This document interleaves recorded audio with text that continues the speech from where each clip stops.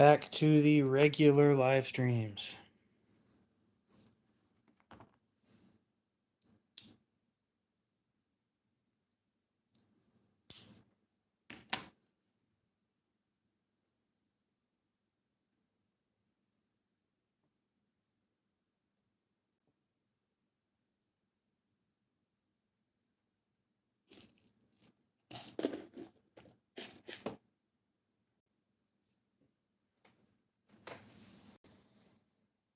Oh, what a long week.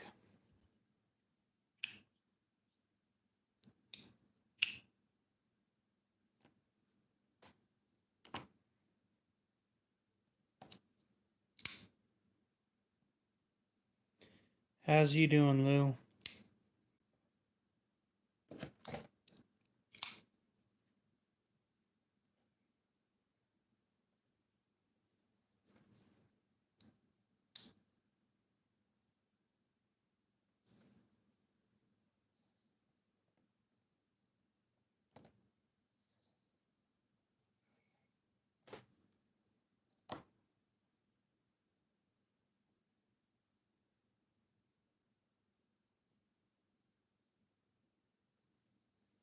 God damn, that knife's big. And the knife's too big to fit on camera. Well, the stream just started. We don't have a whole lot planned. So, anybody who has anything to talk about, we can talk about that. Walmart is switching over from clam packs to boxes.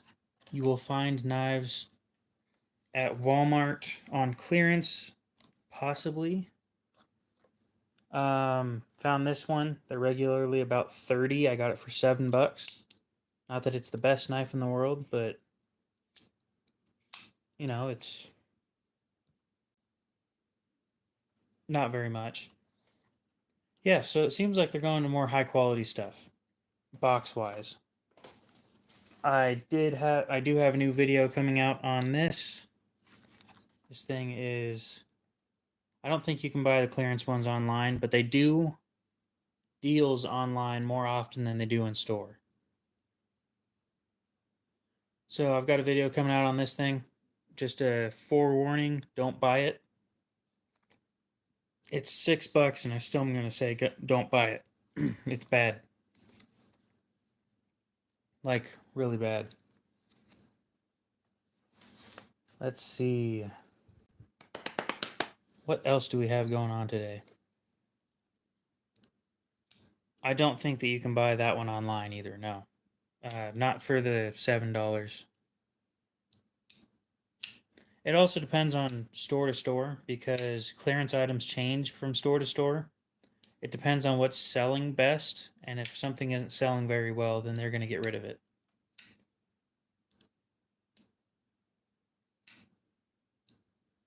Yep, unfortunately, I know that feeling. I actually had to go to let's see.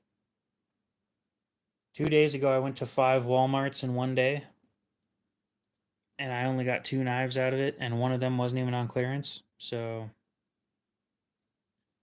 that was $6 in gas that I'll never get back.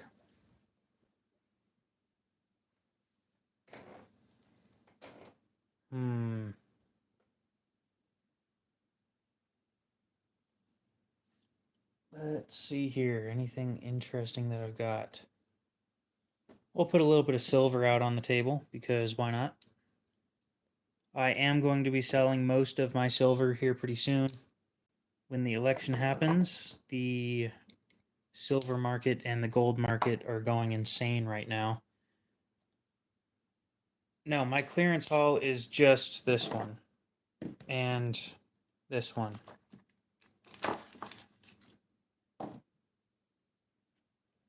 Those are the only 2 that I got on clearance.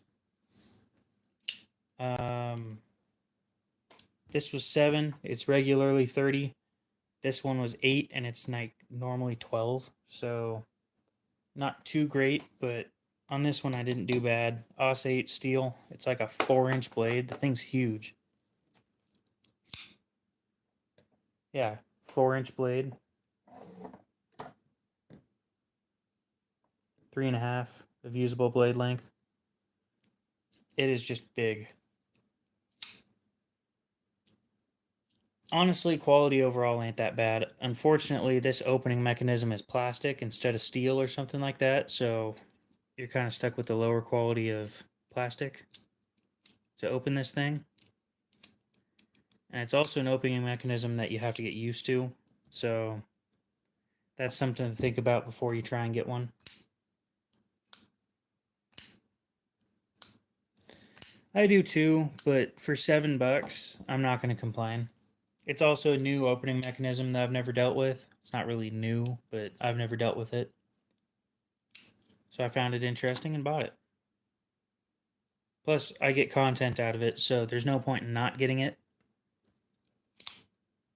I base my video quality, or not quality, but I base my videos on how much I'm spending per video. I'm going to do at least 2 videos on this thing and probably 1 short. Each video is going to cost me $2.33. So that's not bad.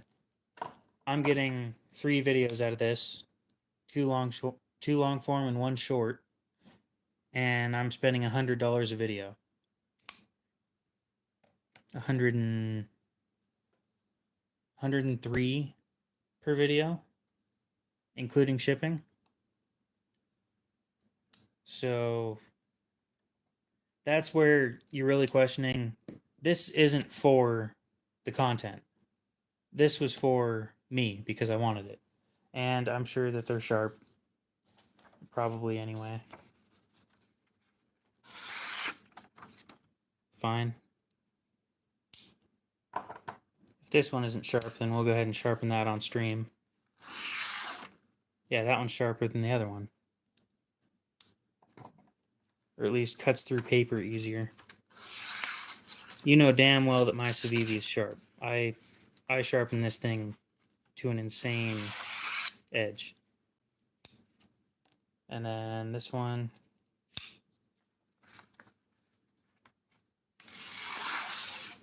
Yeah, no, that one's fine too. They're all fine.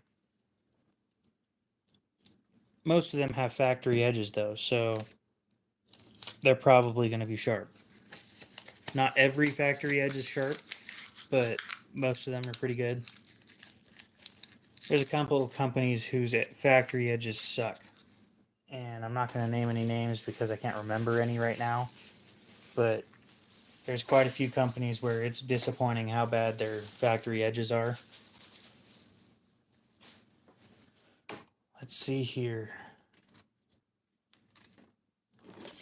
I said I was going to put some silver out on the table, so let's go ahead and do that.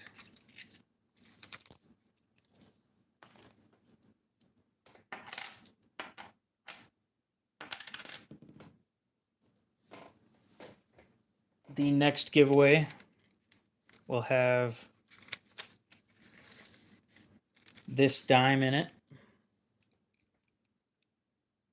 Right here.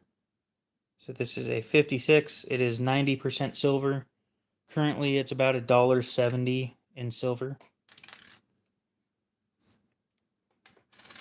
The giveaway after that, we might go after larger coins. We will start ramping up the coins that I pick every giveaway. So yeah, the first giveaway was 1 gram of solid silver. That was $1 at the time. 1 gram of silver now is probably $1.03 or so.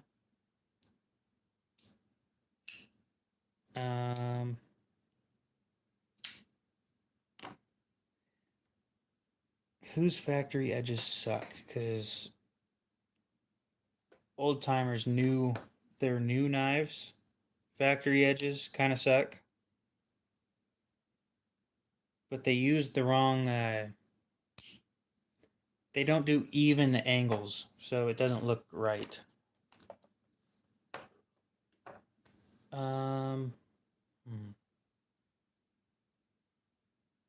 Yeah, currently that's the only one I can think of at the moment. God, this table does it. This table's a disaster.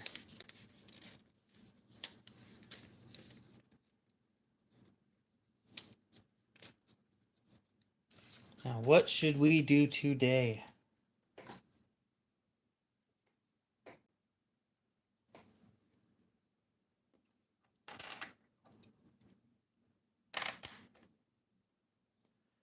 Not a whole lot. I planned on starting the stream about 3 minutes before I did because I had to clean up. No, it doesn't, actually. They've done fairly well overall. Let me double check that real quick before I start making claims that they did all right.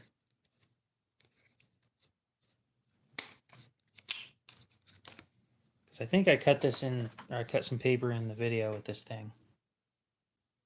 Oh. So when I scrape things against my pants are soft. So when you go like this backwards, any catches that go onto your pants are spots where there's edge deformation. And there's some edge deformation on this thing right out of the gate. And you won't be able to see it on camera, but it is there.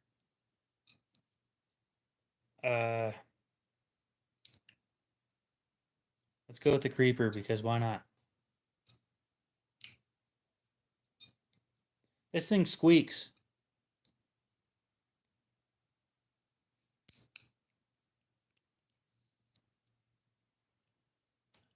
So the reason why I don't recommend this thing is it's got a flipper tab. And I don't mind flipper tabs, but when you hit a flipper tab, it should open all the way.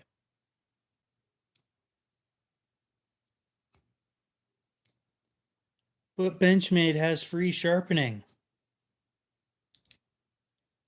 Dude, I freaking miss. We had a Sizzler, what's it called?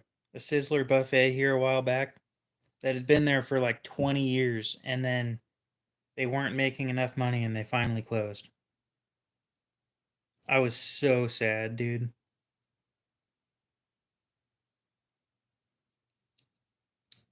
They actually had decent stuff up at the salad bar, too.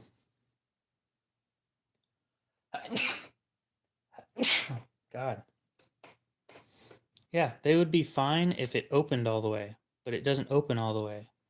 Am I on Wi-Fi or am I on... Cool, I'm on Wi-Fi. Okay. When the flipper tab doesn't open it all the way, then it causes problems. There's too much friction in the pivot area on this thing, and it won't open freely. You can't even flick it open with a thumb stud, which of course actually does use more force. The detent is too weak because you just lightly push on that and it moves. So something about this design is just terrible, and I haven't figured out exactly what it is, but I can't take this thing apart either without heat. I'm just going to return this thing and tell you guys not to buy it because apparently I have authority to say things like that. The benefits of being a content creator, am I right? How many of you people get to go out to people and say, hey, don't buy this, and they'll actually listen to you?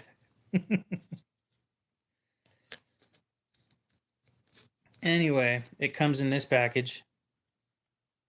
I'll put the knife back in and you'll see what it looks like. It's tempting by the price because Ozark Trail has been coming out with some decent stuff. It is a big problem with flippers. It's not as big of a problem with other, with like thumb studs and stuff.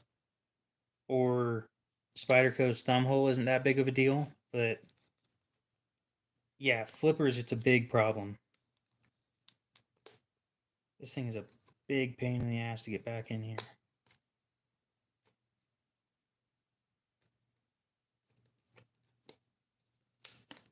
Okay, how did I get this back in last time?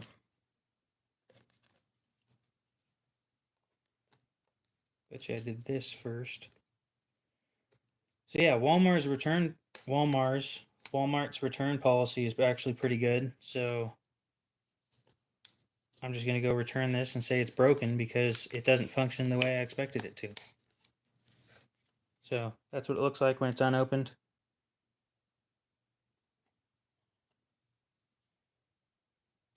I have never bought a Cubie before. I've seen them. I know a few content creators are working with them with making designs, but I prefer to have my designs made here in America, so that's not going to happen.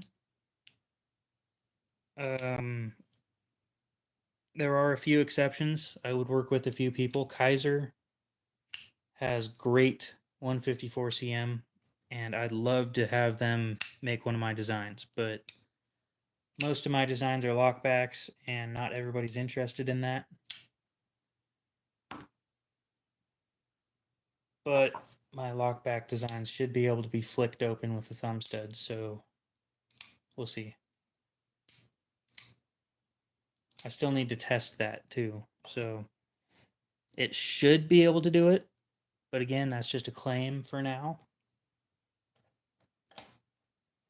I should really get more silver.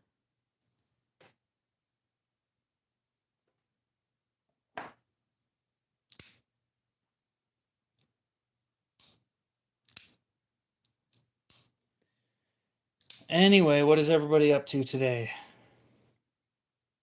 What is everybody carrying? Because I have been carrying this thing for the past week, and I treated it a little harder than I treat most of the knives that I review. But I'm also going to be carrying it for more than 1 week, so we'll get a decent amount of testing out of this thing.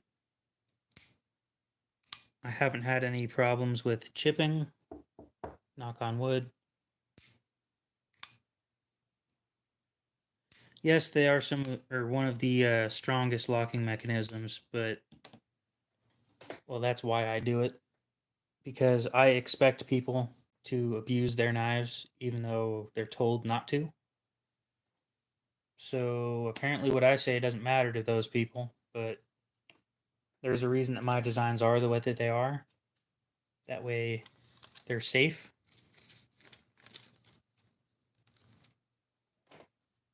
I'm starting to move away from MagnaCut, honestly. I don't think I've heard of that knife. Let me go grab my other phone real quick. I've got a new knife coming here pretty soon. I've got 2 new knives coming here pretty soon. Alright, what's the second phone at? 22%. Can we run a stream at 22%?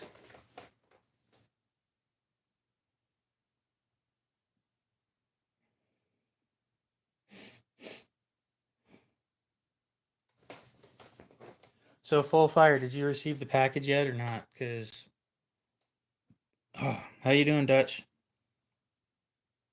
I'm just curious. I doubt you did, but if you did, that'd be pretty sick.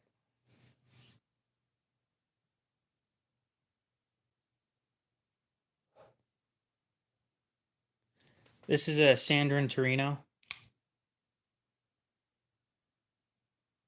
They use tungsten carbide instead of steel. These go for 300. I should bring all my expensive shit out, shouldn't I?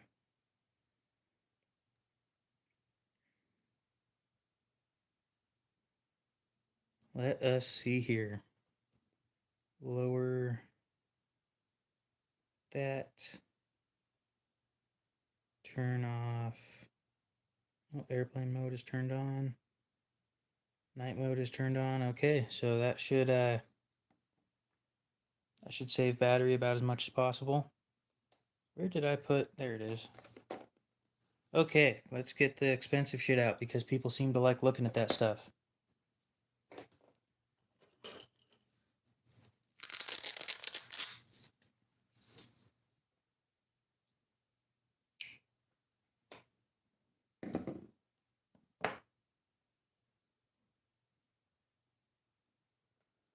Let's see how expensive I can make the table.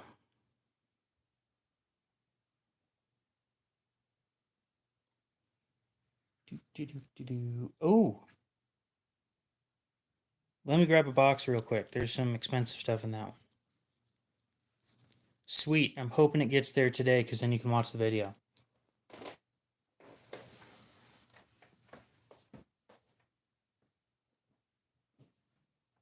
Let's get the expensive stuff.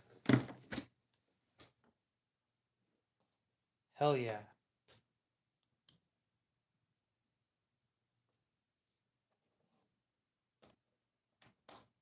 We will keep the silver on the table.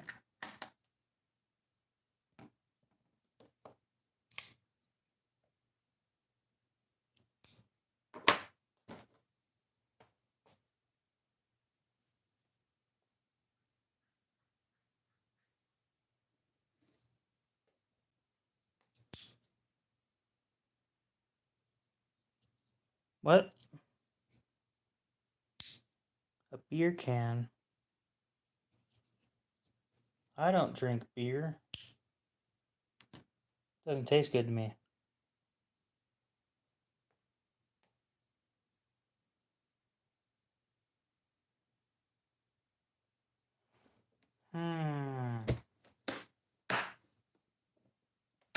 I'll be right back with one more or two more or something.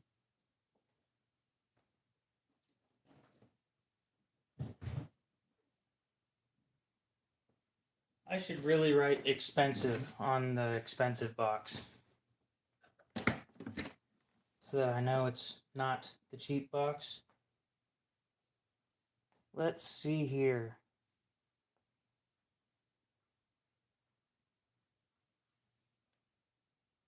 Well, if we're going for expensive, this one probably takes the cake out of this box.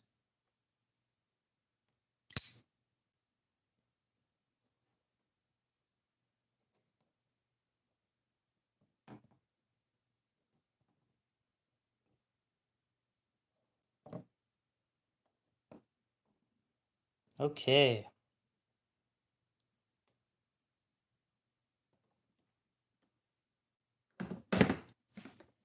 That's a, what's it called? Dragonfly 2. Where is that? There's that silver Sharpie.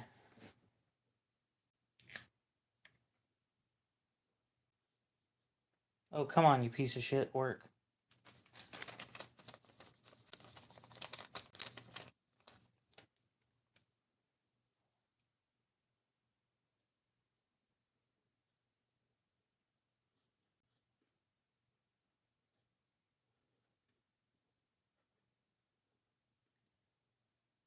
There. Now I have it marked as 50 plus. Okay, now where were we? Well, the Ladybug is another knife that they make. I got the pink one because some of the proceeds for that thing go to breast cancer awareness. So, yeah. Let's see. Dragonfly 2, this thing's like $100 now. Plus 300, so 400, 550, 650, 680, 780, 880, 920, 1420. So $1,420 on the table, minus this.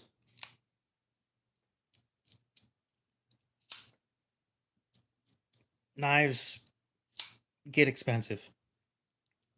Very expensive.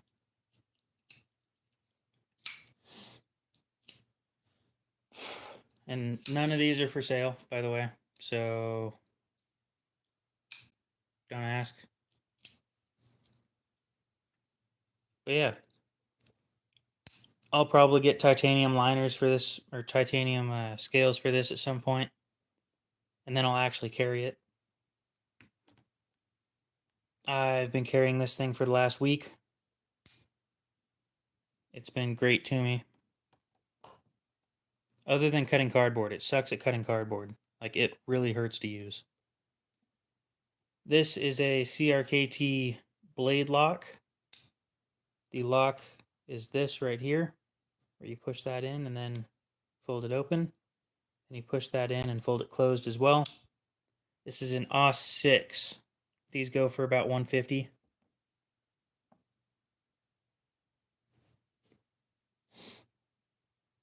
Oh, this is S30V. I went all out. This thing's expensive. That's why I said it's $100, is because these ones go for 100.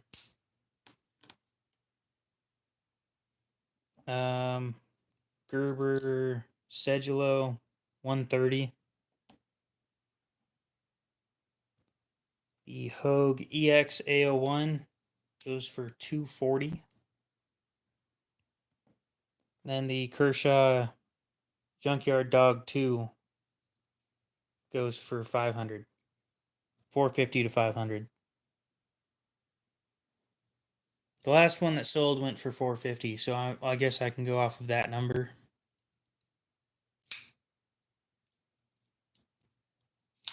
I bought it for $140, so I'm pretty happy with that. I wonder if I made a video on that yet. I just went through Blade HQ, so...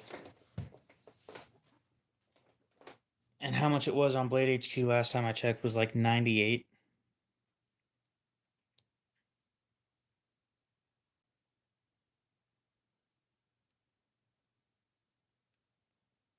Do, do, do, do, do.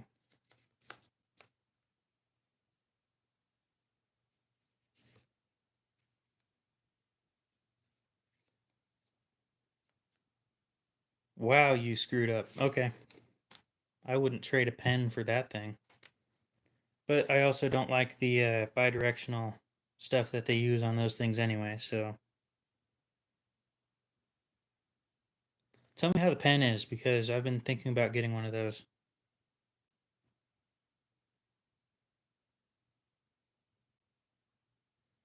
Dragonfly 2. So 78 for bidirectional FRN and VG10. The one that I got is 9863. Yep, that doesn't surprise me. I do wonder how these things went for so much. The Sprint Run with PD1 micro melt. It's a good looking knife. I like that color.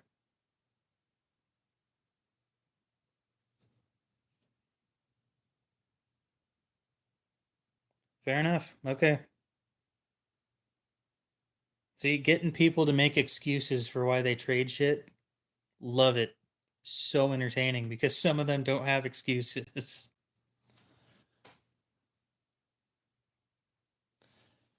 Yeah, I should really start looking into that. Dude, this thing's so... Oh my god. When did this happen? They had a teal version in S30V for $70 at one point. Dude, that's a killer deal. Wish Blade HQ would fix their website, though.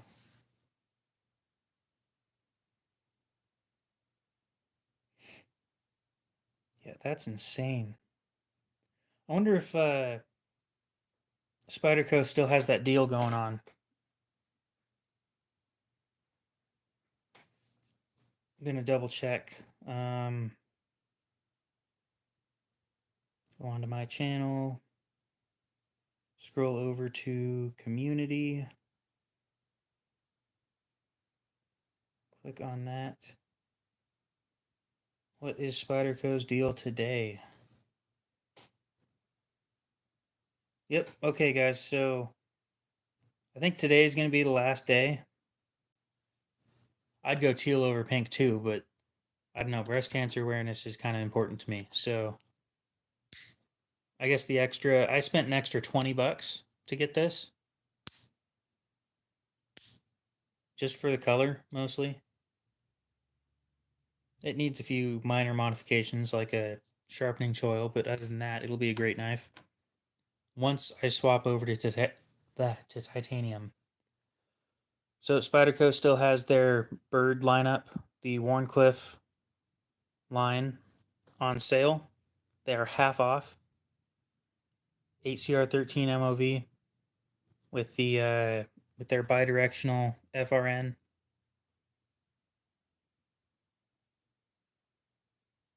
I'd probably recommend these things for anybody who's trying to get into the more expensive side of knives but doesn't want to spend that kind of money. This is a pretty good deal. The most expensive one in that lineup is $26.50. All you have to do is click on my what is it? Give me a sec. I got to figure this out. Click on my profile picture and scroll over to the community tab. It is the top one. They're still made in a Spyderco factory. So you might think they look weird, but they're still made by Spyderco. I don't know if I'd complain about that. I think what you're thinking looks weird is the opening hole, because they don't use a regular hole like Spyderco does. Oh, because I'm going to nitpick you on spelling of something like that. They don't have the regular hole, and that will annoy a few people, and they'll think, oh, it's just a ripoff of a Spyderco. It's made by the same people in the same factories. The Tenacious is literally made in the same factory. So, what you gonna do now? It's a good price. I mean, these ones look a little weird. I'll agree. I'm gonna say it's because the Wharncliffe looks different. Come on, you can open. Yeah, these Wharncliffe blades look a little weird. I'll admit that.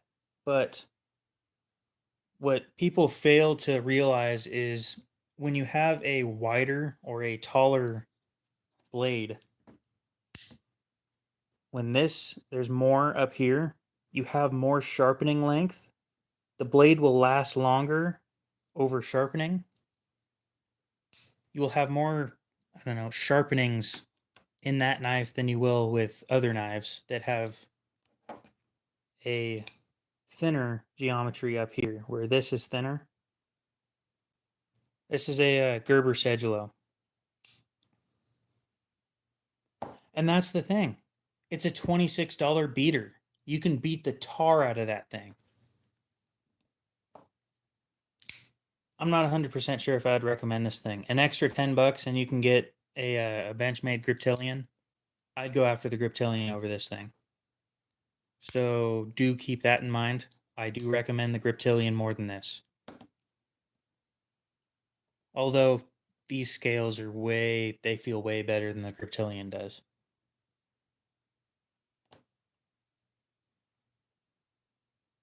And aesthetics may matter to some people, but I don't care how a knife looks most of the time. I didn't buy this because of the looks. No, it is a mercury dime though. Made in 41.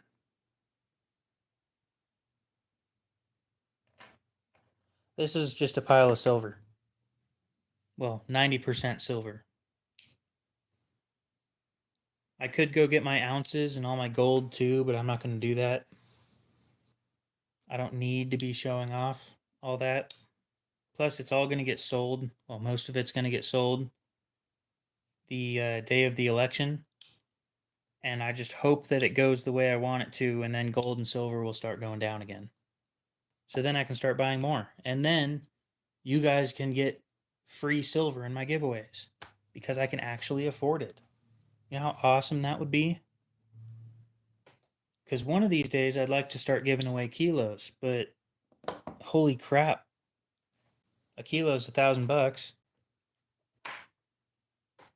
I don't have that kind of money.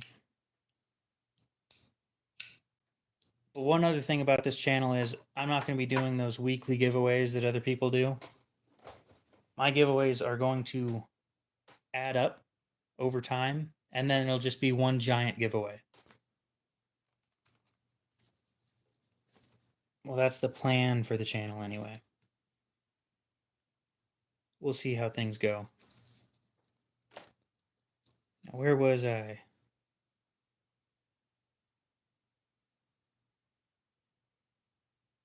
No clue what that meant. But yeah, I'd get one of those if I had the money for it. My money's being saved up for something else right now. I'm saving up for a 3D printer to start printing my knife designs and sending them to companies. That's going to be I found one on Marketplace for 150, and I'm not sure if it's one that I'd want. It's also a resin printer, and I think I'm just going to go with a filament printer instead. They're a little less temperamental, I hope. But this all takes getting used to and stuff like that, so we'll see how it all works out.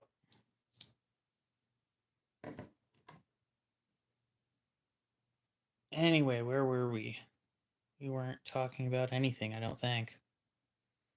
I wish these classic CRKTs, the weird shit that they used to do, I wish they kept doing this. Because this is just weird. But it works and it's comfortable. So I wish that they kept doing this stuff. And how are you doing, Maxilla?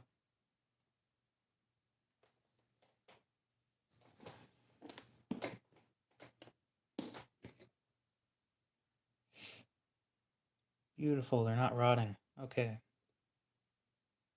Yeah. I am doing all right. Just looking or hoping that more people will start. It'd be nice if I could talk. That more people will start talking in the comments, because the more people I have to talk to, the more interactive the stream gets. When I have multiple people to talk to, I can continue talking more. Yeah, this is a solid carbon fiber. Let's go ahead and turn the light on.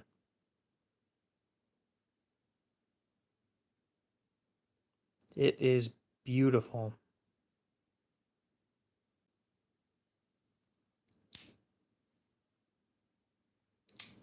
Definitely a good looking knife. I didn't know this, but right after I bought this thing, they released one in titanium, and I almost regret buying this one,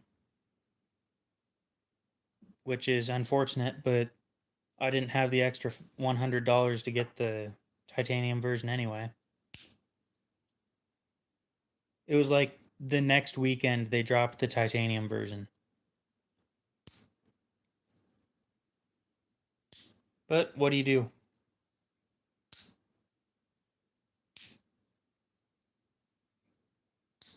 Now, if that titanium version had the same finish as the blade, where it's all scratched to shit, I would have to have one. No doubt. There's no way that I could not get one.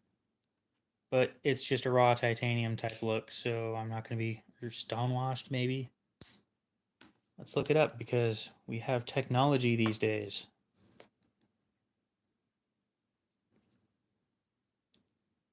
Go to Chrome.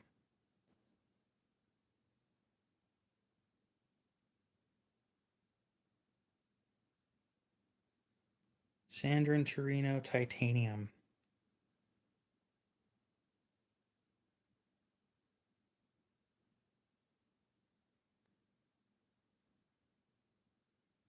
Yeah, it's a stonewashed look.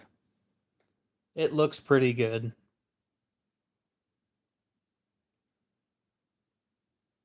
I almost have to have it. Like, it's this close to me having to have it. Because I love titanium.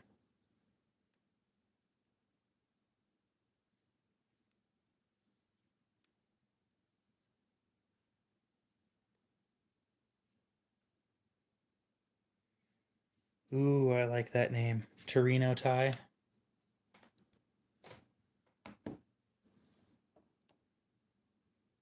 Anyway, that's what you get for 300 bucks.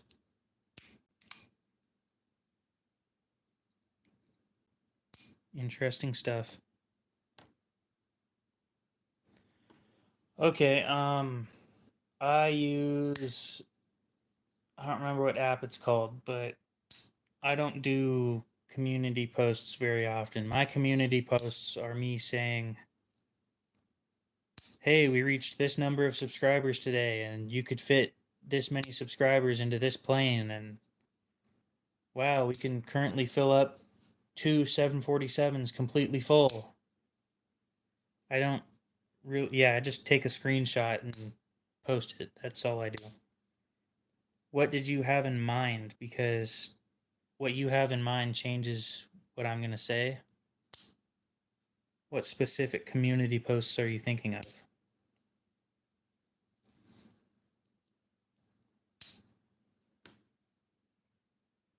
And keep in mind, by no means am I professional. I just work here, kind of. That's the best way of looking at it. I just work here.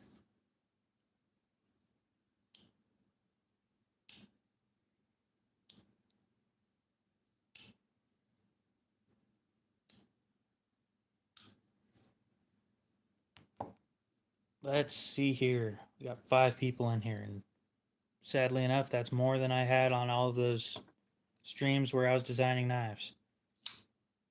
And that was fun, but I don't think I'll ever be doing those in stream again because unfortunately, not enough people showed up for it to be worth the amount of stress I'm putting onto things.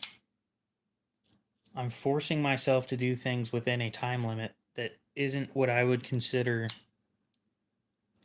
reasonable for what I'm doing.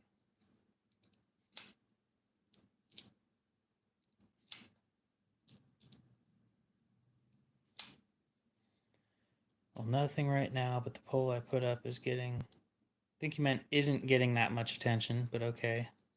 I know I need to post a thumbnail, get a little update like you said. Yeah, I understand that. I picked the wrong days. I'll admit that, but I did 3 days in a row of me designing knives and it did not go in the way I wanted to at all. And I know it's because of the janky setup. That's at least part of it. Where you're sitting there looking at my phone recording a computer and it doesn't make a whole lot of sense for people. What they'd prefer to see is a screencast of what I'm doing. It's bad timing and the way I did it. So those things totaled to 500 views, I think. And it's not really the views that matter right now. I'm hoping to get people interested in stuff like that. And when you can't reach an audience that wants to see that kind of stuff, it really makes you think that it's not worth doing. So maybe when I get a stronger computer, I can do it from home. And then I can just sit here at home and do the streams all the time whenever I feel like it. Because I think that that's a good idea.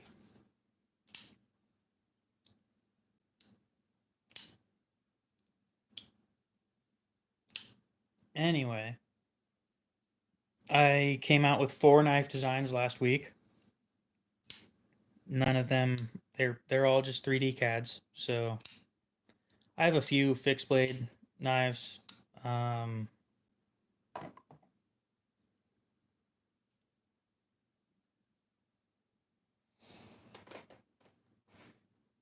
The community posts don't get as much attention as you might think. My community posts, when I reach a milestone, get like 30 views. So the community posts aren't a big deal. What gets more attention, yeah, you're one of the 30 or 40 people that see them. It's not that many people. So this is a Rat 5 in 1095. And my car to scales. Where was I going with that? What gets people's attention more is if you post a short. Those shorts get way more attention way faster. If you post like 5 leading up to something, or you post something and then you post 5 shorts leading to that something, you will get far more attention towards that something you wanted to do. That is what I recommend. This is why, again, I will never be doing, or probably won't be doing, horizontal live streams, because these vertical live streams pull people from the algorithm that are scrolling, and some people decide to stick around. Those people that decide to stick around will either choose whether they want to watch my content or whether they want to scroll like they already were. Some people get interested, and those some people, out of, I think my subscribe rate out of views is like 0.18. 0.18% of the people that watch my content subscribe. Total views. Because I think I have 180,000 views on my channel. So let's see here. I mean, I can check what my last few videos have been doing, but it's not going to be as good as you might think it would be. And I've gotten another subscriber since we've been sitting here, so that's pretty sweet. Go into right here. 175,873 views total. And my goal today is to reach 700 subscribers, and I don't know if I will do that, but we'll find out.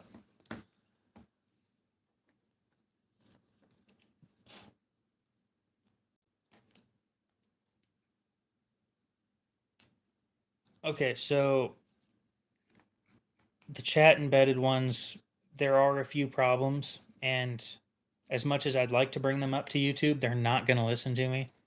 So that's something to keep in mind. I do not speak Spanish, no.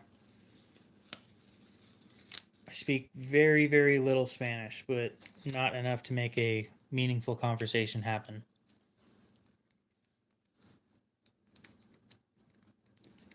See, I don't normally scroll unless the chat breaks. And if the chat breaks, then I scroll down and scroll back up. If the next thing in line is more interesting, I'll stick around for a little bit. That's how I found Cody. Cody's a guy that his band is Narc, and he does interesting music that I'm interested in. So there you go. Yeah, my most subscribers from a single vertical live was 40 something, like 42. And my most subscribers from a video was like 100 or 200 or something.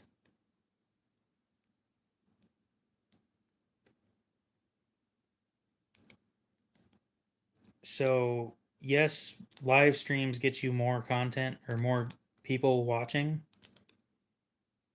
but all it takes is for one of your videos to blow up, and one of my videos did pretty dang good. So, that's where those subscribers came from. I had a series of 3 videos that did very well. Those videos were about, of course, that $10 Ozark Trail. I was the second person to get a video up on YouTube about it.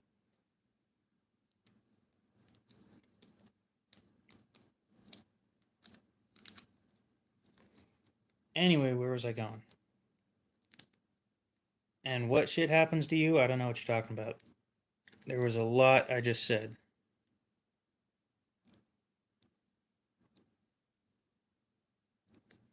Because if you're talking about videos not doing as well as you would hope they would, that happens to everybody.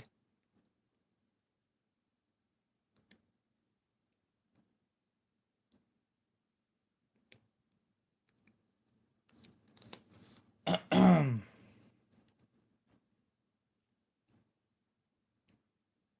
don't think I have anything else super expensive on the table.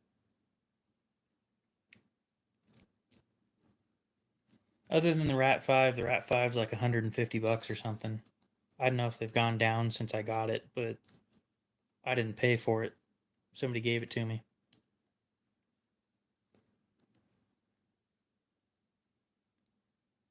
You know what's funny is that knife is what got me into the high end or higher end knives.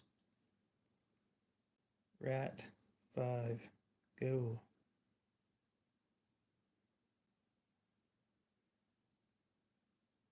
$90 on Amazon, because I would trust Amazon for that. Oh, 1075, not 1095. 130. Okay. So that's probably roughly what it was at already. And I guess we'll see if chat is broken, like I think it is.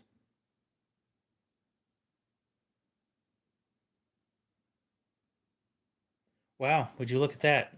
My chat's broken again. Damn, I hate when that happens. Yep, nope. And there's no way of fixing it while you're live streaming either. So, as you can see right here, I can see this. On my stream, I can see up to that, and that's it. So, for the rest of the stream, I'm fucked. Isn't that wonderful? Don't you guys think that that's wonderful? I have to sit here and watch my live stream on my second phone to see what people are saying. That's one of those big things that really needs fixed. But yes, it happens to everybody, unfortunately. I consider it one of the largest problems with my channel that I have to deal with. And it's a super, like, first world problem. Nobody cares. But if I want to talk to you guys, I need to see what you guys are saying. And I can't do that if I can't see what you're saying, obviously. Anyway, I can promise you my other phone is going to die here pretty soon. Which is unfortunate because I haven't charged it in like a week.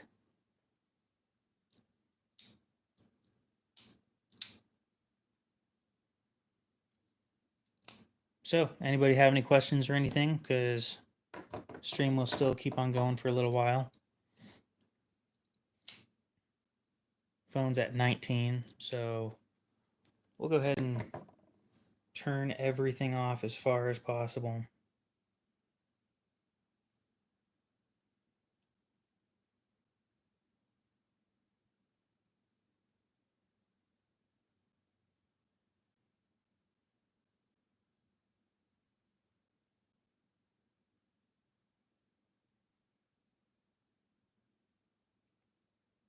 Okay, it estimates that my phone will last 10 more hours somehow. Gonna doubt that. So I think my favorite CRKT is called the Monument, or no, the Pursue. The Pursue uses Damasteel and dark matter carbon fiber, two of my favorite things. That thing is just beautiful. It's also designed by Michael Walker, who designed this. Michael Walker is the guy who invented the liner lock. So all of these common knives that you see around with this lock all started from him. He's the only reason why these things exist. After that came the Reeve Integral lock, which is the frame lock, designed by or invented by Chris Reeve. So yeah, there's a lot of different people that you didn't know caused such large changes in the knife industry just because they probably got bored.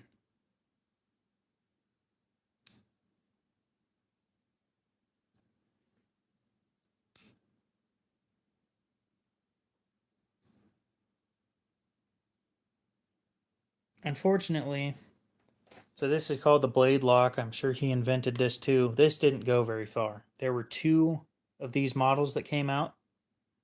The Blade Lock 1, which is this one, and the Blade Lock 2, which has a Wharncliffe design, I think. They didn't sell very well. They used subpar steel for the time, and it's just really disappointing. Many of these things were converted to automatics. This one was not. I'm glad it wasn't because I'm just glad it wasn't. Screw off. My personal opinion. Deal with it. I just think it's cooler that I can close it and open it with one finger. Just use my thumb and open it and close it. The last one of these that sold on eBay went for like 150. So, and there's a couple on Arizona Custom Knives that are automatics for 300. Let's see. The home front looks decent. I want a oh, what was it? Starts with a B and it's green. I just want one of those things with the that you can take down in the field. I love the thought of being able to take apart my knife without a tool, which I am working on a patent for something like that. A design and a patent to do that is it's pretty expensive. I'm looking into it though. I will need to talk to a few attorneys and see what the pricing on that kind of stuff is going to be. Well, the home front is one of the ones that's like that, but it's not the one I'm thinking of. The Bonafide, that's the one I'm talking about. It's a Ken Onion design.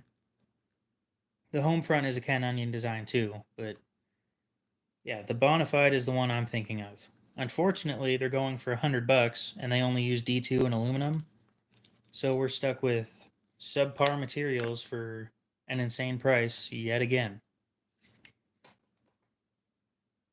This is where CRKT is starting to lose me as a customer. The only benefit of buying one of their knives is free parts.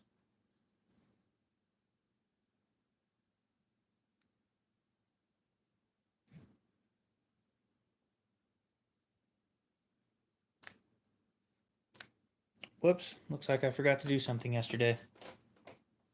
That's unfortunate.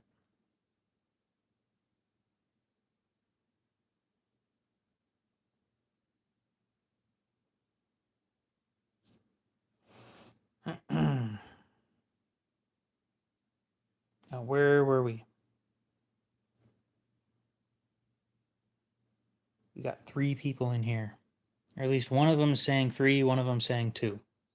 Now we got 6. Anyway. Oh, one of them is me. We had 1 person in here. Okay. Let's go back to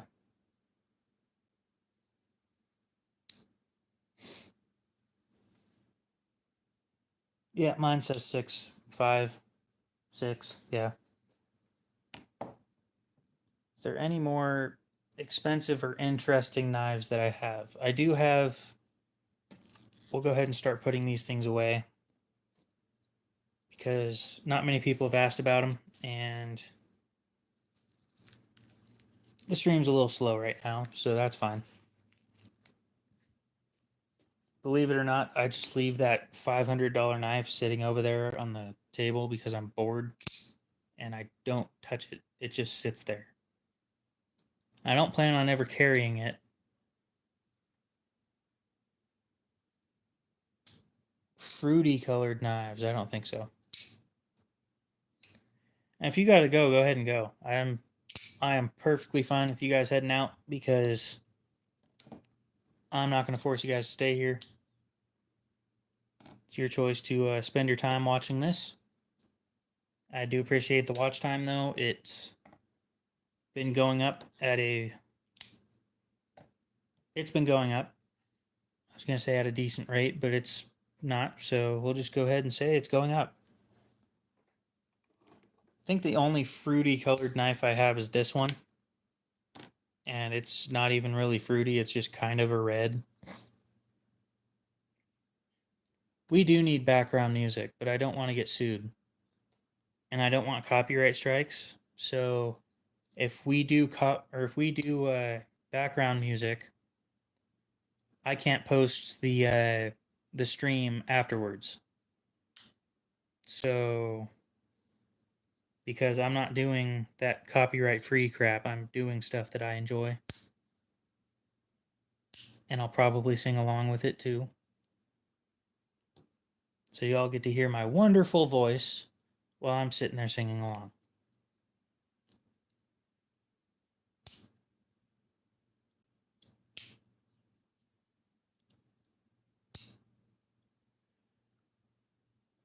Where was I? I think I'm probably going to send this thing in to ZT. Oh, it's just the one Sandrin.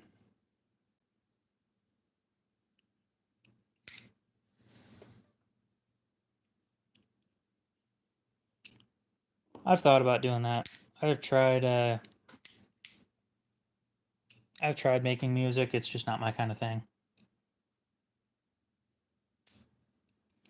So yeah, this thing's going to get sent into ZT. Hopefully they find a manufacturer defect, and then they'll give me cash to buy another knife from their website with. Or credit, not cash, but yeah, you get the point.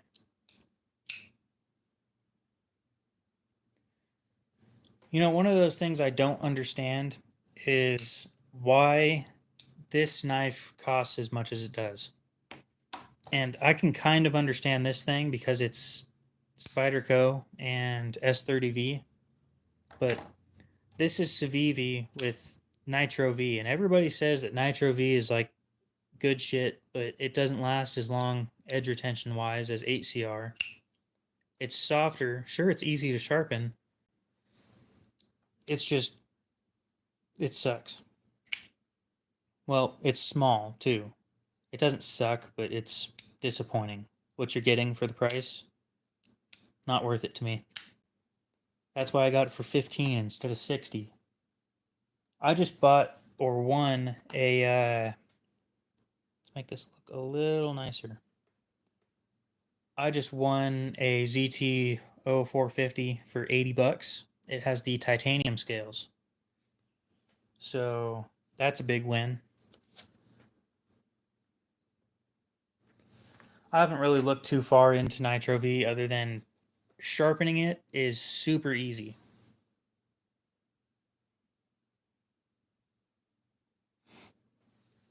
Well, I only use a diamond stone anyway, so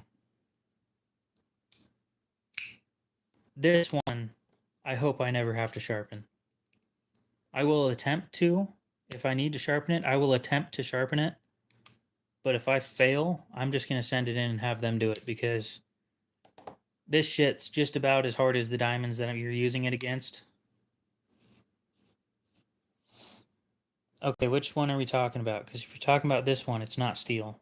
If you're talking about this one, it's Nitro V, S30V, OS 6, 154 cm.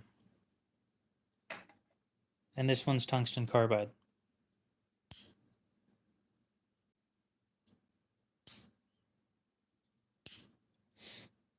My channel, I think I've figured out where my channel is headed at this point.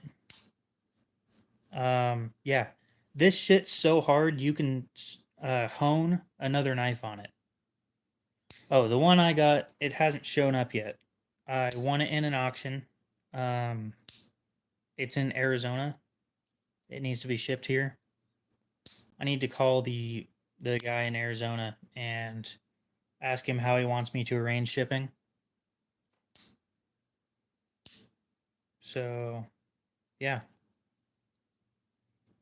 I think it's S35. Either S35 or S30V. One of the two.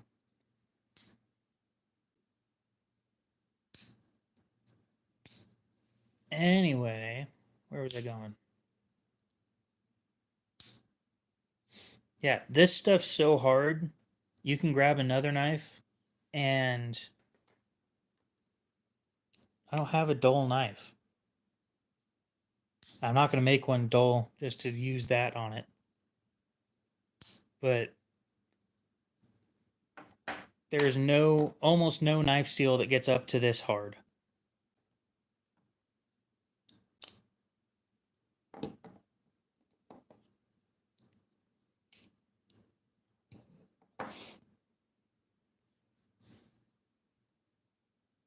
And this one isn't bad. It's just, it could use a touch up. Oh, I do it by hand.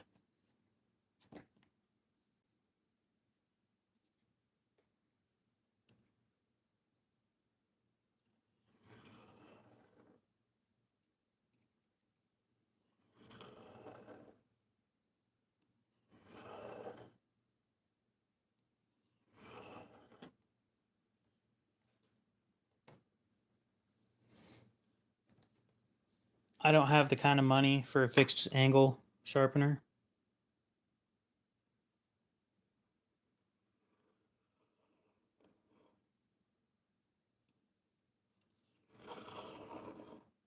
So I find my way of doing things.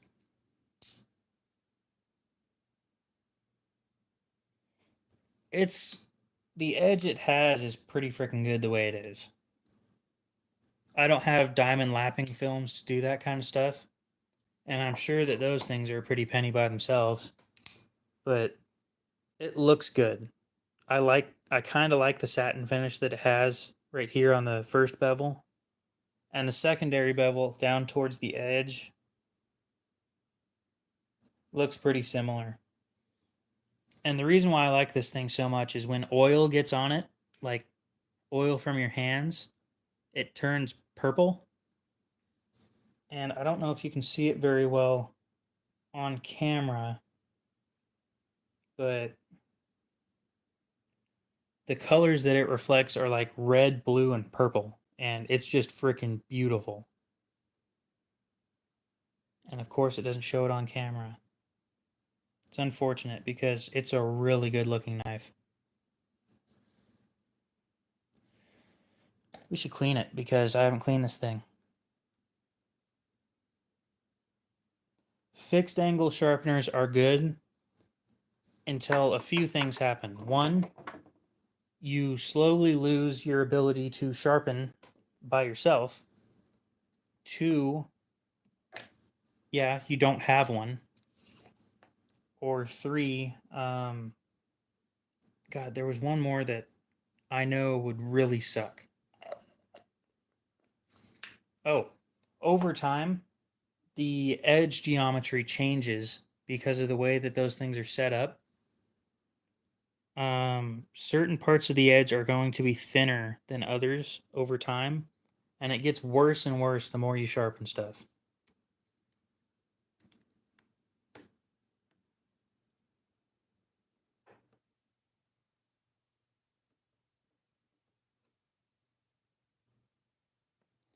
Look at all that stuff.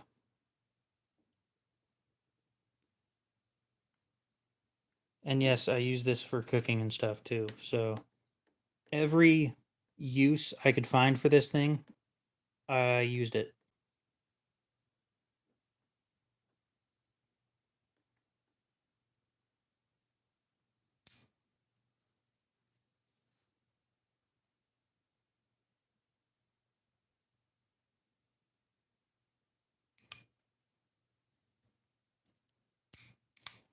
I don't think that this is a pleasure. I think that this is a freaking mistake. If you need to sharpen this, you screwed up somewhere.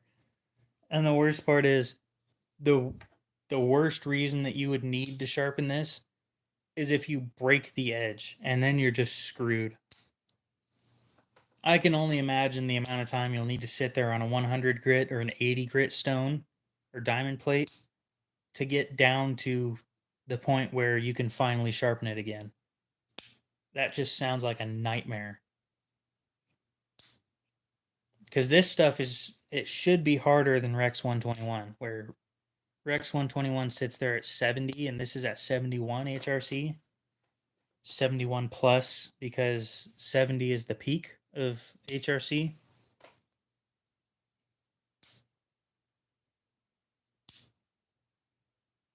Well, yeah, but you use the back. This thing, this sucks how thin it is. And the reason I say that is because, like, even the Dragonfly is thicker. Now, the reason this sucks is when you're cutting cardboard, I cut cardboard like this. You know what this is? Really thin and jimped. You know what that means? It hurts to put pressure on. So when you're holding it like this, then this is digging into your thumb. Not bad, but it's there. When you hold it like this is digging into your thumb, and that's bad because this freaking hurt. Then again, I was doing double walled cardboard and probably shouldn't have been. But I'm the everyday user. I'm the guy who isn't going to abuse the knife, but I'm going to use it for whatever I need it for. and that just sucked. It hurt. It actually continued aching for probably the next 30 minutes after using it.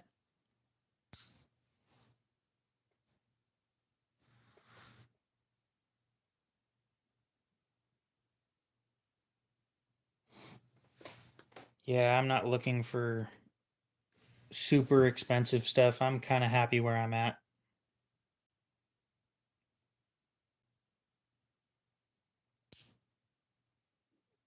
Maybe it's time for me to send an email to YouTube or leave a review on the Play Store or something.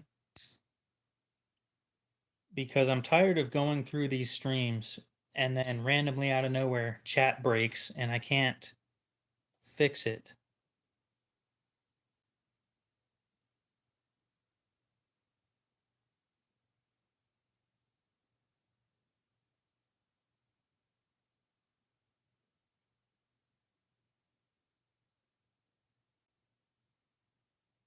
Hey, I fixed it. Okay.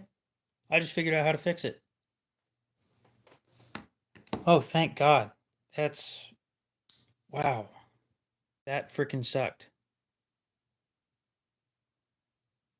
I just spent all. Oh my God. It's a miracle. So when you're streaming, here's how you fix it apparently.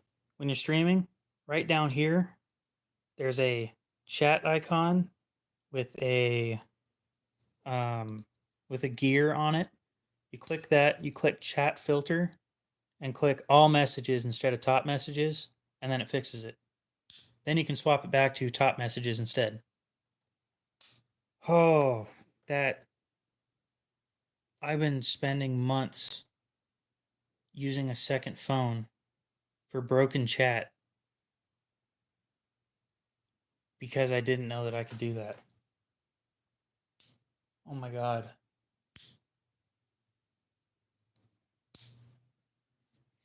Yeah, I have a few. Well, what do you consider overly huge? Like, what blade length is that big? Because I don't have anything that's like insanely overbuilt. 16%? No clue what you mean by that. Let's see. I'd consider this one ridiculously large. Overall, it's 9 inches. The Rat 5 I'd consider pretty freaking big, but I don't know if that's overly large. Yeah, I don't have any of the larger stuff like that. I think my longest knife that's folding is this one. Except I do have a Western folding hunter that is also up for sale, by the way. It's going for 80.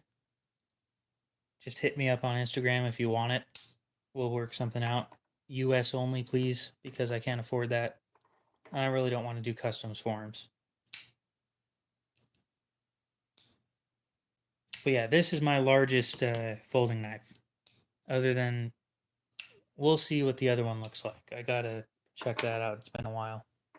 I also need to take it out of the sheath before it starts corroding again. So I'll be right back.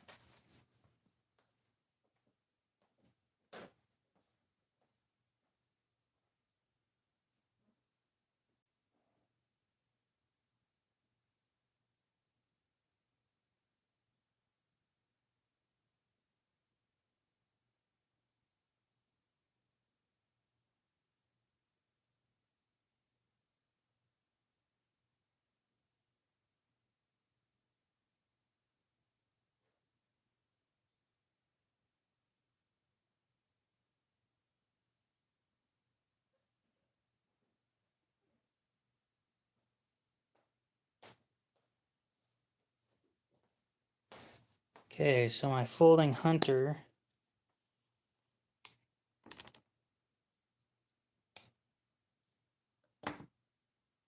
is the same size. So these go from like 90 to 100. I'm going to sell it for 80. It's in fairly good condition.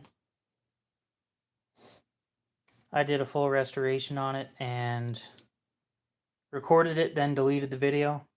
Because, or I think I deleted the video. Maybe not. Anyway, I'll be right back. Do I have a candle?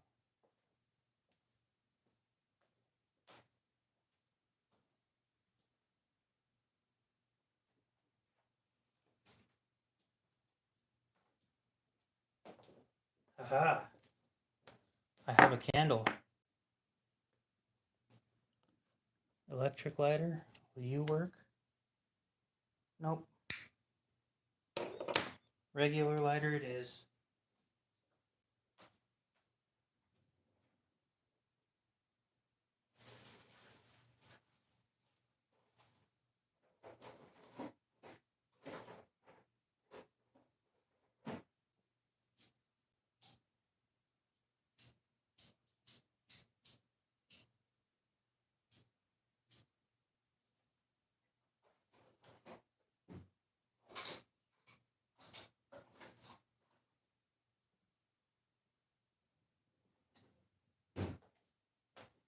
Well, luckily for me, I know how to use matches. I don't give knives away as gifts very often, so...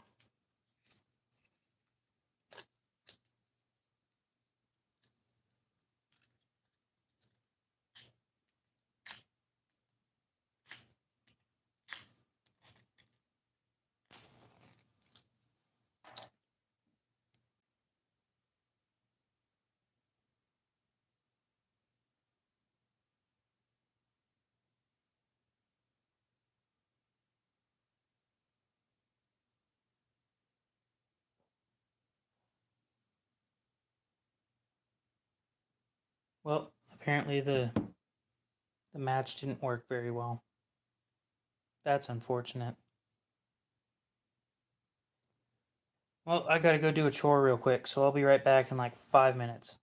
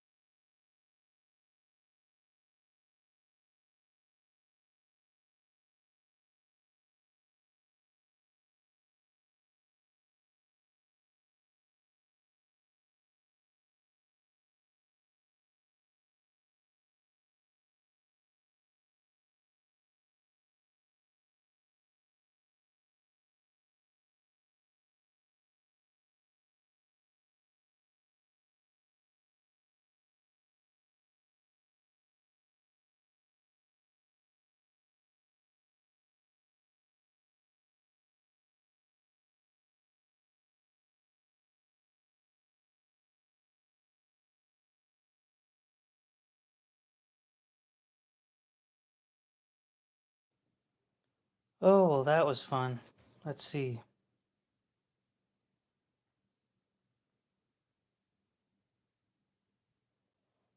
Okay. Where were we? Large knives. Yeah, I don't have very many large knives, so we'll go ahead and put the candle away.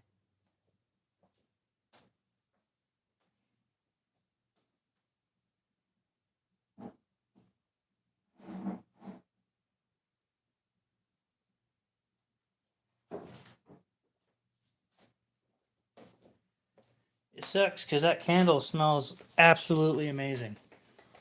Now, where were we? Let's get. What are we gonna do? I don't know why the matches are still out.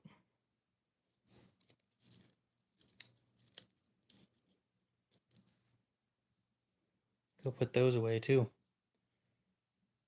Anybody have anything interesting going on today? Because I don't. Yes, large knife and candles.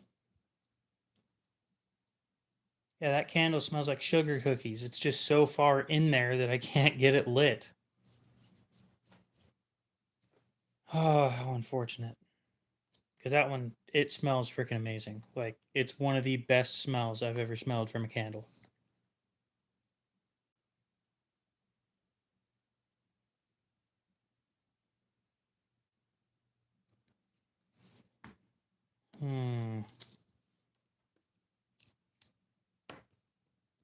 Well, let's get some knives out on the table. This one is again up for sale.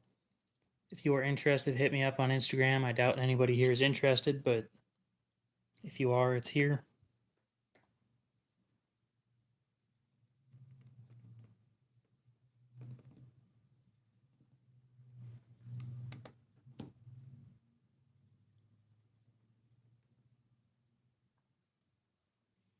I only have one diamond plate, and that's all I use. It is a DMT fine. So this is all I have for sharpening. I don't have anything else. That's it.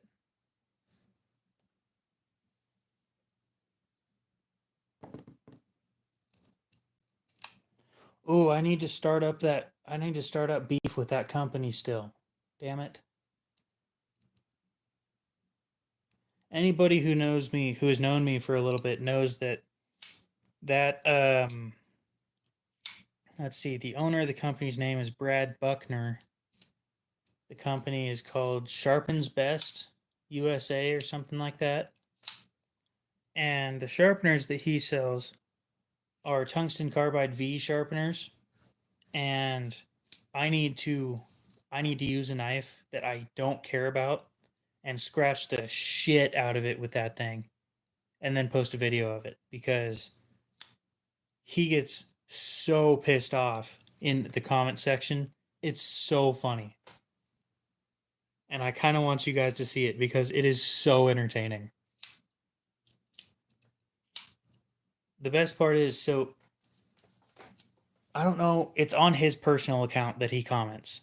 And he always blames the user for using it wrong and then calls you an idiot and then continues explaining that you're using it wrong and that you're an idiot. He does whole paragraphs doing this. It's hilarious. And I don't like pissing off companies very much because I would like companies to like me because I consider myself a fairly likable person. And it takes a lot to get a channel like this going. But oh my god, he is so funny. Well, his name's Brad Buckner. Let's see if I can find him on YouTube.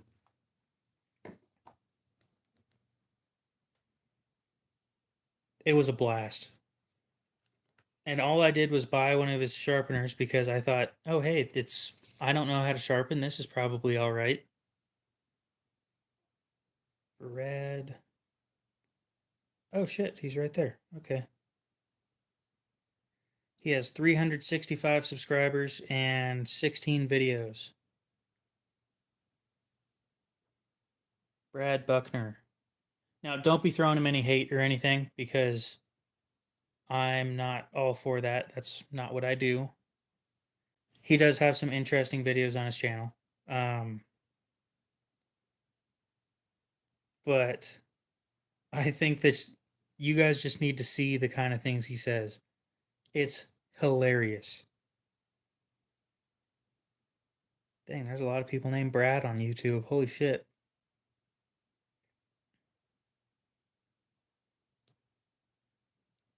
But yeah, don't throw any hate at him. Yeah, he's really good at selling snake oil. He is. Now, where were we? So this is all I use for sharpening because it's all I've ever needed.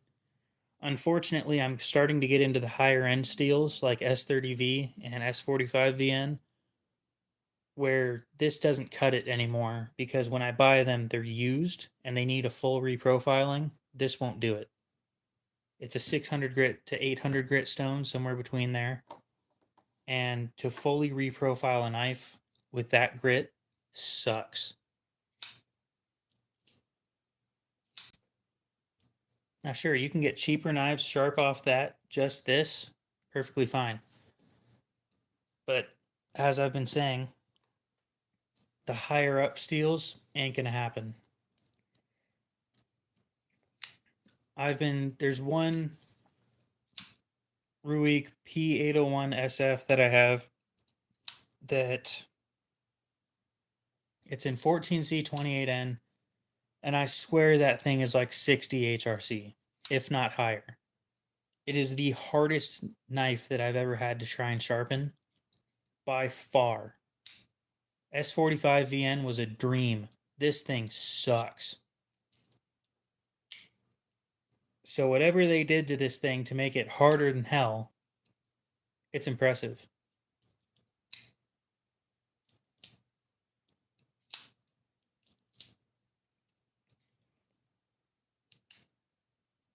It's Ruik, but, well, that's how I pronounce it anyway. Reich is a different company. I might need to ask them how to pronounce it, but at the moment, it's not that important to me. Reich makes some really nice knives. But Ruike is the one that we're talking about.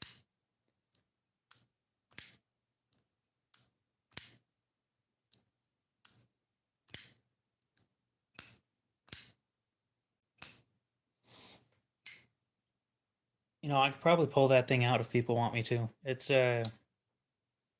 not too far away. Just walk over and grab it. I also need to clean up the table. The table looks like shit. I tend to pile everything up, and this table is just a freaking disaster.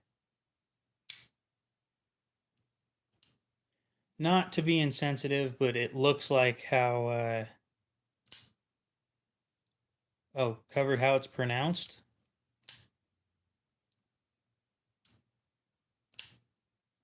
The table looks like how the streets of, what's it called? Of Florida looked before the second hurricane showed up. It's terrible. The only clean spot is right here, and then everything else past that is just a disaster. But yeah, I've never looked into how to pronounce it because they're not a company that's going to talk to me yet. I'm also trying to work with other companies first, so reaching out to smaller companies, you have a higher chance of success, in my opinion.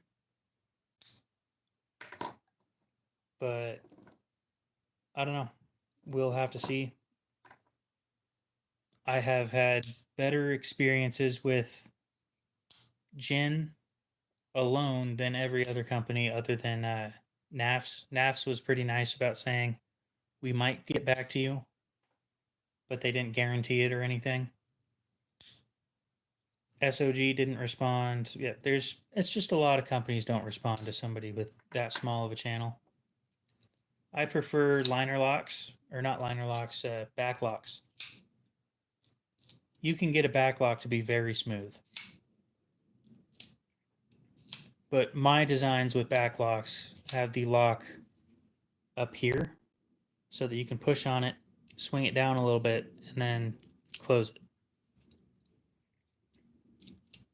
Just personal preference though. So there are a lot of different designs out there, kind of like this one, where you can, there you go. Second favorite would be, I like the recoil lock.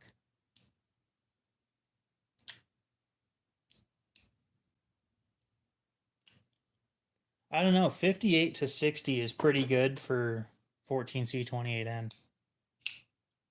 For an EDC knife, not for a kitchen knife, for an EDC knife. Or no, I'm thinking of VG10.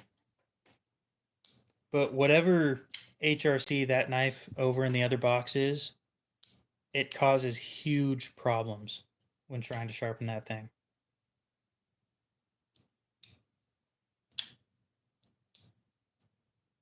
Axis isn't my favorite. The reason why the Axis lock isn't my favorite is because there's a lot of knives that are too large for me. So one of those being 67 at, holy shit, 1095 at 67 is insane. That's got to be brittle as shit.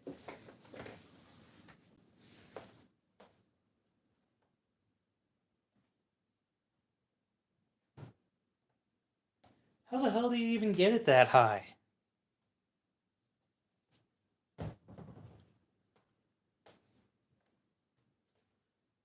I wouldn't think there's enough carbides to make 1095 that hard.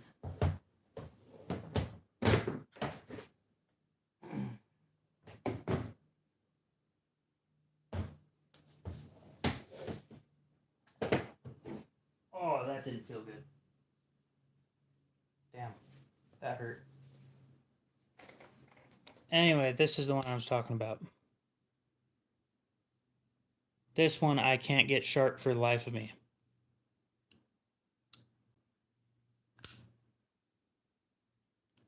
I'm assuming that's why the dude sold it to the pawn shop, is because he couldn't get it sharp either.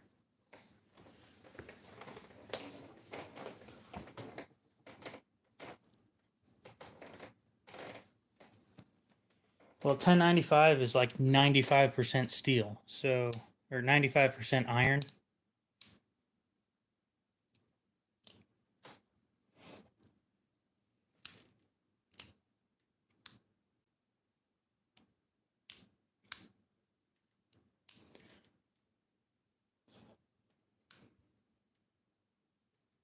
So this is the exact, this knife is the reason why I don't like the Axis lock. And the knife works fine. There's no problems with it other than it's too long. So I have to hold it a certain way that hurts my pinky to close it.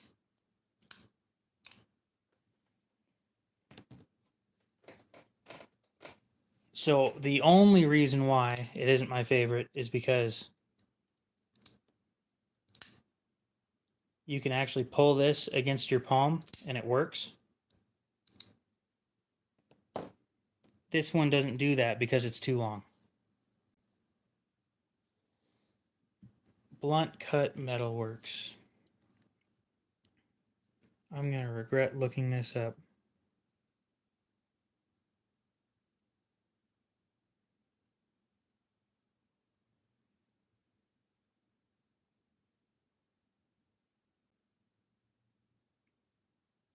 Do they have a website?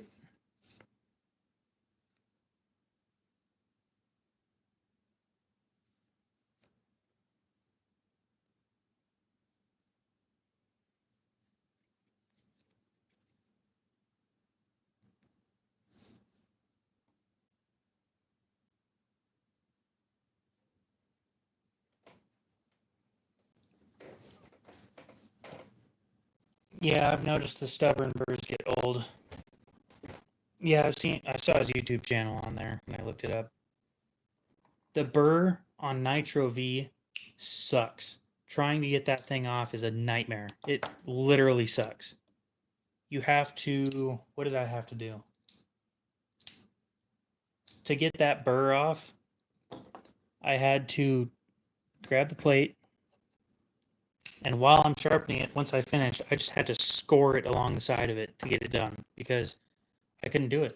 It wouldn't come off. I kept going back and forth for probably a solid 20 minutes straight, and it just flopped back and forth and didn't come off. So I got fed up and just scraped it along the side of it, and then it was gone. And now this is one of the sharpest knives I own. It's just Nitro V is so soft. Yeah, I might look into him though. Then again, something like that just sounds super brittle, and I don't think I'd be.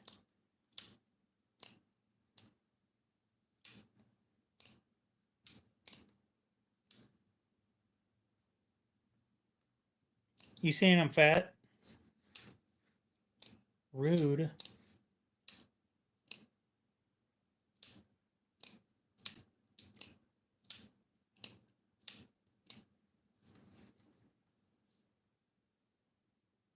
Somebody's calling me fat.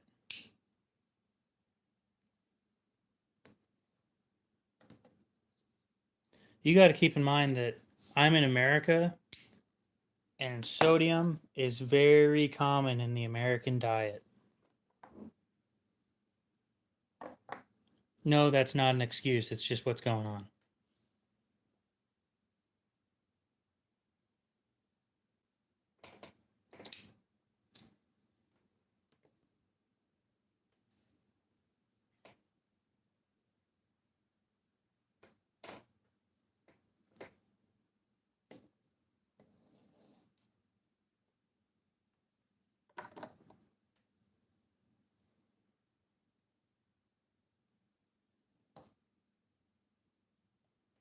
I don't know about 1095. It's just the maintenance, and I'm perfectly fine doing maintenance on a knife. Every once in a while, this one gets a coat of oil on it. Yeah, so these are camo green.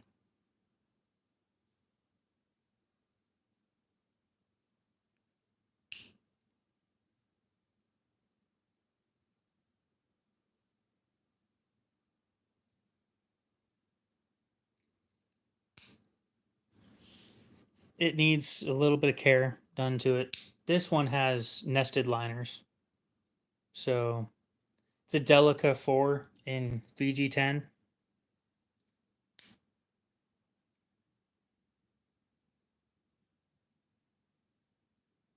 Other than it having a slightly custom edge and a small scratch on the blade, that's about it. This thing is probably going up for sale here pretty soon.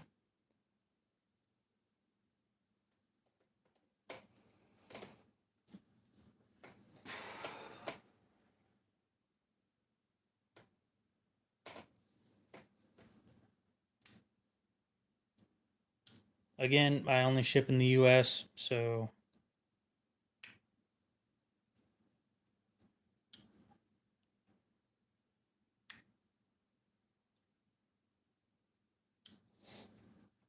I don't like camo very much, so it's not my kind of thing, personally.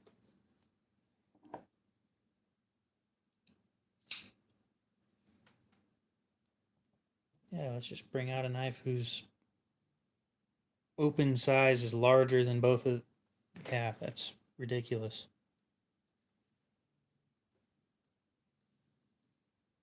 Now, let's start swapping things out because I do have a picture of that one on my Instagram page. Let me pull that up real quick.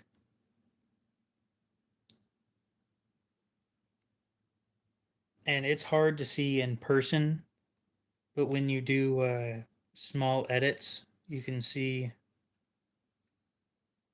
That's not what I was interested in.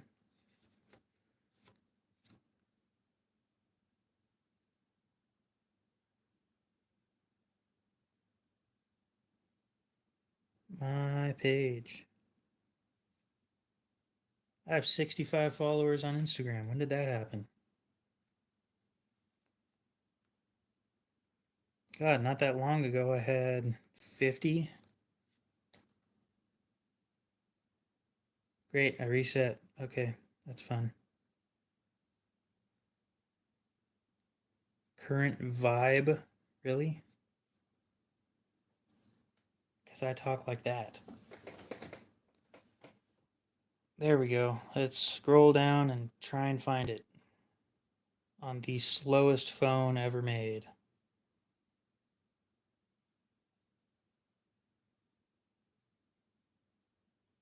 I stopped posting a while ago. Holy crap.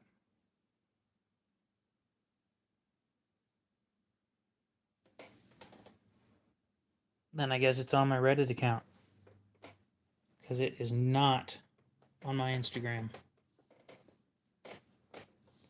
Damn, that sucks.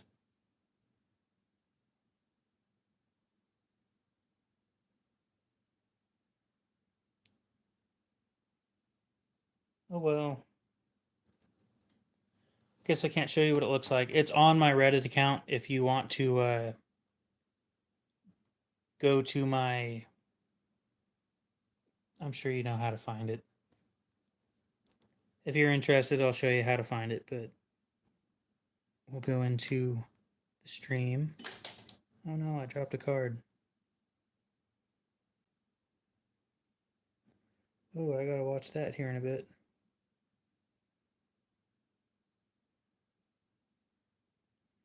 Okay, go on to my thing, go into my stream. Okay, so you're gonna click up here, go into my links, and my Reddit account is right there. Now let's see how far down on my Reddit account it is.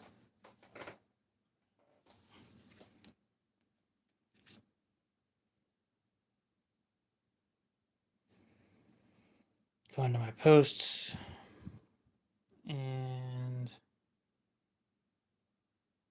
oh, don't give me that shit. I know I posted more than that.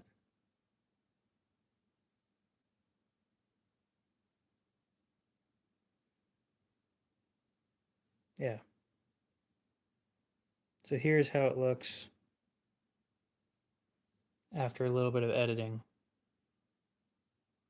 It's just a nice camo looking color. And somebody said that they would buy the scales from me in a couple months. I said, sure. And then I just sent them a message like a couple weeks ago and said, hey, the whole knife is coming up for sale. I'm not going to buy the titanium scales for it anymore. And they never got back to me. So if anybody's interested, this thing's coming up for sale.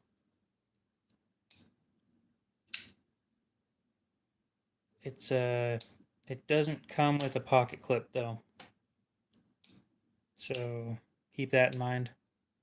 Or maybe it could. It would come with the Para 3 pocket clip, which is probably the same pocket clip that it would come with anyway.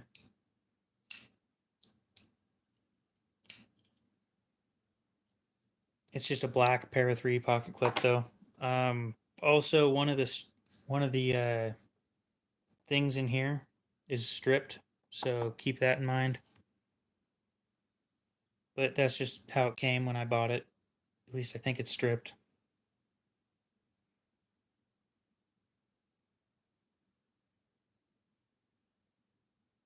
I don't know, I've never taken this thing apart, so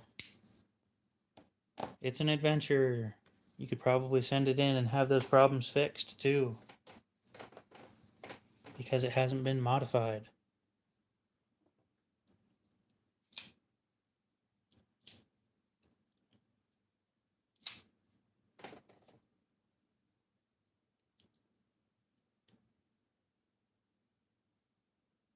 Anywho, what do we want to talk about next?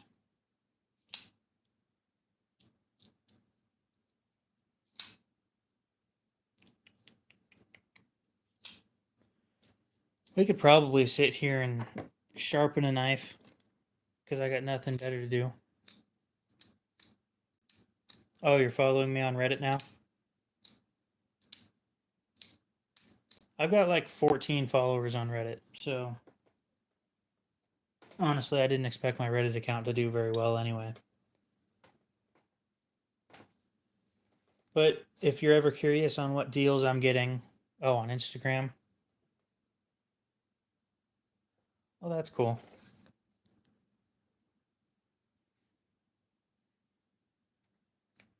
Hey, somebody followed me. I wonder who that could be.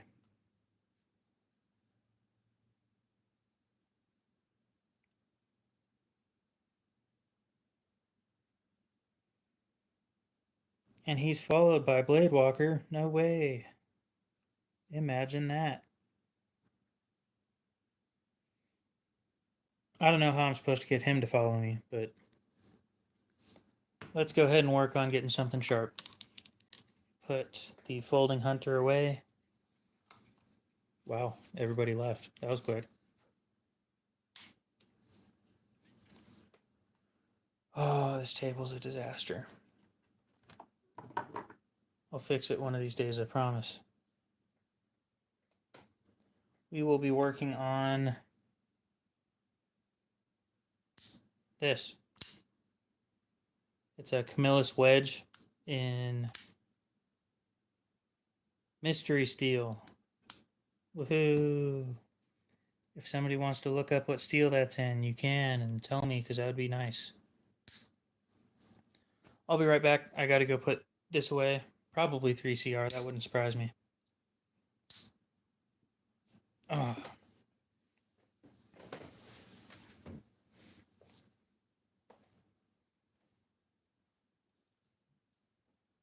Oh boy, let's not fall over. Okay.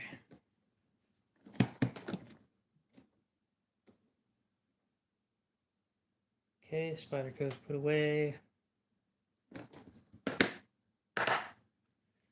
Can somebody look something up for me real quick? Or I guess I could look it up too. Gonna look up when the Bestech Good Boy came into production.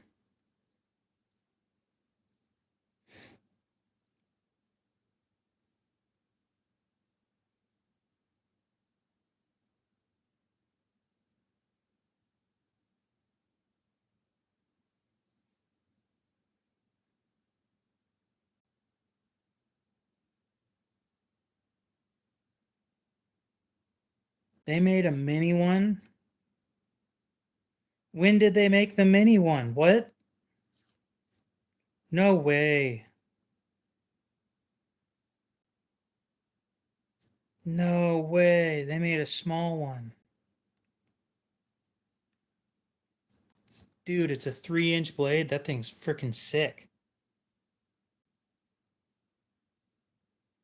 The Bestech Good Boy Junior for 50 bucks.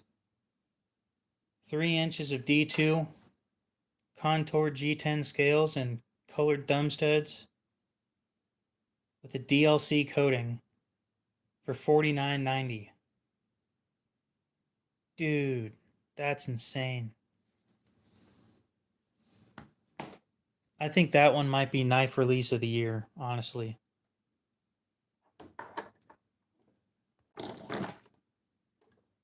Okay. Don't you dare fall, I swear to God.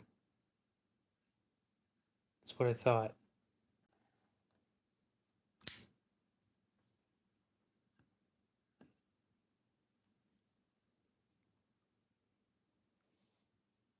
I don't personally do whetstones because I don't have the patience to use water while doing this.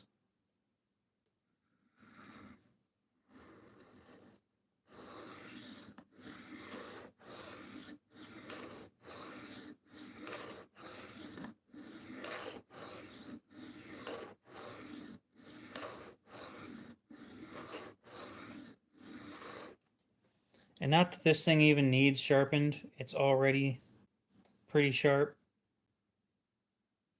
I'm just like 80% sure that my sharpening is going to be better. And it doesn't take long.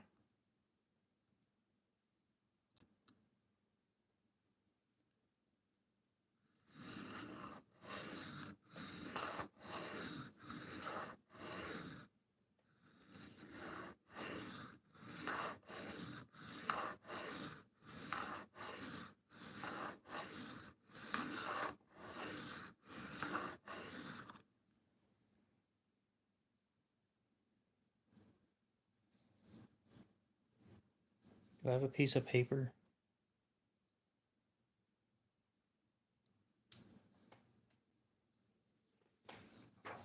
I do have a piece of paper.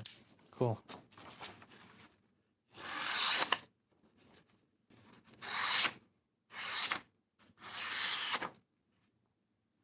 Sweet. We'll go ahead and touch it up a little bit further. And then let's strop on a knife. How about that?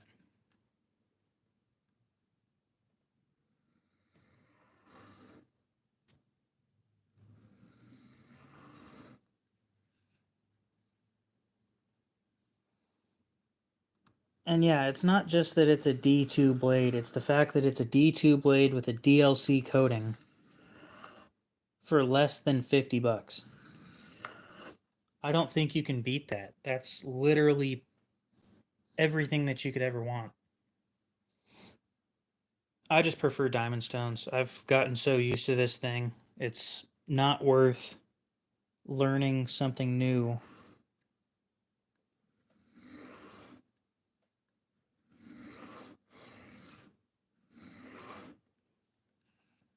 to me.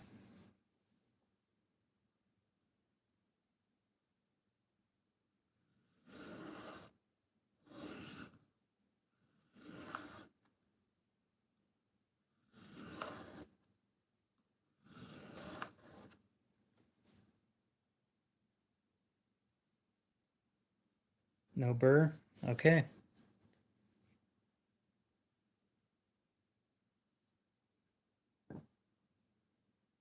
Nope, I don't do drugs. I spend all my money on knives, so I can't afford to do stupid stuff like that.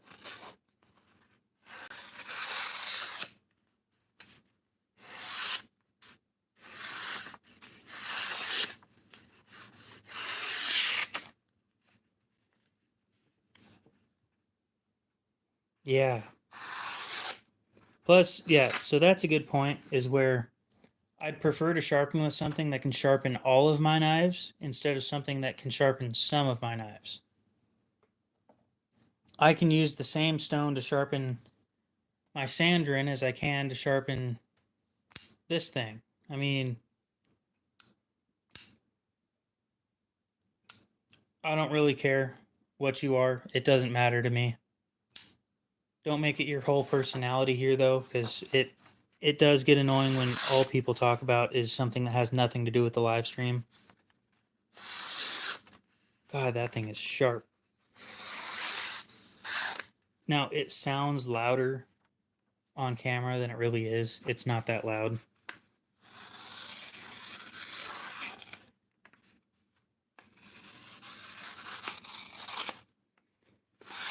But yeah, whatever decision you make with your life is not up to me. So you do you.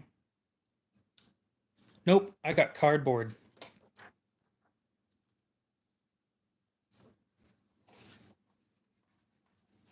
It is an interesting hollow grind. And you know what's interesting is all these other knife YouTubers who say, let me grab a card to see if this thing is a hollow grind. Look at the reflection. See how it makes little waves? That's a hollow grind. If it doesn't make waves, it's not a hollow grind. Now, it could also be a convex grind, but I doubt it. Not very many people do that.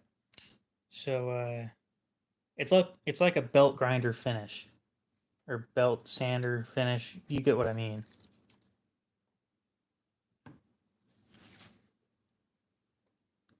Gonna do just a little bit more.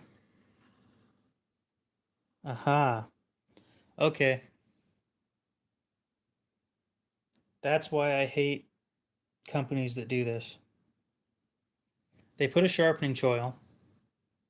So I'm going to give you a full explanation of the one thing that I despise about companies like this. Spyderco does, well, let's see, do they do the same thing? I don't have Spyderco out. Do they do the same thing? No, Spyderco doesn't even do a sharpening choil anyway. I think it's called a plunge grind that we're talking about.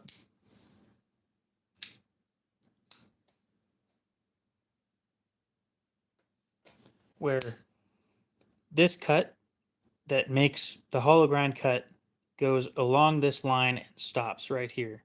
The sharpening choil starts back here where it doesn't help. It makes it worse. It doesn't do anything helpful right here. What you need is the sharpening choil to happen right here and cut out over here. But they don't do that.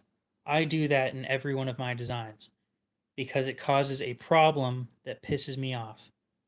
You can't get right here or right here sharp because this right here sticks up further. So let's grab a flat piece of paper. No, this time we'll grab a card because we will. Pull out a card.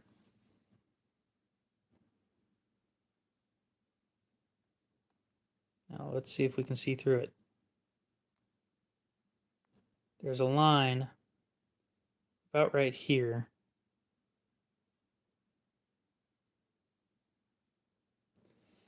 It's not very easy to see through it, but there's a line there that causes problems with sharpening right from this point to this point will not get sharpened. It's this spot and then everything past it. Holy shit, I just about cut myself. Anyway, that causes problems and pisses me off is when companies do that. And I don't think that they understand that that's what's going on. And I understand that it's a budget knife. But every company should understand that that sharpening choil needs to be in a certain spot for it to do anything. Let's see if this Gerber does that. Yeah, this is what I'm talking about. This plunge grind goes, it's a flat grind. This knife has a flat grind. But the plunge goes down past the sharpening choil and it makes it easy to sharpen this thing. Companies that don't do that annoy the hell out of me. Now that we're looking for it. Right here, plunge grind. Sharpening choil is past it. This works right here.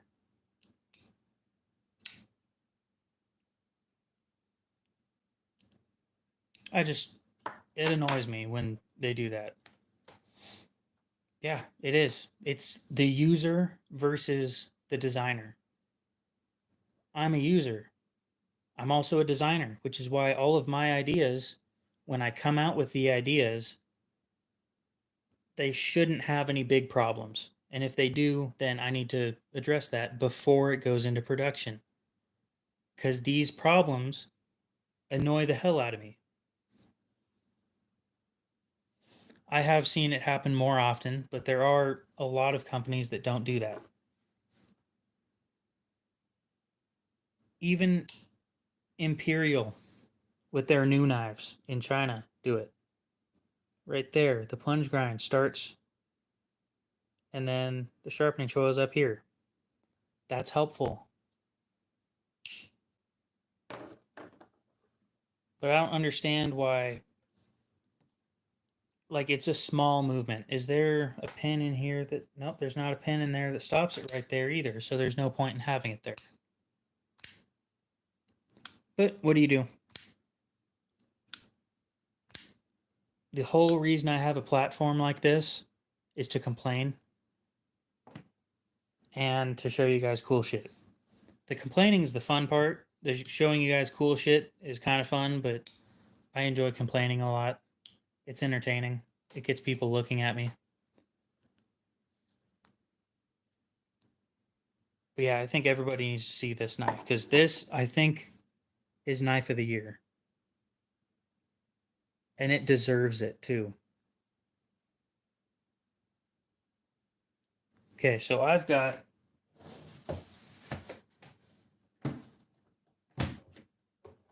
the full size version here.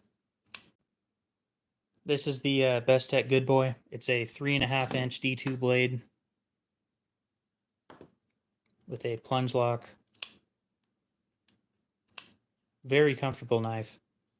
I really highly recommend this thing, but I need to carry it. It's just so comfortable. Well, they've come out with a shorter version with, by the looks of it, a 2.83-inch blade. So roughly a 3-inch blade. This one has a D2 steel,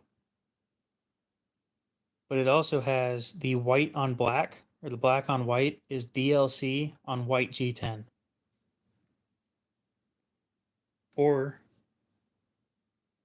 black on purple, DLC purple G10. A ton of these things come in DLC coatings. This is huge for the budget knife market.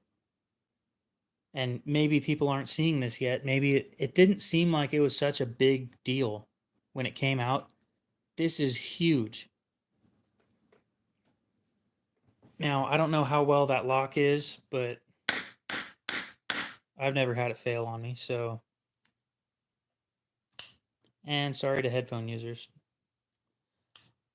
I got shit on by the whole knife community for returning my pyrite because I ordered one with stainless steel scales.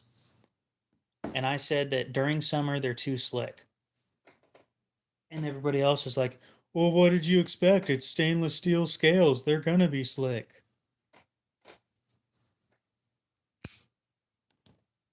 That's not slick.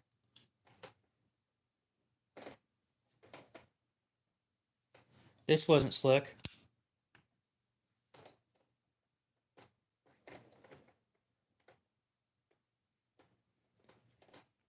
This isn't slick. This isn't slick.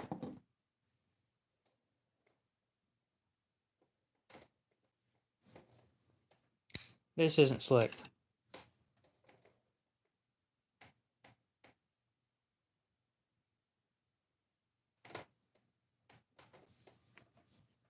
This isn't slick.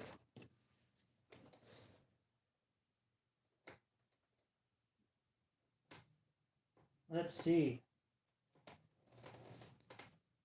This isn't slick. There's 7 knives right there that have stainless steel scales that aren't slick. So I'm getting shit on by the whole knife community for buying a knife that has stainless steel scales and then complaining because it's slick. I have plenty of other knives that have stainless steel scales that aren't slick. It's the contouring that was wrong. And I said that. But nobody listened to that. They just listened to, oh, it's stainless steel. Of course it's going to be slick.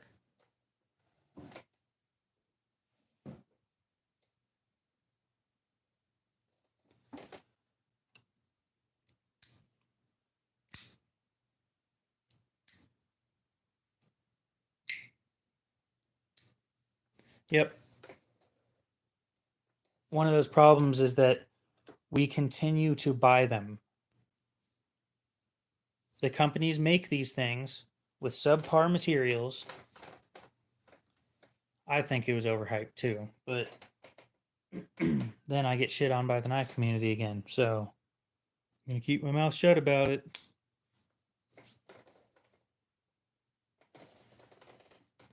But yeah, the thing is that consumers continue to buy the things because people say they're good. And then when they buy them and don't like them, they try and find the good things about it to be happy about. If I don't like something, I'm going to tell you guys I don't like it. I'm not going to say that I like it. I enjoyed this. This is actually one of my favorite knives that I carried. I still need to do a review on it. Unfortunately, I keep on putting these things off. Right after I carry a knife, I need to do the review immediately, or else I'm going to forget that I have it. I have so many knives, and I need to do so many reviews. It's ridiculous. But I continue putting them off for like, oh, I'll do it in like 30 minutes. And then I don't do it for months. I need to contact Civivi about this. I want to get a pocket clip for it. I really don't want to spend the $6 to get one, plus whatever in shipping. So I need to get in contact with them. What did I say I was going to do? Said I was going to do that. When did I say I was going to do it? Like 2 months ago. And I still haven't done it. And it's not a lack of motivation. It's a lack of, or it's a, I could do this later instead of now. And then when later comes around, I'm like, well, shit, I should have done that by now.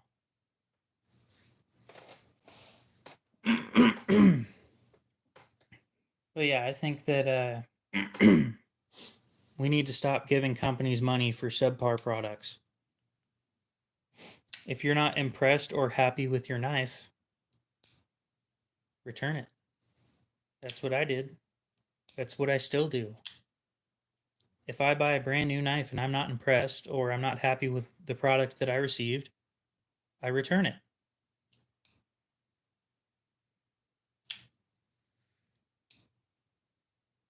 I don't think I've seen that one.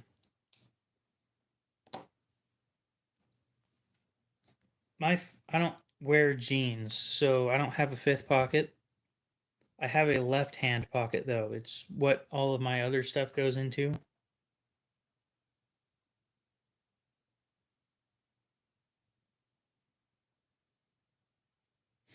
Let's see what that thing is.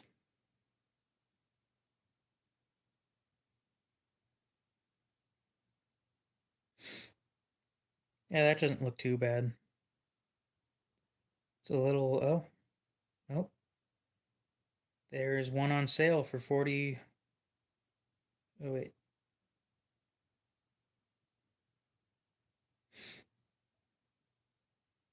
It is a blacked out version for $39 right now.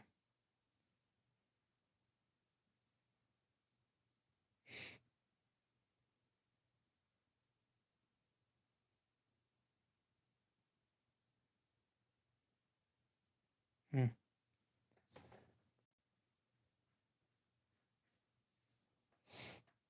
Yeah, it's 39 on mine. So, and then the more expensive one is 59. Which, of course, I would be going for this one because I prefer black over brown. So, personal preference again. Damn, this phone's dying fast. 12%. Oh, okay. I just don't think it's worth it to me. I have other things that I've spent money on that I also need to save up for other things.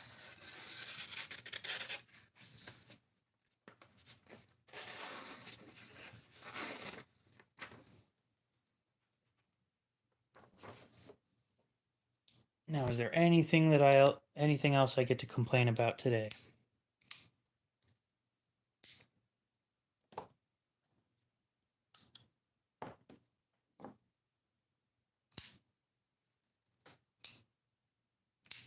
I don't think I have anything new to complain about. Hmm.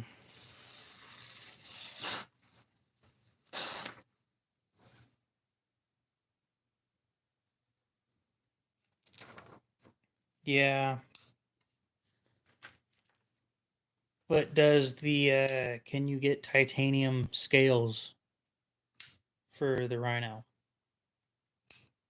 Because you can get full titanium scales for the Dragonfly too.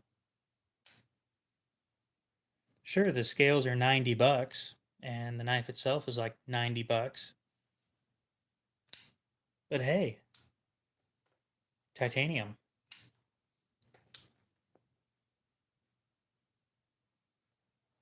That's literally what everybody who's obsessed with titanium says. It's only $90, because it's titanium.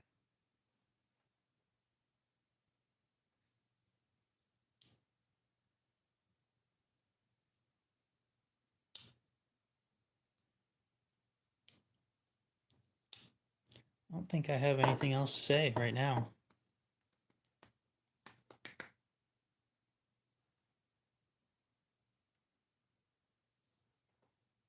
I don't know. I haven't looked into any of their stuff personally. Who does G10 really, really well? Because I know there's a few companies that I've seen whose G10 I'm very happy with. Oh, yeah. Bestech. Bestech.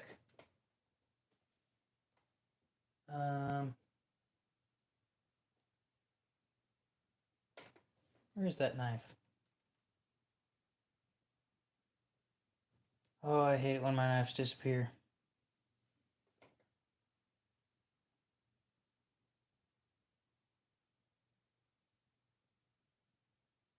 Where are you?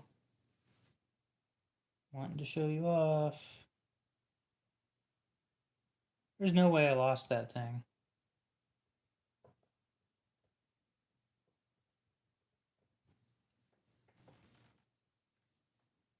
Well, shit. I lost another knife.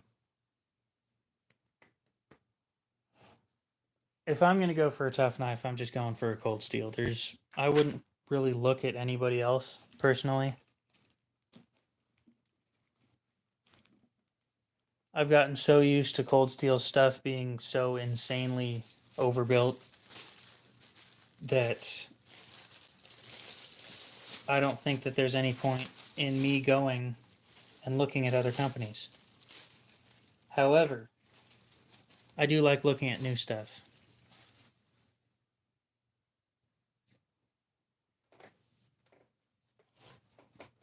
I do think that DLC coating on budget knives is a big deal. And I don't think that people that do that are getting enough credit. Because DLC coating I think it's pretty expensive to do. I think it's almost like $5 a knife or something.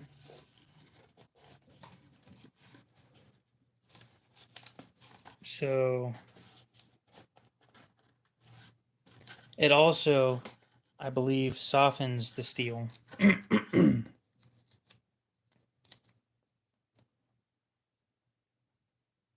I can't confirm that though. Woohoo, box full of trash.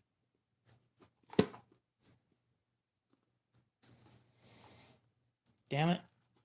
Where did that knife go?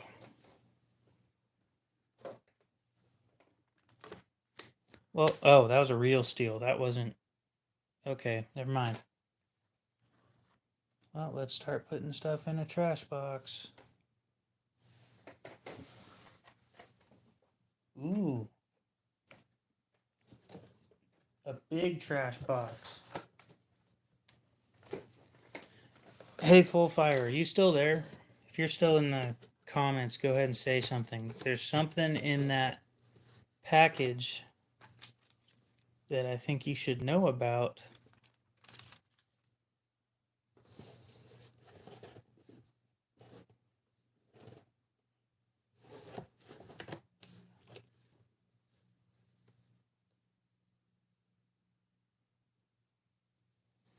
Well, that's pretty cool, but what if you just wanted the small one?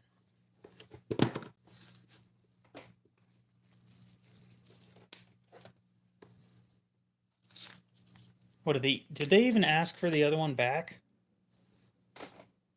Not that I'm going to play them like that, but...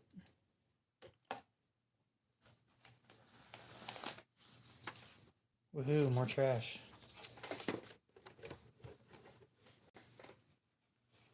Hey, trash. Well, that's nice.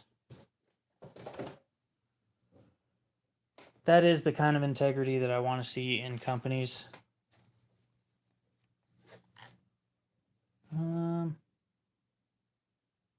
Well, there are knives over there. Are they the ones I'm looking for? because I put knives everywhere when I shouldn't. Hey, I need to ask Jen to send me more stuff. I'm curious about the other stuff that they've got.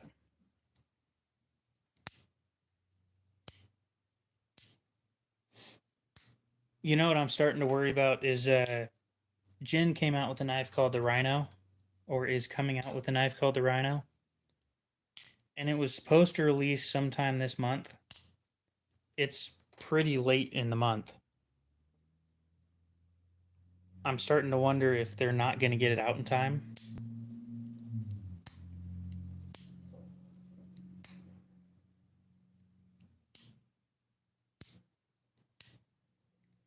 Because I haven't seen it for sale anywhere yet.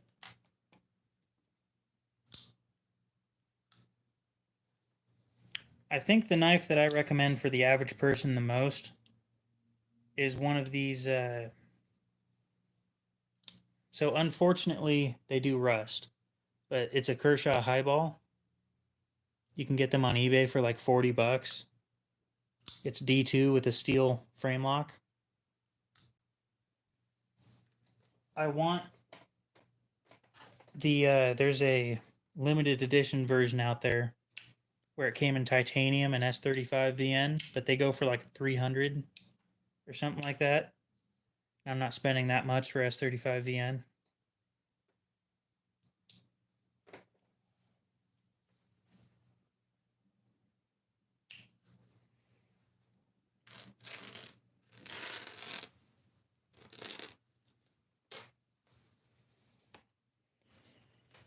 And as long as it's a good knife, because I think that that's something that people should care about. I think they should care about the quality that they receive.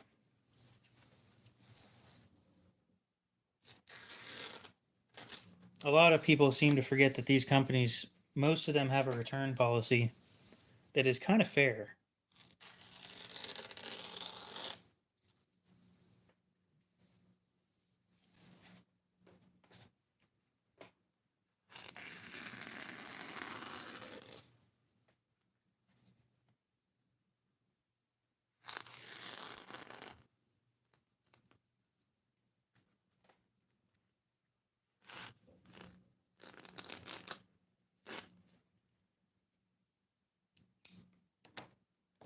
Anywho, what else is there to talk about?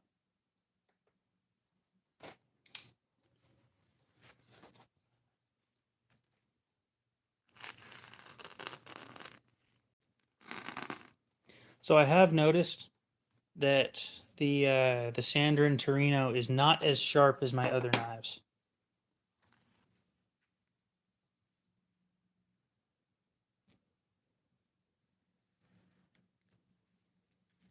Like, it's great for utility cuts and stuff like that, but it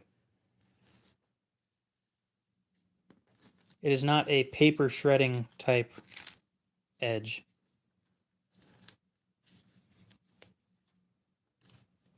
Which kind of sucks. Unfortunately, this thing is barely shaving sharp, which I think is important information. Like,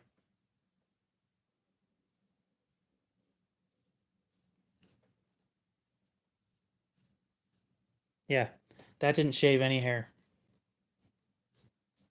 at all.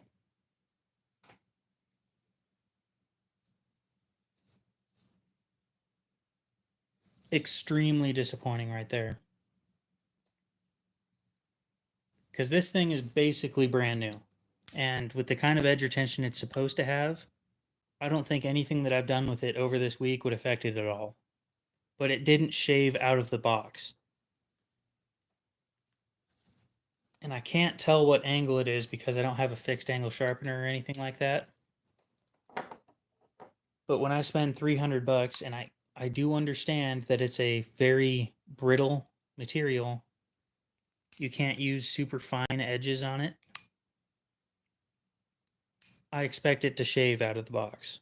I expect all my knives to shave out of the box. That shouldn't be too much to ask for. And I'm not going to say it's a bad knife because of that. It cuts cardboard insanely well. Although, with it being that thin, it also gets stuck, surprisingly. I don't know how often you expect that to get stuck because of how thin it is, but it happens.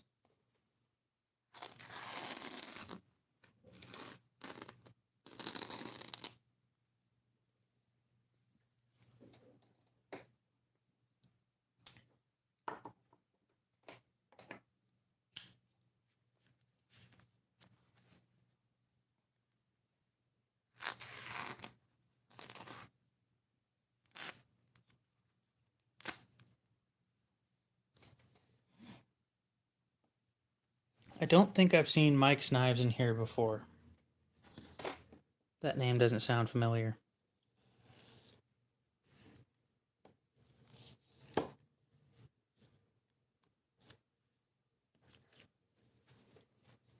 So, welcome in. Nice to meet you. I think I started talking about this earlier and I forgot to bring it up. The I plan on my channel going towards my channel will be the channel where people go to see knives that use weird materials.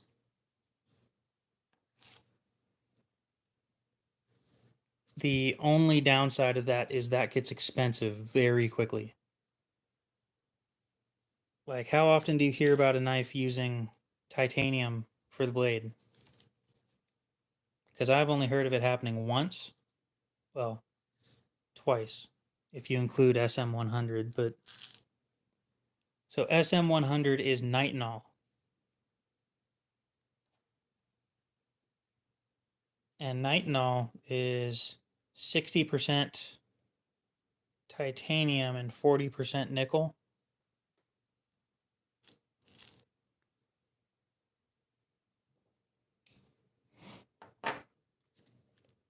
It's also a very beautiful blade material if you look into it. However, it's not a very common blade material, which is again why it makes sense for this channel.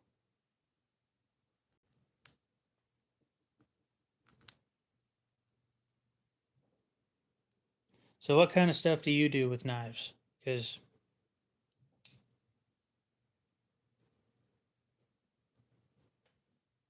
how you doing, Jimmy? Haven't seen you in here in a bit. It has been a while. That acid etch that you did looks sick. I just remembered that. That thing looks absolutely sick.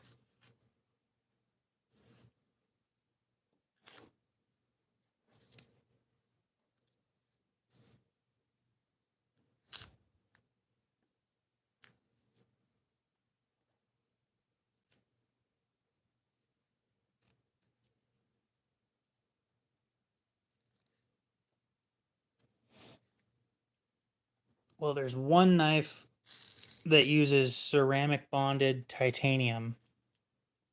Its HRC is sitting at around 40, and it doesn't feel like it's sharp, but apparently it's pretty sharp. So those things are about 140 bucks.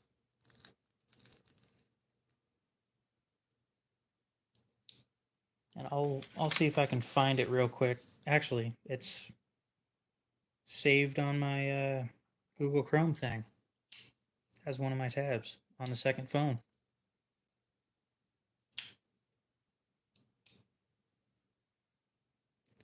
Vargo knives. Titanium scales, titanium hardware, I believe, and titanium blade.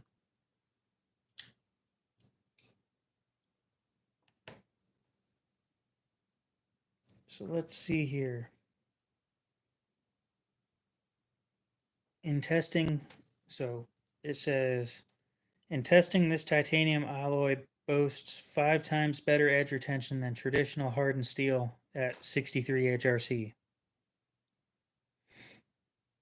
So it's a titanium ceramic silver alloy at 40 HRC.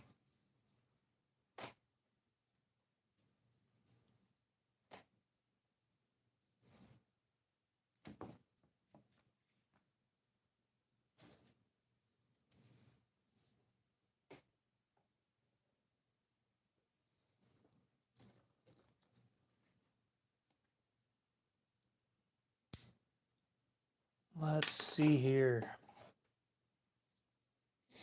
I don't remember where I met Jimmy. I don't remember shit about anything, so that doesn't surprise me.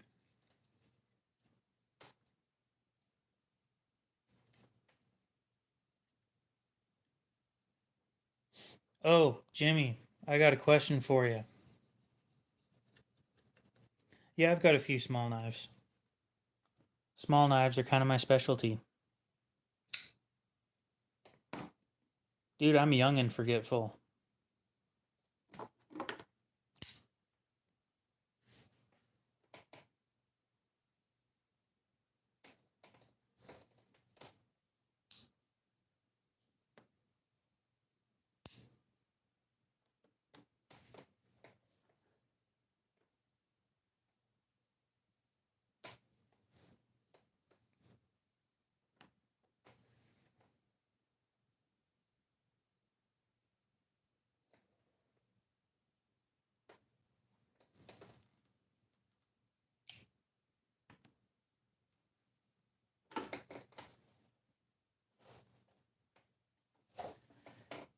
I think that that's about all my small knives that I'm willing to get out right now, except for this one.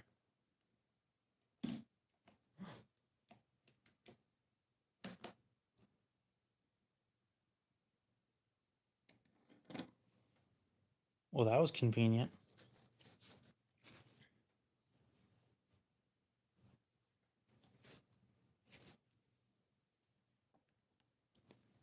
That might be a fair trade right there. Anything with a blade less than 2.5 inches or 2.5 inches alone. That's what I'd consider small.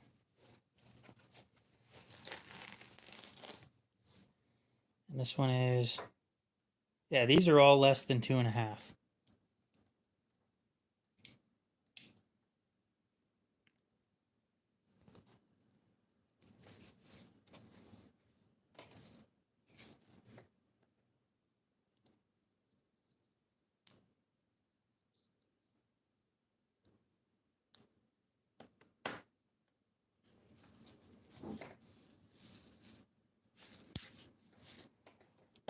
What do you consider small, though?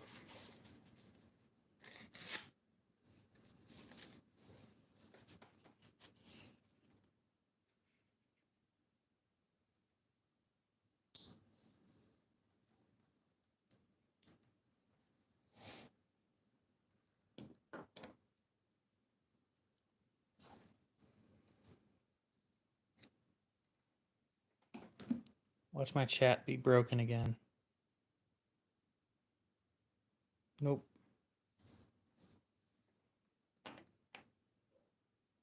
I gotta tell Knives, I guess, that I figured that out, though. It's comfortable. So it's a 2-finger grip. I get 3, but it's probably a 2-finger grip for most people. And you can hold it tight enough to not cause any problems. I wouldn't suggest the Tonto version. There is a drop point that I'd go for. The drop point is more expensive for some stupid reason. I'll take this apart and show you what the insides look like, though. It's pretty simple. Go ahead and get everything else out of the way.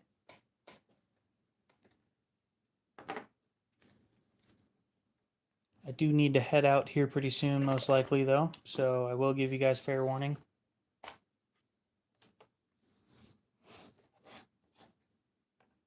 T8 for right here. The only, like, the biggest downside about this thing is it's 4116 steel, so not very high quality steel.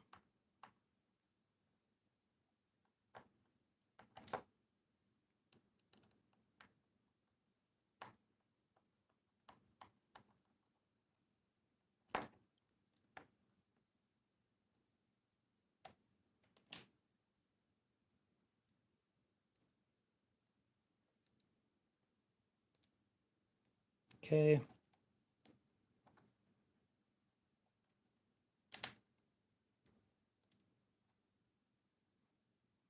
So interestingly enough, this thing only has one washer from factory and a bunch of pins.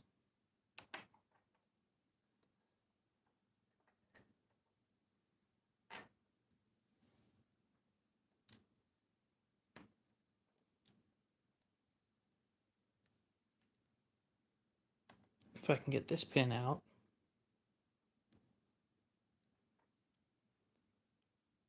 I probably wouldn't buy it again. Not this one anyway, but yeah. These are all the pieces. Go ahead and put it back together real quick.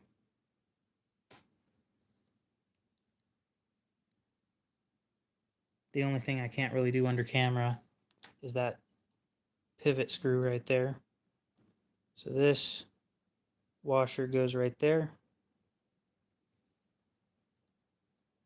It shouldn't need oil, but I put a little bit on anyway. Put the blade on next. This tiny, tiny pin. I don't know what it does. Oh wait, yeah I do. And this big pin goes next right there. The spring goes here. Close it. It's the stop pin. Then you will put this like this.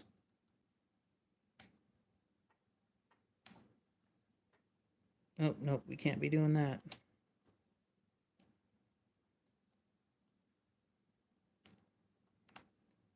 Push it up against that. If it will let me. There we go. It's really easy to put back together, so there's not a whole lot of pressure on any of the things in here.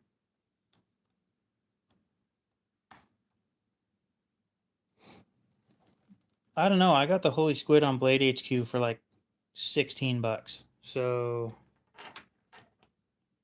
I don't know if they still make it or not, or if they still sell them there, but that's where I got mine.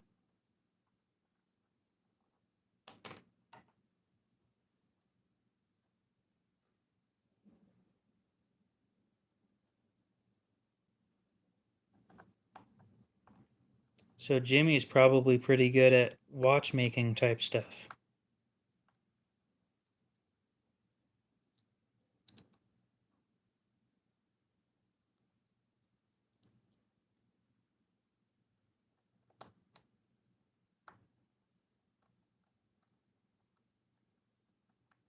Oh, one of the other downsides is this thing doesn't come with a, holy shit, that's tight. This doesn't come with a thumb stud, or not thumb stud, a pocket clip. There we go. All done. But yeah, if you're going to get one, go for the drop point version. This Tonto sucks. I'll see if they still have these real quick.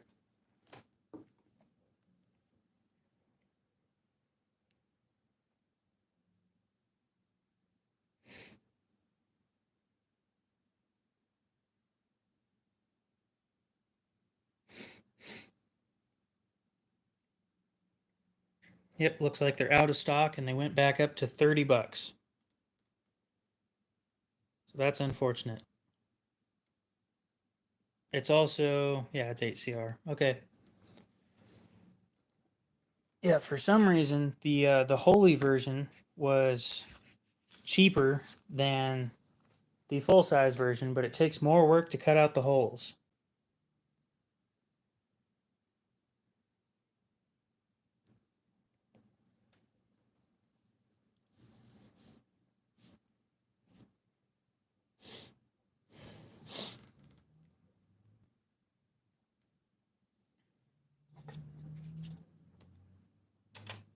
Anywho,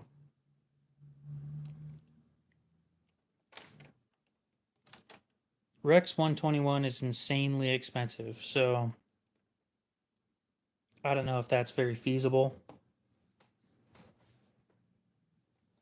And the way that people who work with it put it is you can't care about anything. You need to stop caring about money because the amount of belts that you're going to go through trying to work through that stuff is insane. Well, I don't know which one I'd take apart next, so, and this one ain't going to happen.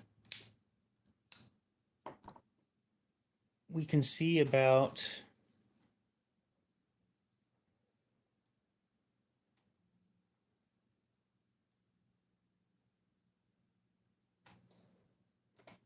this one.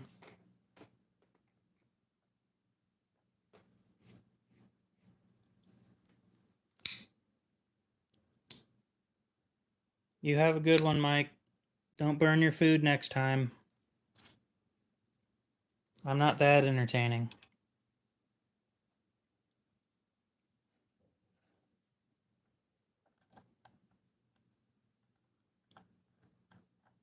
This right here is one of my favorite budget knives. It's a CRKT Pete, which is designed by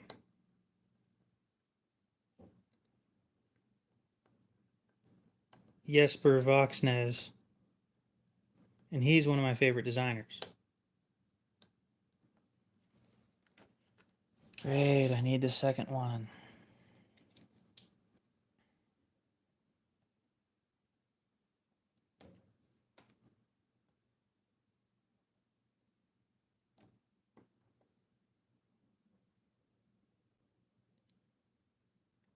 I don't know, I don't mind it on this one. I think for their more expensive models, they should make it more subtle. But on their expensive or their budget models, I think that they should leave it the way it is. God damn. Can I, like, not stab myself?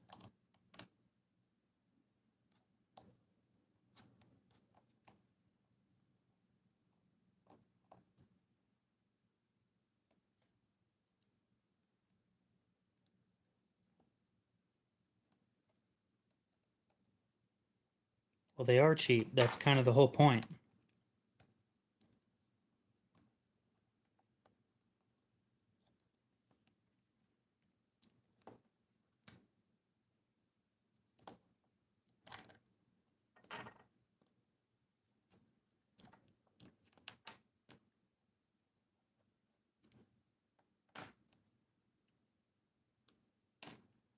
Now, am I able to swap which side? Nope. Damn, that sucks. Anywho.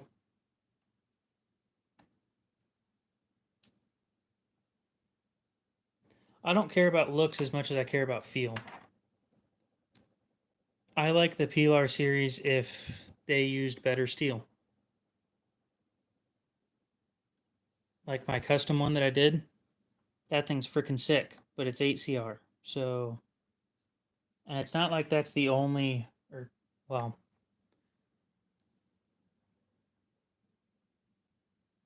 it's a $13 knife with 8CR13, designed by one of my favorite designers. So,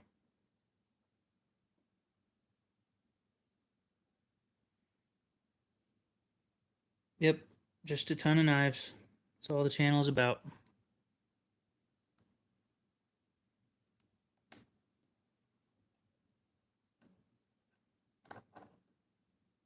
This one didn't need cleaning because I never take it out, so. However, if you can get them on sale at Blade HQ for the $13.99 that I spent on this thing, well worth the money, by far. It is so worth the amount that you spend on it.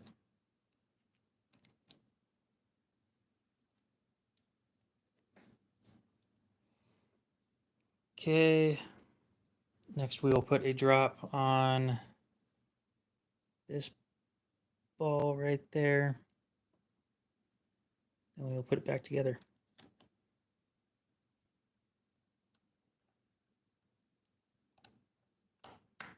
Right there. Perfect.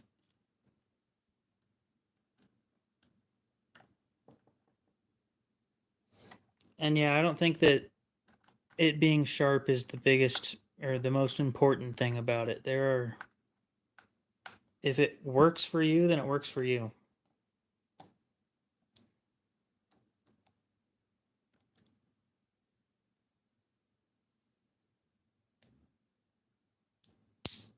There we go. Snap back into place. Beautiful.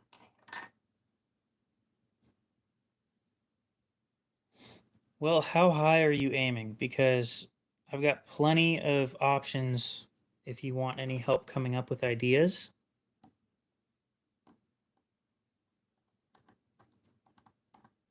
I would be more than happy to give you some options from what I would consider to be good choices.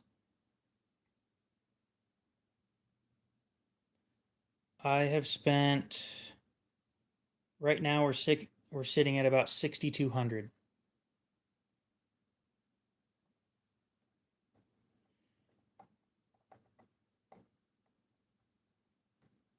So you're looking at 50 plus.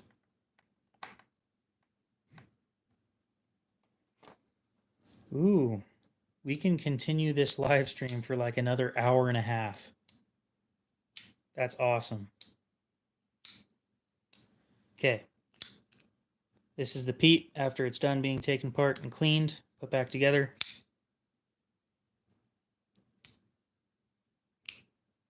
I think the entry level for mid tier is 100. Anything under 100 is considered budget to me, although I can't afford everything that's under 100. So I think overall 100 is a great budget. 100 to 200 is the mid tier. 300 plus, or 300 plus is probably high end, is what I'd consider it all. I already answered that. About 6,200 on knives. Asher Spyro. I don't think I've ever seen that.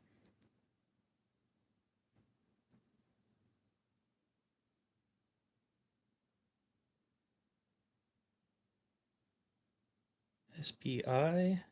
Yeah.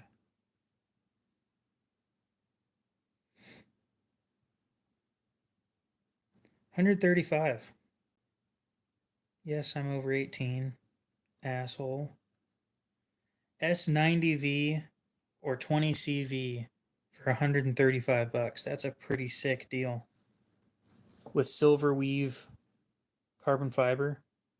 I love silver weave carbon fiber. It looks beautiful.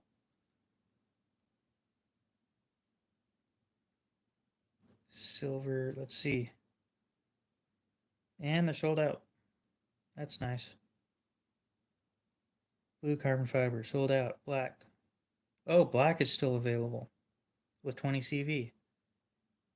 Yeah, that sucks. I'd go for the silver carbon fiber and S90V because I don't like blue a whole lot. And I already have one with really nice black carbon fiber. I don't need more. But I don't have anything with silver weave carbon fiber. That stuff is beautiful, just gorgeous. Oh, this phone's just gonna die here pretty soon. This sucks. You know what I should do? I should stop being a dumbass and go plug it in. How about that? I'll be right back. Oh.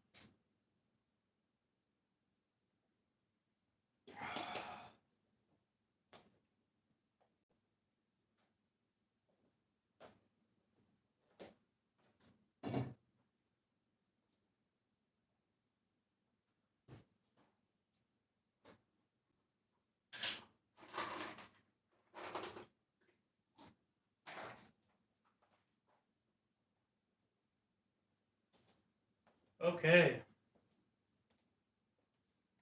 Where were we? Oh.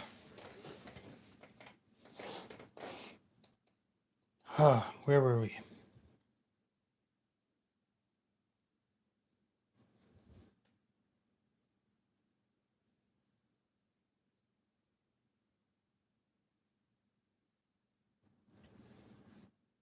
I've never seen one of those.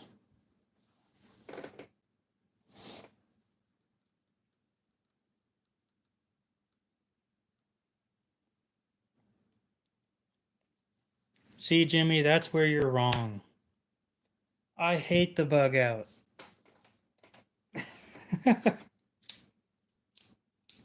It's all personal preference, but the bug out just feels too cheap, and I'm not willing to spend extra money to get a more expensive version for something that I don't like the cheap version of.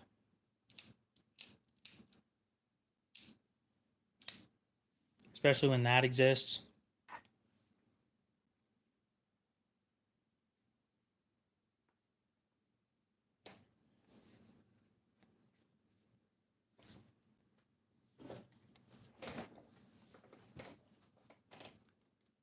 Now let's see here.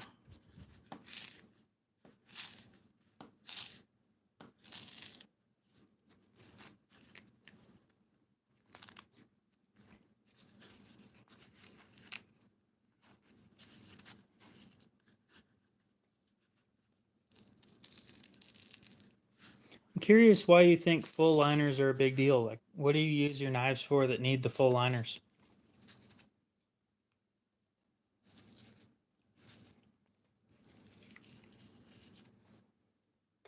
I understand the wanting full liners. I'm just curious what your use for them is. Like, the reason I'd pick this over a bug out is because these liners are freaking huge.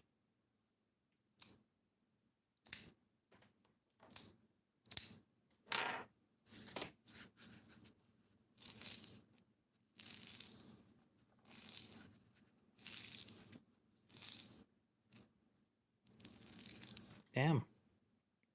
I cut my fingernail. Oh no. All better. I do find it funny, knock on wood, that I haven't gotten myself on a stream. I hope that doesn't happen.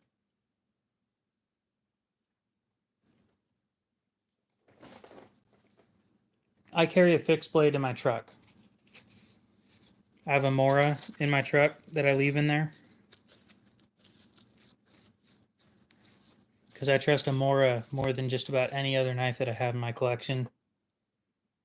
And I would leave my Rat 5 in there. However, people around here kind of suck, and it's a $130 knife. I don't want any chance of that thing getting stolen. I don't mind if a $10 knife gets stolen as much as I'd matter, or as much as I'd mind the other one.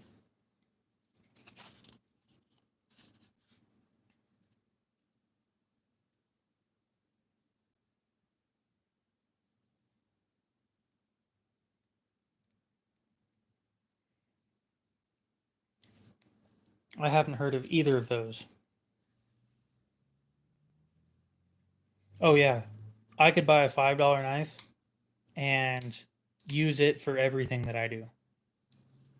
I just don't, because I have expensive taste. So bite me.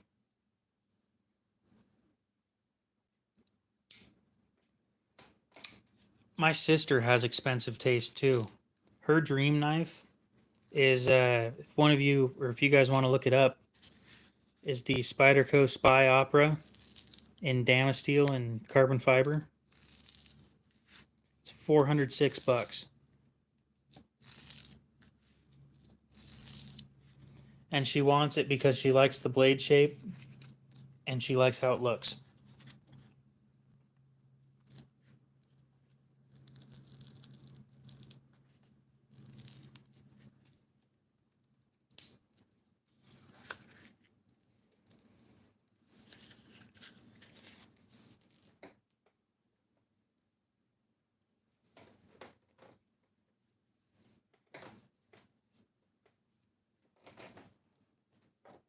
The downside is she figured out about it a little late, and there's very few companies or very few knife shops that still have them.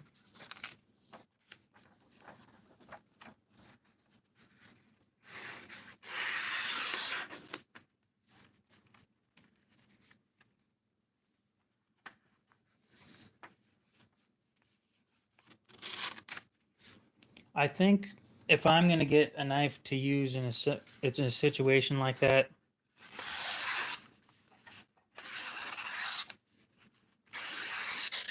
I'm probably sticking to an 80-10.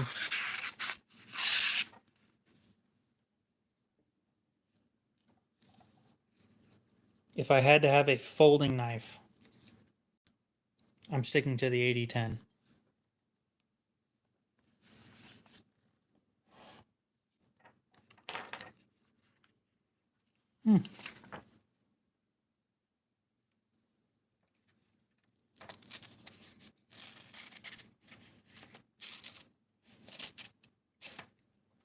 So who is this Stasa guy? Because I know that he came out with a knife with Devo.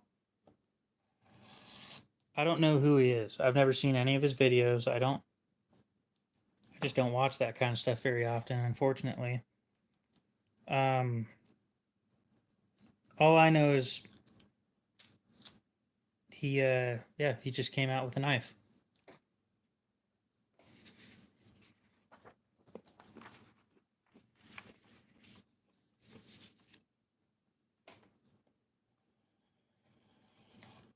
You don't carry an 80-10 in your pocket?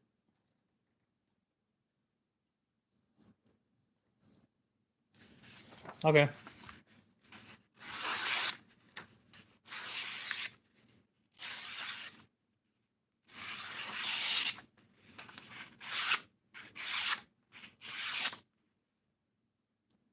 Damn, I'm good at sharpening.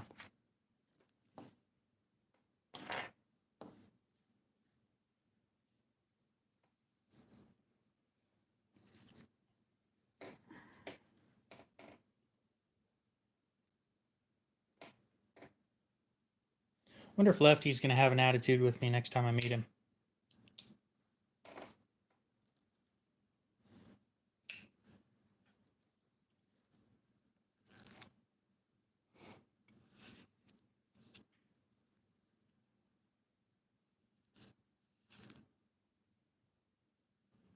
I see.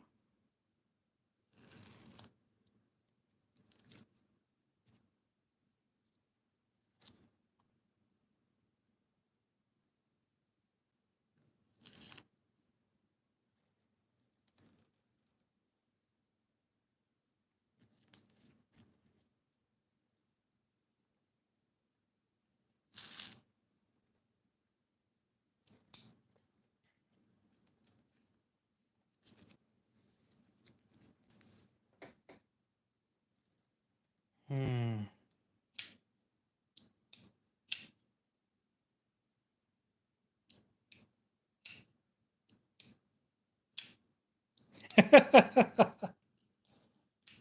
I haven't heard him in a while. I don't watch his stuff very often.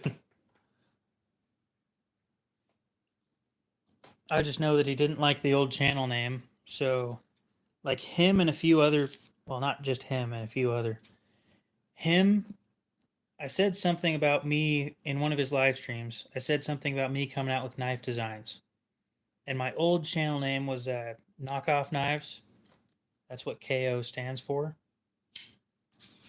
But I never did any testing or anything with fake knives. I just thought it was a decent name. He said it's a terrible name and it makes it sound like people, or it makes it sound like you're copying other people's shit. And then everybody in the comment section started ripping me apart. So I just don't go to his live streams anymore. He was a nice guy in DMs and Instagram, but after that, I just stopped watching his content. So it's not that I'm going to say that he's a bad guy, but something about his fan base is a little more unhinged than I enjoy being around.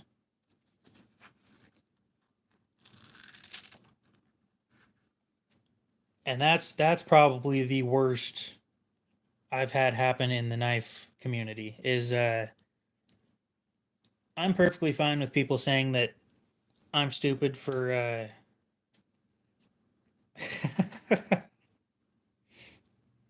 well, I'm perfectly fine with people saying I'm stupid for buying the stainless steel handled version of the Pyrite and saying I didn't like it because it was too slick.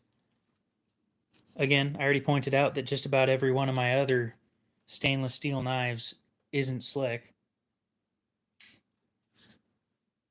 But they're also basing their opinion on I think it was a 58-second video of me saying that I was returning it. Also, one of my best performing videos, by the way. Which is why I don't take it down, because it still gets me views to this day. But when you have a fan base, or not a fan base, but a live stream with 200 something people watching, and then call somebody out for their YouTube channel name because they want to do what you do, is, I just don't think that that's right. Like, I've had a few kids come up to me while I'm designing knives at the library and say, dude, that thing looks sick. How do you do that? And I explain it to them because we always need new people doing stuff. You will never have enough people doing things. You'll never have enough welders. You'll never have enough construction workers. It's just the way things are. Yeah, I don't do drugs. It's not my kind of thing. I've had way too many people I went to high school with are dead. So,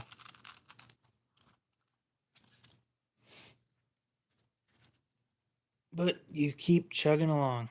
Anyway, yeah, I think that supporting people and trying to get them going is the right way to go. Maybe a suggestion of changing the channel name would be better than calling you out in front of everybody. Because instead of saying, hey, that's not a bad idea, instead I went, well, there's a ton of people that this guy just turned against me. And now I have to deal with the aftermath of that. Luckily, I didn't have any real aftermath of it. Nobody went onto my channel and started talking shit about me. But I could see how that could happen. And I don't want that happening to people.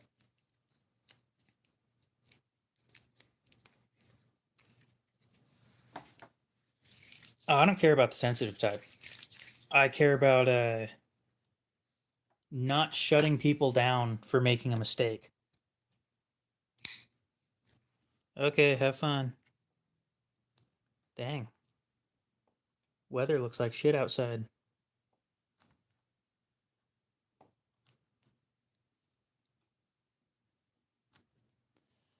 And you know what the worst part was? I looked up to the guy because he was doing what I wanted to do. He's sitting there, he has a knife company. He designs knives. That's what he does. That's what I want to do. But instead of supporting a new creator like that, did the exact opposite. It sucked.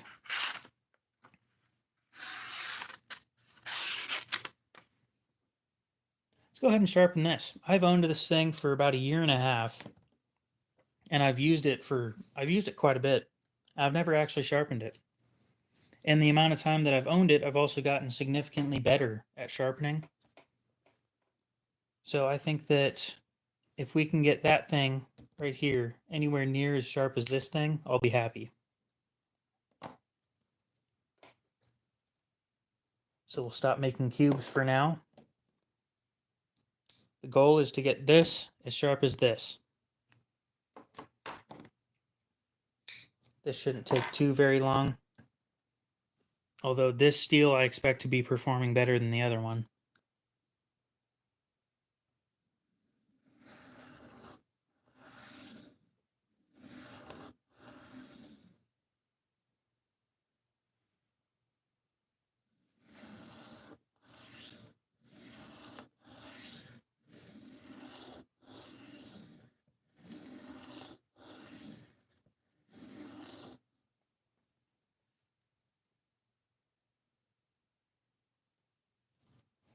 Okay, swap sides real quick.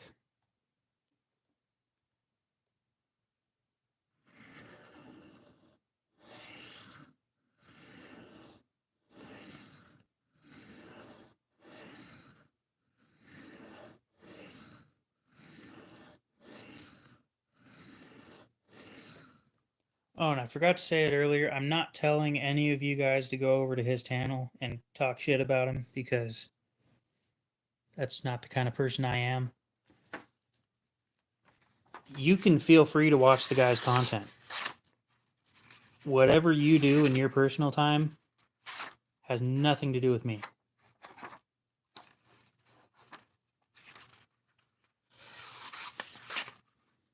And I'm not saying that he's a bad person either. It just sucks to see somebody that you look up to talk to you like that.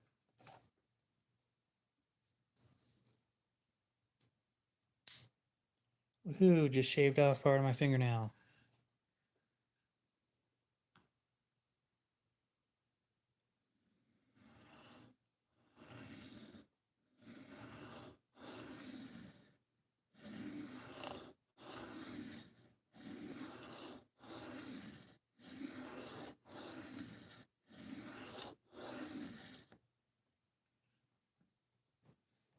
So how is people's doing today? Because I see we have a few new people in here.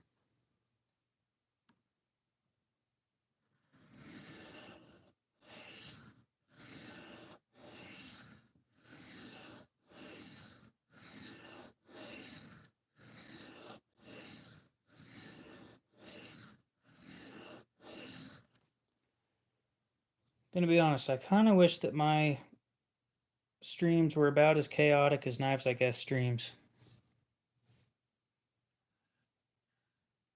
Maybe a little more relaxed, but I do like the constant talking in the chat because it gives me something to do.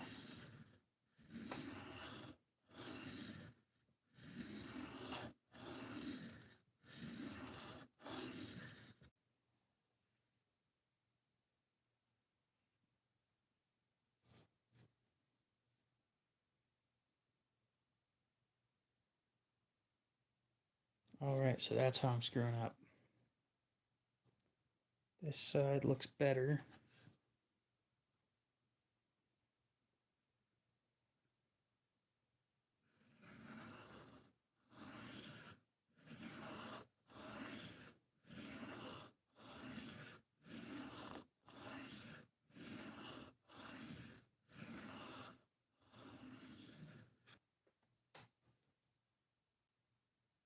That's better. Way better. Okay. Go ahead and swap sides.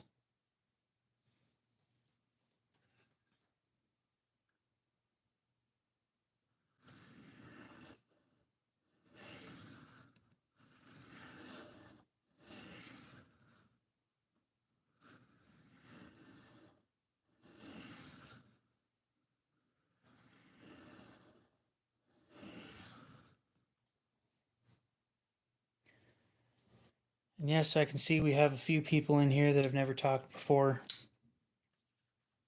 I just can't tell what your names are. Whoo, boy.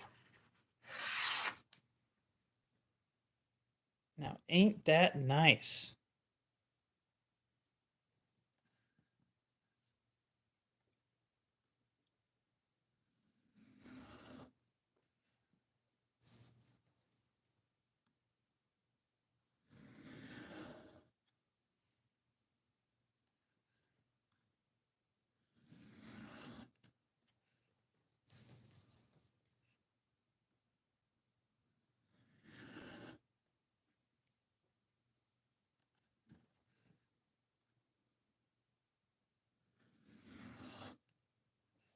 I assume most people have figured out what I'm doing already.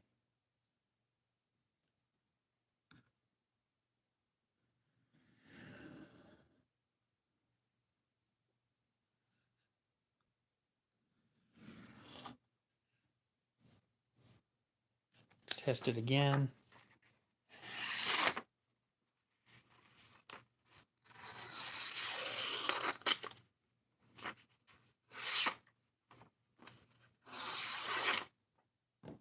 Okay. Test the other knife.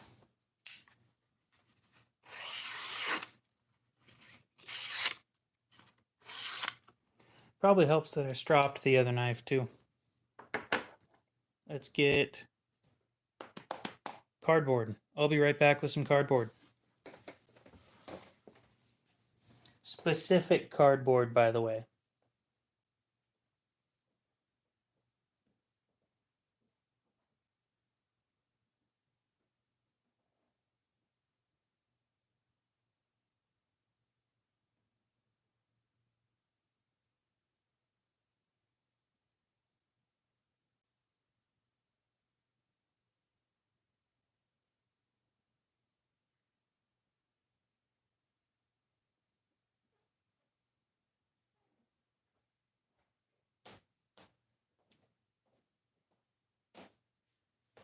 Okay. Special cardboard. This is the cardboard I use for stropping. It's actually kind of expensive, which sounds stupid, but it works. So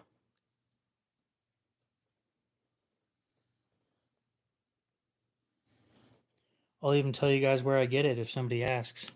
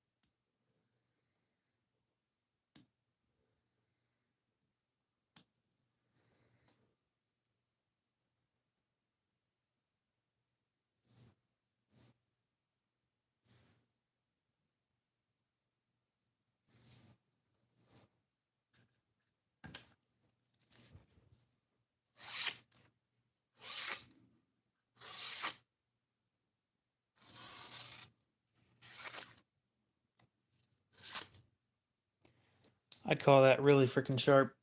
I'd hate to get cut by that. Yeah, that's a knife I've never sharpened before. Came with the factory edge.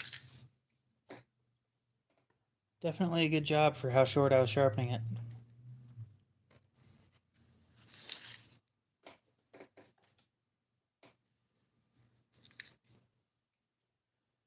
Let's see. Is this one sharp? Ooh, I'm almost out of paper.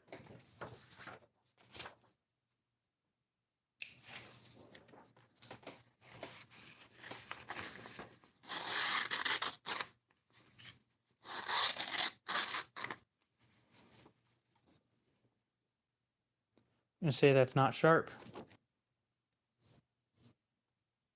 There's some glinting on the edge up there. Okay. Let's get started. Again.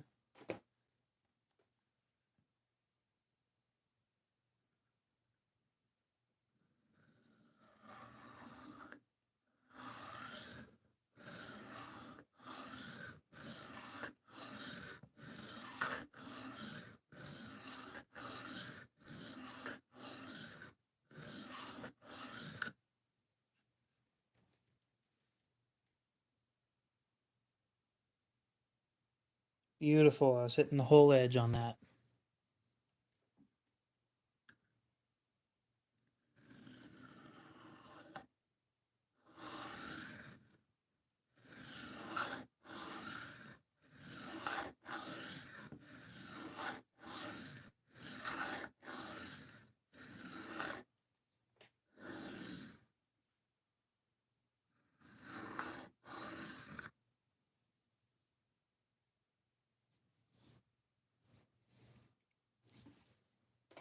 Paper test again.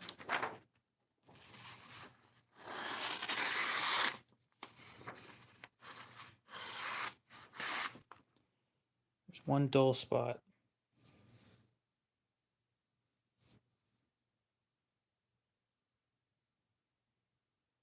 Ah, I didn't get the the apex on that spot.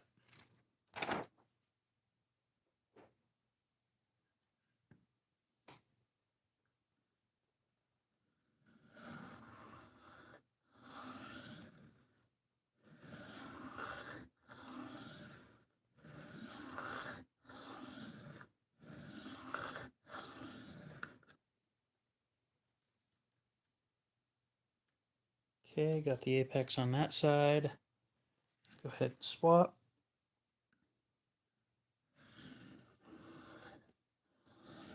Now, just so everybody knows, I have just about no clue what the hell I'm doing.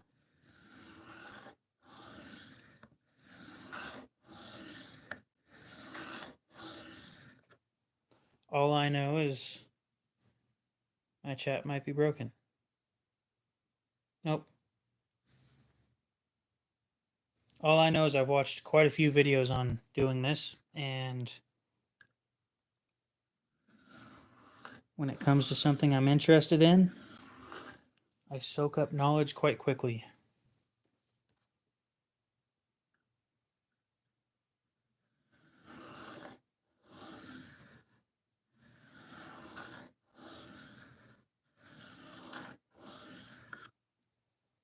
Okay. Nice. Apexed on the whole thing. Test again.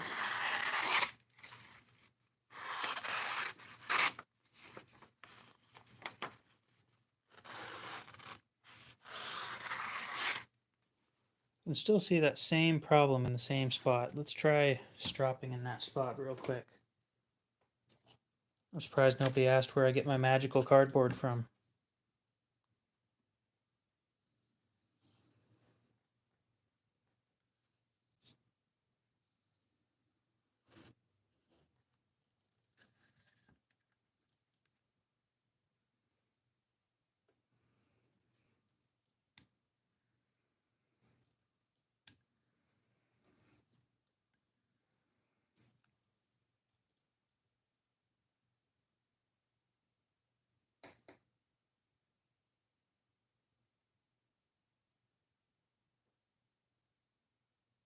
Still see glinting on that spot.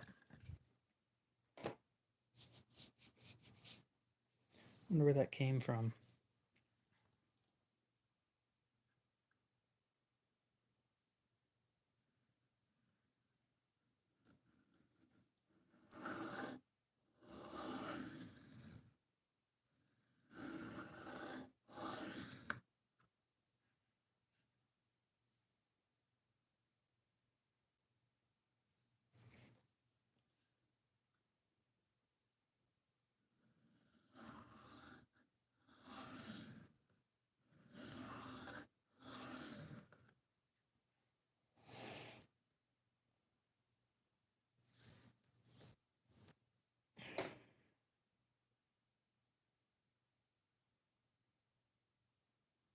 Okay, we got a burr. That explains it.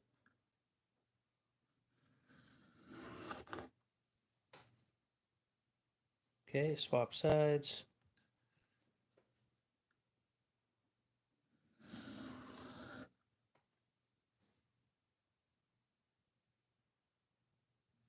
That time it didn't.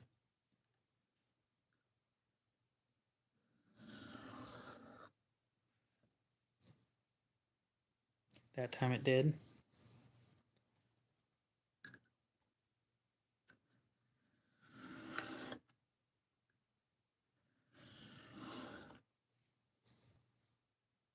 That time it swapped.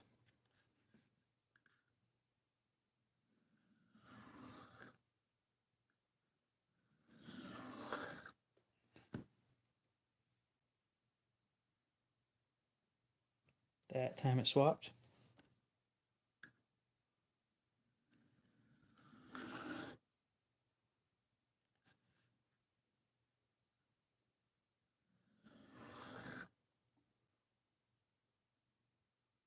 It's right there.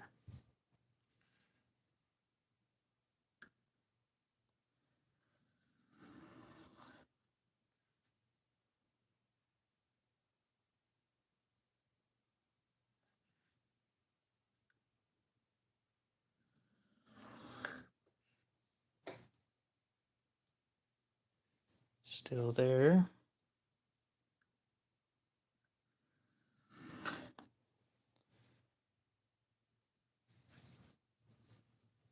Wonder why my streams aren't doing as well as they usually do.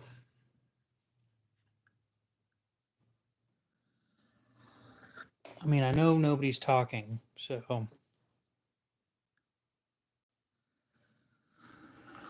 And I'm perfectly free to talk while I do this, by the way. It doesn't take all that much focus. So if you want to say something in the comments, just say something and I'll respond. This takes no focus for me.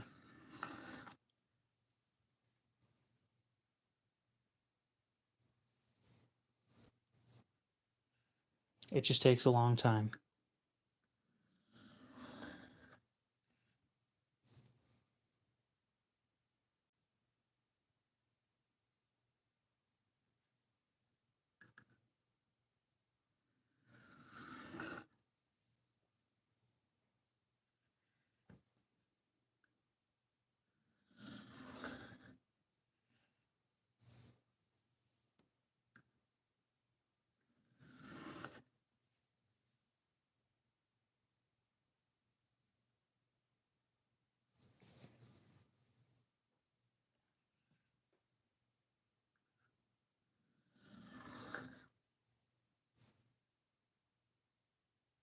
That is a huge burr. Okay. The unfortunate thing is, I know for a fact you guys won't be able to see what I feel on the camera. How you doing, Lou? We sharpened a knife while you were gone. And now we're on the second one.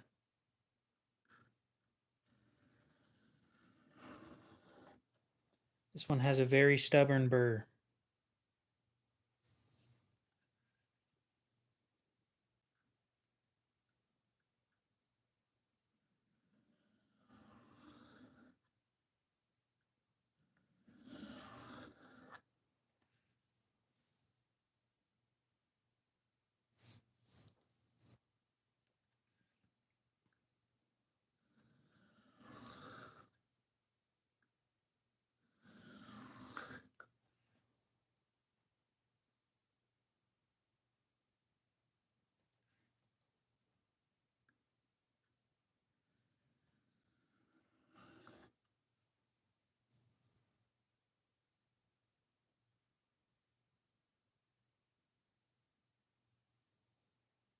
Dude, I have no clue what the hell I'm doing.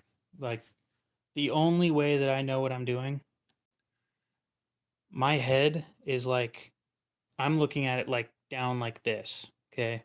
You guys are looking at it this way, I'm looking at it this way.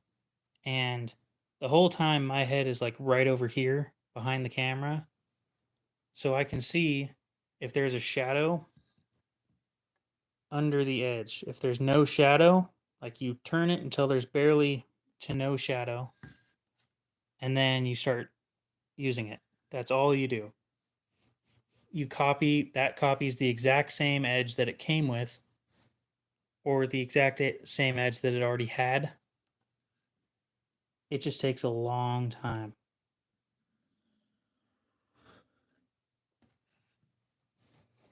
I'm already past the whole going fast stuff. I'm just deburring at this point, and it takes forever with this soft steel. And if it keeps going for another 20 minutes, I'm just gonna freaking scratch it against the side and then be done.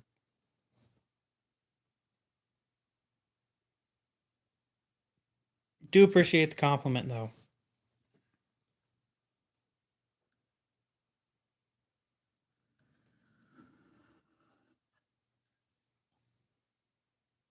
It's just 8CR. It's 8CR13 MOV.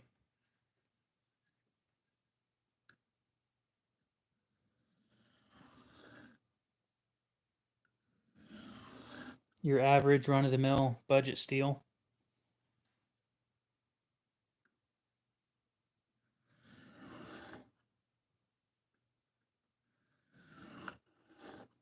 Damn, I forgot to ask Jimmy what kind of customizations he does on squids.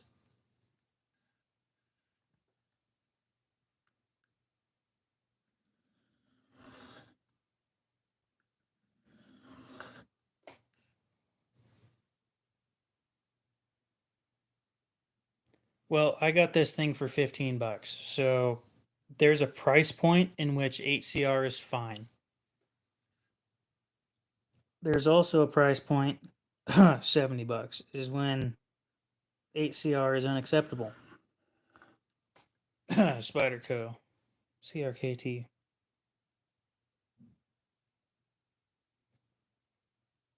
I find 8CR to be fine in the $20 range up to 40.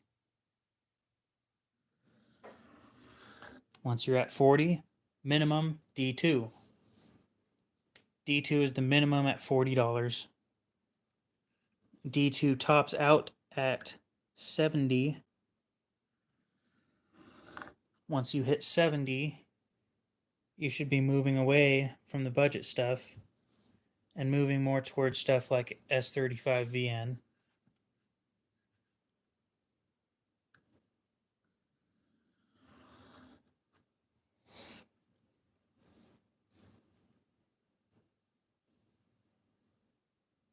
That's pretty sick.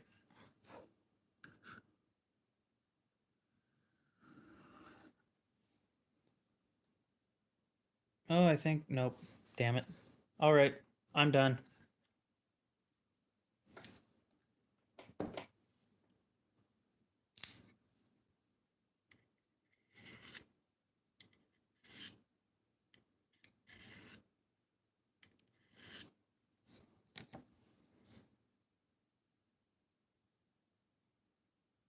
Yeah, when you do that and you make the burr bigger,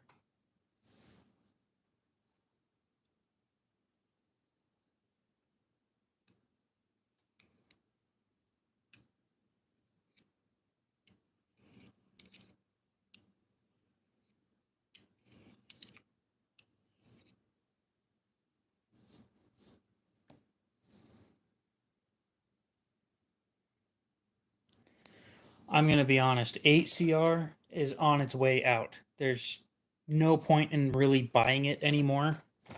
And I don't think that CRKT understands that. You have to have a really good heat treat on 8CR for me to be impressed.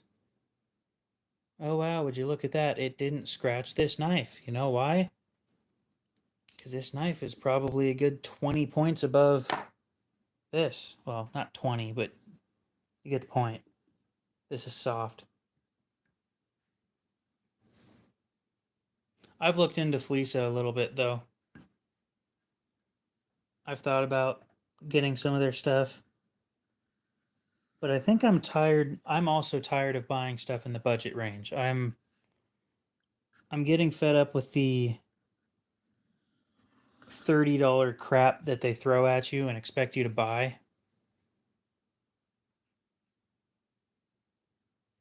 Those came with it. That's why I don't feel bad using it, is because it's already scratched to shit. It came like that from factory. Now, if you scroll far enough back on their Instagram page, somebody did a custom one of those where they polished it. I can only imagine how much work that took.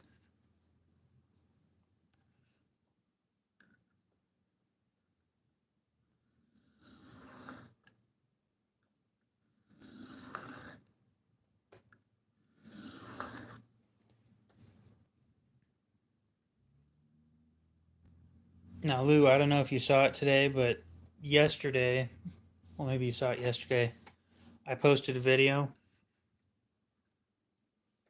about I do some custom work. I do.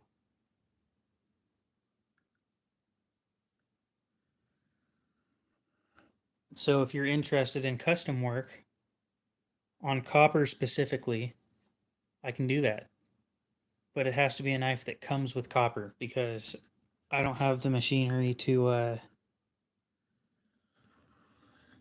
to make custom scales.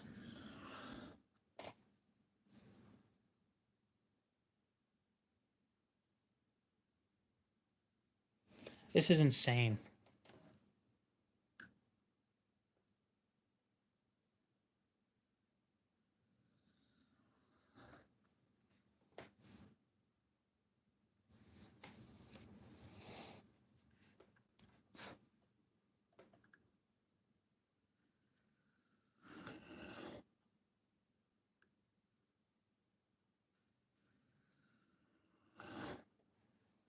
So yeah, if you want to support the channel and you want to get something out of it, and you're in the US preferably, because again, customs forms are not something I'm willing to fill out, then buying a knife from the channel is probably the easiest way.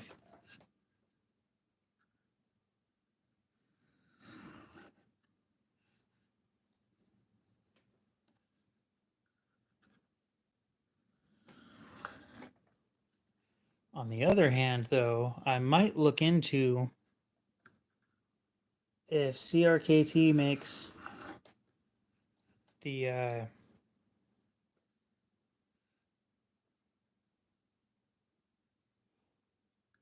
CRKT makes a Pilar in D2, I'll buy a D2 Pilar and I'll buy a copper Pilar and I'll swap scales so you can have a D2 blade steel copper Pilar with a custom patina and engraving.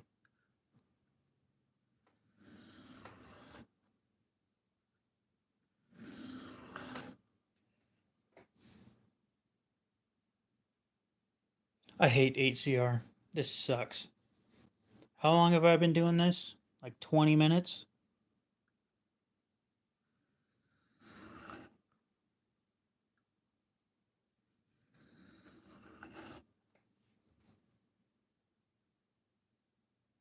Like, I'd normally be super soft pushing down on this thing. I just use the weight of the knife, but the weight of the knife isn't doing anything. The weight of the knife won't even swap which side the burr is on. Yeah, Pilars are one of my favorite knives other than the materials they use.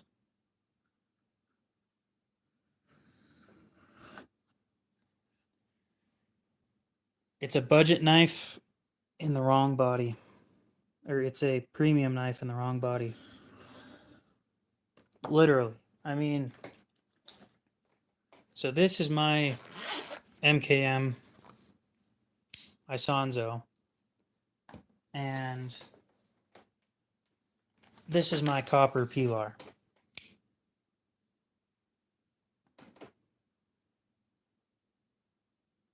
They're nowhere near all that far off. M390 8CR.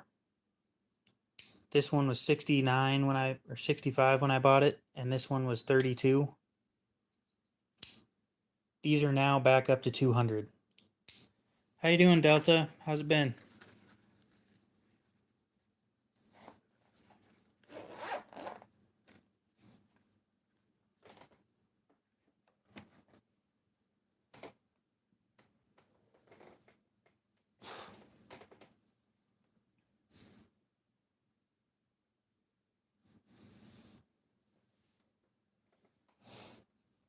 I think 8CR is supposed to be a slight step up, but I'm not 100% sure.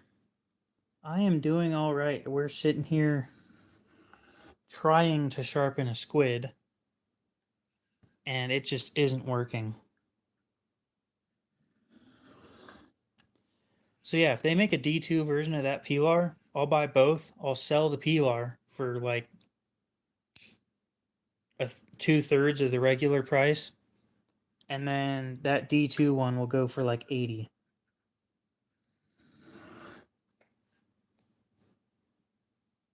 Of course, everything on it's going to be a custom one-off deal.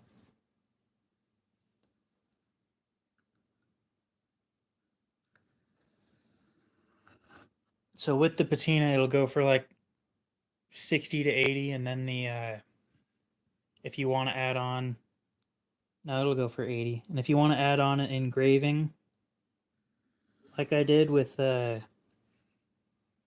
what's his name, for with Full Fires, then that'll be 100.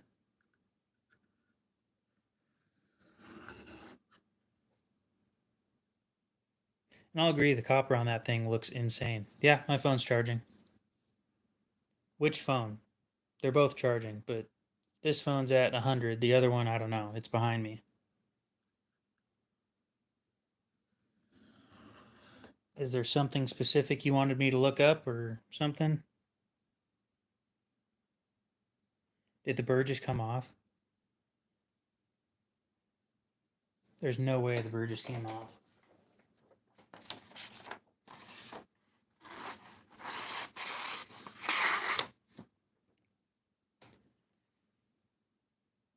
I'm going to try aligning it real quick. Grab the magical cardboard here.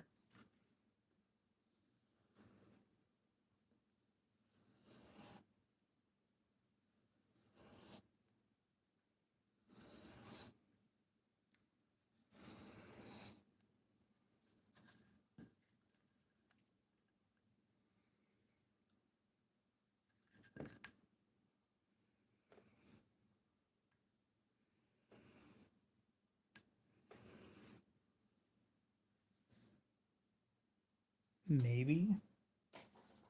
I hope we're done, because holy shit. Damn.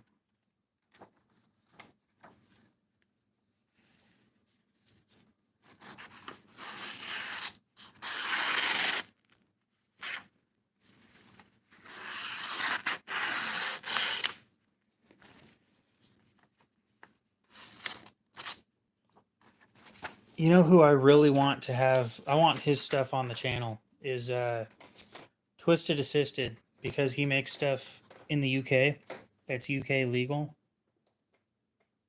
I don't have almost anything that's UK legal on in my boxes, and I feel bad for the people in countries where there's a lot of knife laws against you.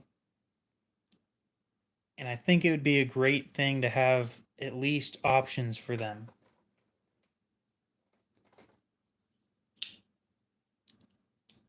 So one of these days, nobody ever asked me where I got my magical cardboard from. I'm sure somebody in here knows where I got it from, but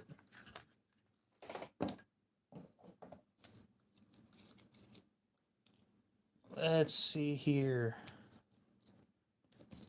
Paper scraps to the garbage. Away. Damn. Q-tips from cleaning. Away to the garbage. Yep, it's pretty sharp now. That took way too long. Yeah, no locking blades. That sucks. We've had this conversation before, though. They chose to give that up. They chose not to fight back, and this is where they're at now, unfortunately. Now, let's see here. Well, nobody's ever asked. And I told people if they asked, I'd tell them, but nobody's asked yet. So we will continue with cutting foam to make cubes again, because I have nothing else to do.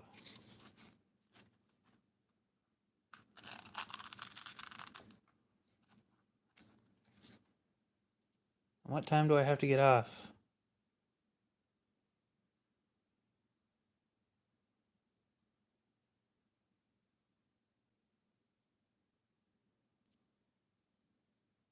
That was 4:50, so another hour. Hey, somebody asked where I got my magic cardboard. It's a pizza box. Yep, just a pizza box.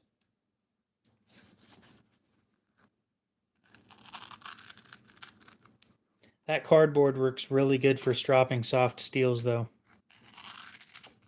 I don't even have any compound or anything on it.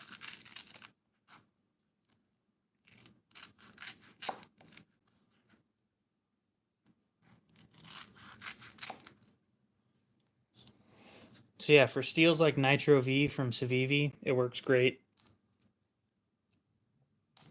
5CR, it works great.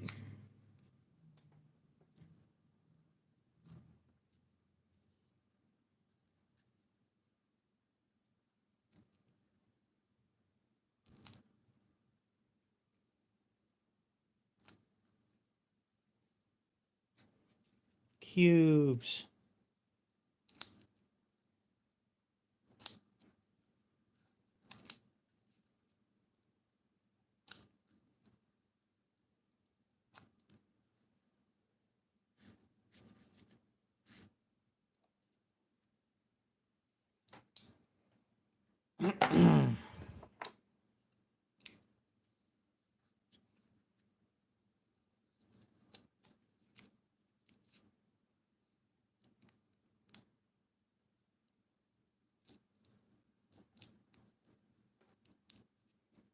Dang, this thing sucks at cutting foam.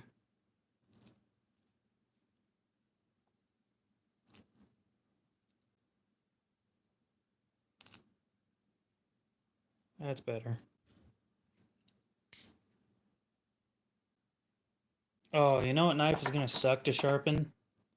This thing. It's AUS-6. That stuff is so soft. Oh no.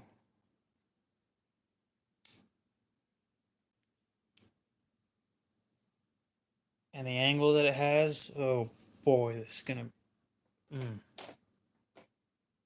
I might actually just bring that to somebody and have them sharpen it.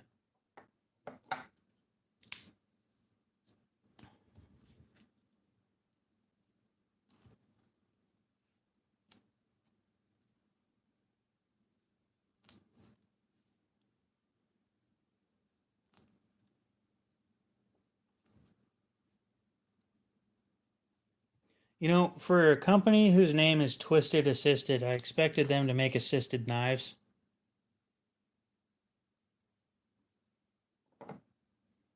And yes, I've thought about that before. It just, I don't talk about it.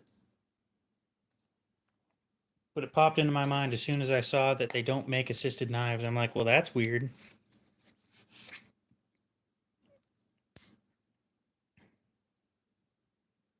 What an odd choice for a name.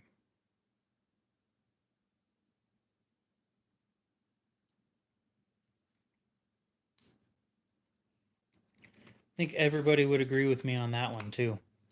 If your if your name has assisted in it, I expect you to make assisted something.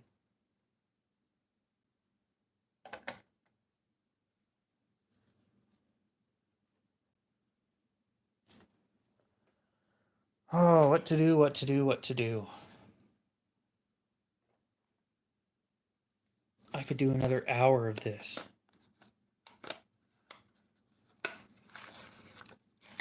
Another hour of absolutely nothing.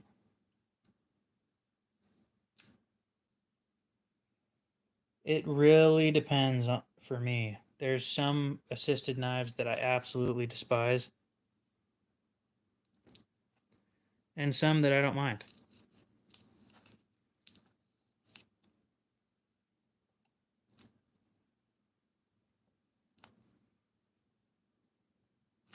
But I think it depends on the assisting mechanism that they use. For me personally. Woohoo, throwing all the cubes away now.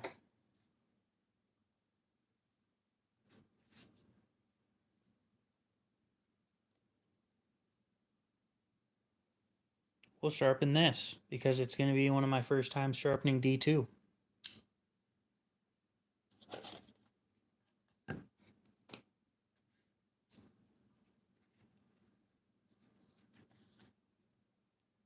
Let's see.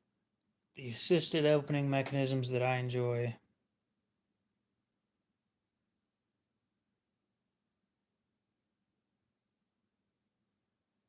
I don't think so. But I haven't read if that company has a mission statement or not.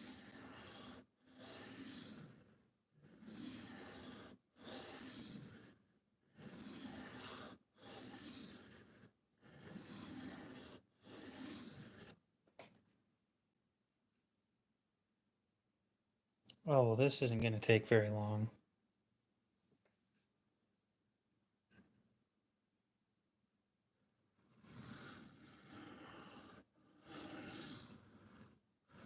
Like, yep, our mission statement is to have all of our knives made by somebody who is 80 or older.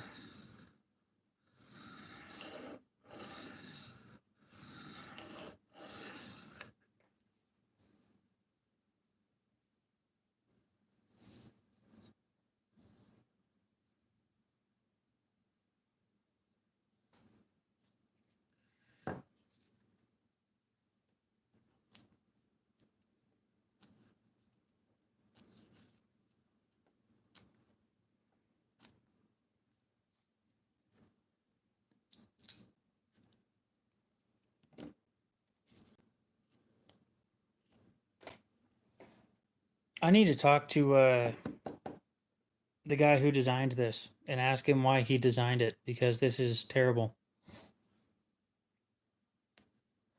And I'm going to tell him that.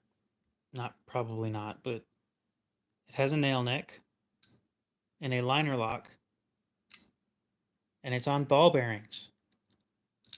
Why you would put a knife with a nail nick on ball bearings is beyond me, because you can't really open this thing one-handed very easily. So did you just want it to close faster or what? Because it does not add up.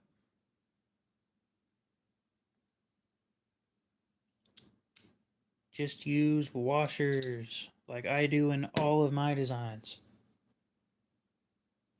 And so does Chris Reeve, so you know it has to be something good.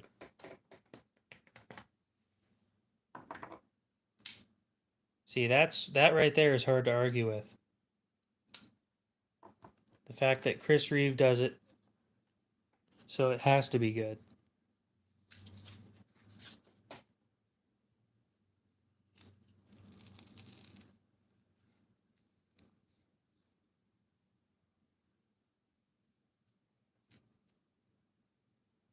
Well, for all you know, when I meet somebody, I'm like, what do you carry? Oh, that's a piece of shit. I don't want to know you.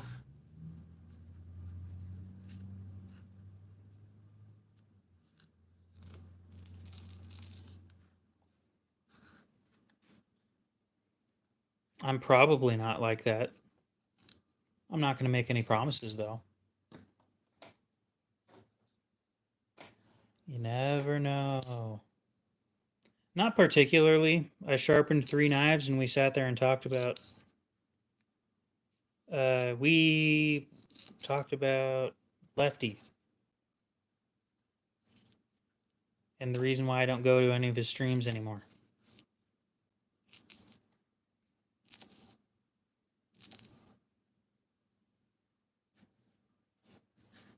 Well, I never said he was a god. I think I've met the guy, but I don't remember. Because if I have met him, he walks and talks just the same as everybody else. So,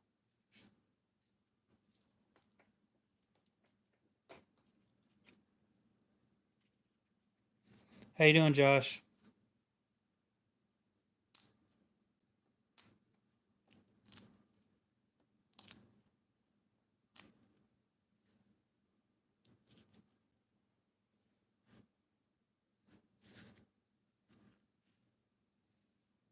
Did I forget to say Fook's name?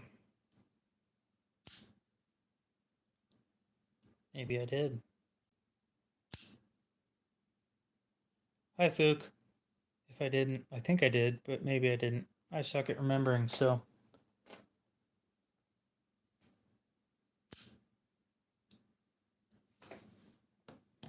Let's see here. Good enough. Okay. I sound like I'm pissed off all the time, so sure that doesn't help. Oh, my back. I wish I could sit in my recliner while doing these. That would be awesome. Instead, I'm sitting here in a kitchen chair or dining room chair, killing my back for 4.5 hours. We didn't even do anything like impressive today. We just sat here and sharpened. Let's see.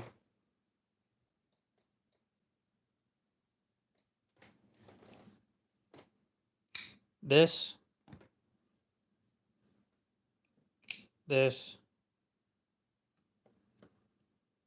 and this.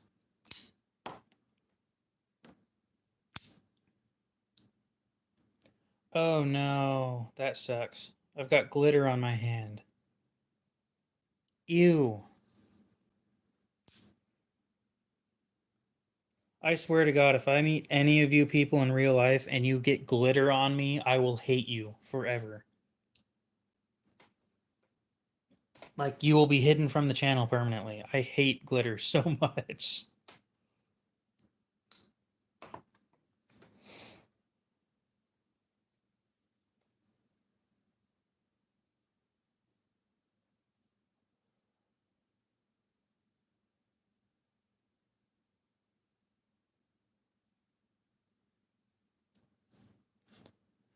That does sound like something he would do.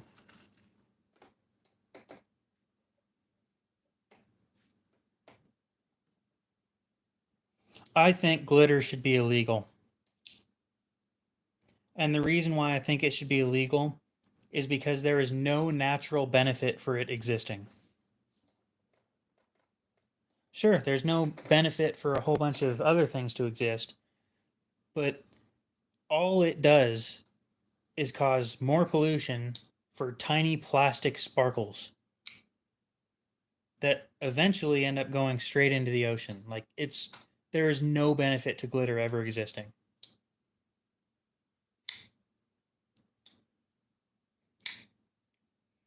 I'm convinced. I've told everybody in my family that I hate glitter, and a bunch of them still send it to me.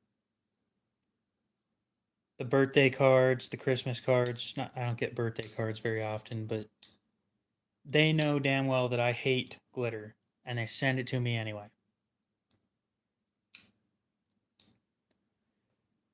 But what do you do? Oh, Fook, I think I've shown you this. Damn, I keep on showing everybody everything that as soon as I get it, and then I don't have anybody to show it to. I need to stop doing that.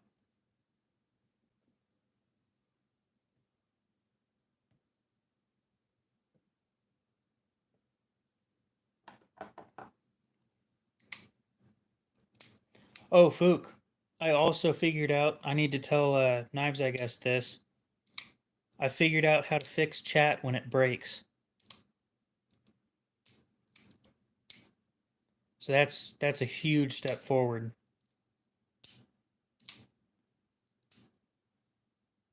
Although I have to constantly check if chat's broken because people stop talking. So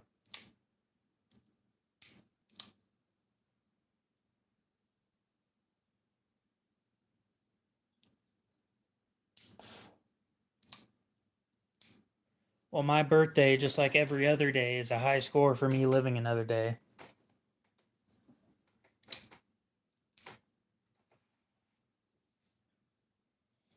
You know, I kind of miss having the people in here who would go, "Do you sell these?" Wonder what happened. Because for a while, a whole bunch of those people showed up all the time, and then they stopped. But then I actually had enough enough people showing up and talking that it got suggested to more people. So maybe what I should do is go grab my other phone and then start spamming chat. I'm curious if that would work. I wonder what the algorithm would do with that.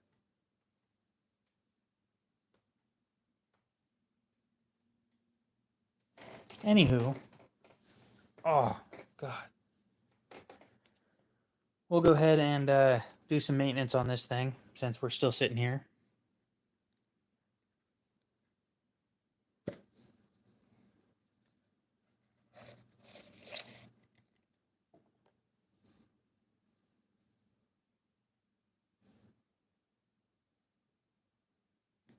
And Ginger Llama.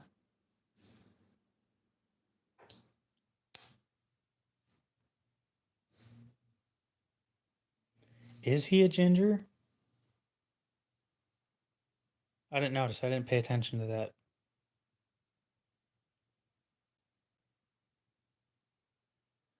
Oh, so that's why he left us. He left us because steak is more important than us. How rude. Could you imagine picking steak over people? Gross. Anyway, I probably would have left for steak too, to be honest.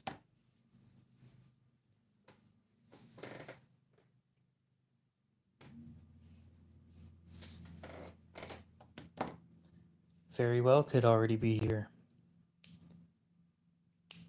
But how would we know if the person isn't talking? Hmm?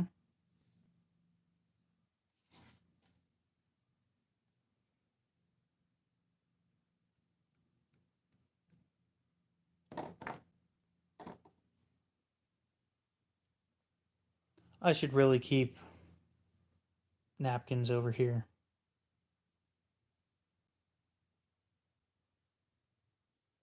Ooh. Damn, I was kind of hoping one of these days I'd get myself. But this thing's so fucking dull that it didn't even cut me.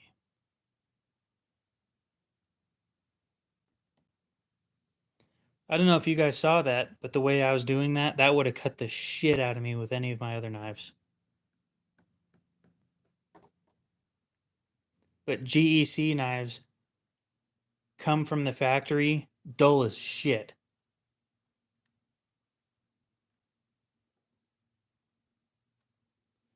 I guess I never knew he was that redheaded.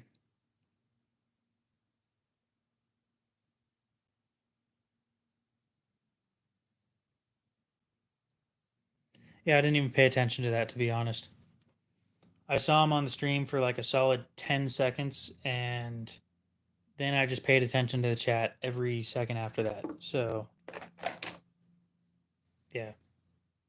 None of them. I don't recommend GEC at all. You can get so much better for so much less money. All you're getting is something rare. That's it. It's one of the few companies where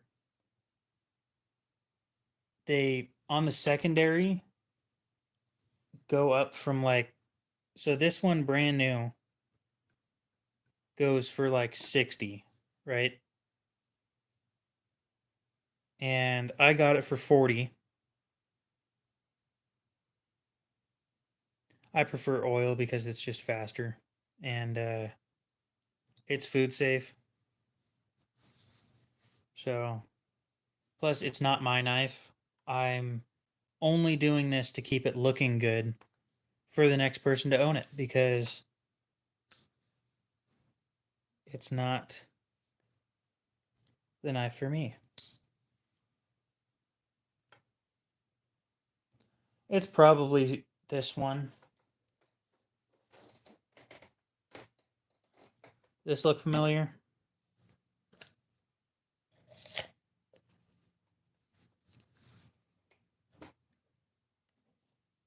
With a locking screwdriver. This is an electrician's knife. And it says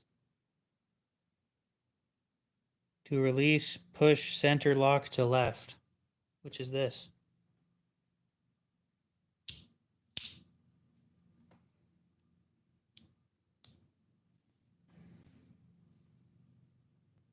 So yeah, this is a Camillus made in New York. It's in model 27. That one is also,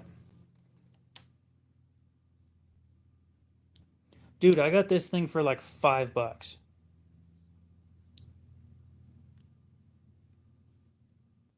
Ridiculously good deal. I never use it though. I might be willing to sell it.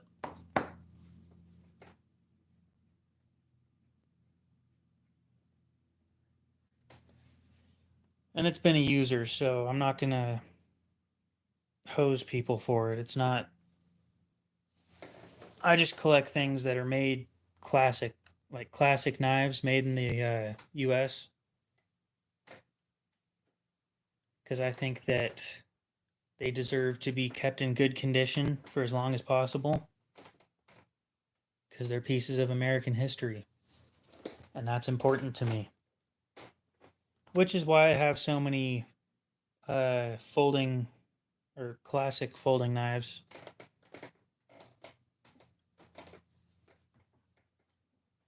I think this one's pretty freaking sharp. Oh yeah, I sharpened this one. It has a chip out of the blade, unfortunately, but this thing is like really freaking sharp, if I remember right. Yeah, really freaking sharp. Let's grab paper and test it with paper.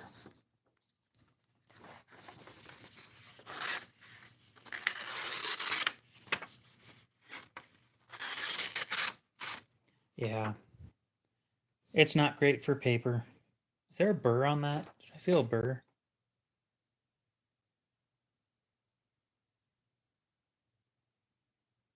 There's a burr. Oh no, I just sharpened it at such an acute angle that it folded the edge over. Never mind. I did get it freaking sharp though.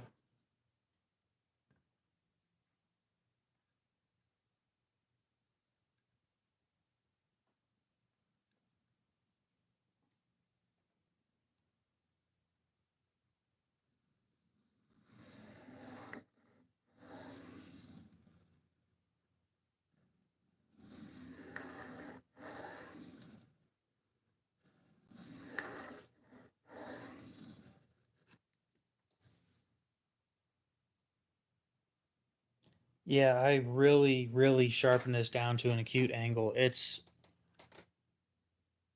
don't know if you guys can see the chips out of it, but it's bad.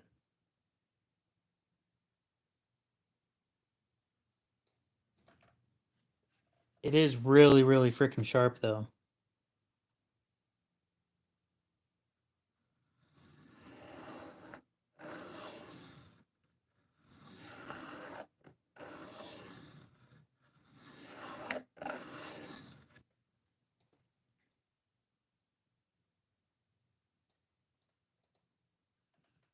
No, it's far from junk. It still has plenty of blade life left in it. I just sharpened it too much, and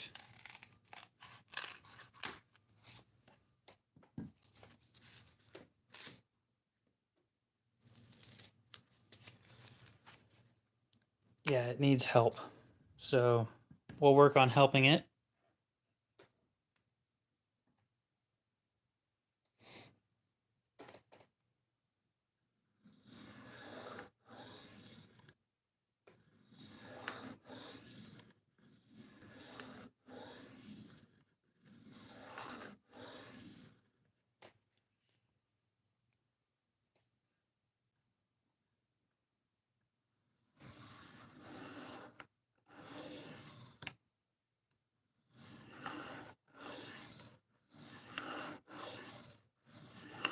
You can also get these from Klein, brand new at what's the place called? At Home Depot. Yeah, that stream was on DBD's channel.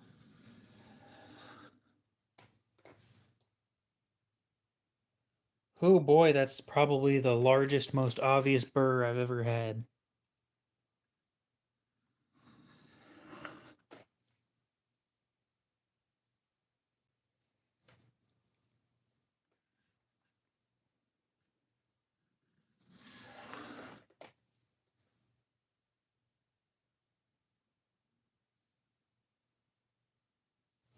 You can go watch it if you want. It's up to you. You don't have to stick around the whole stream.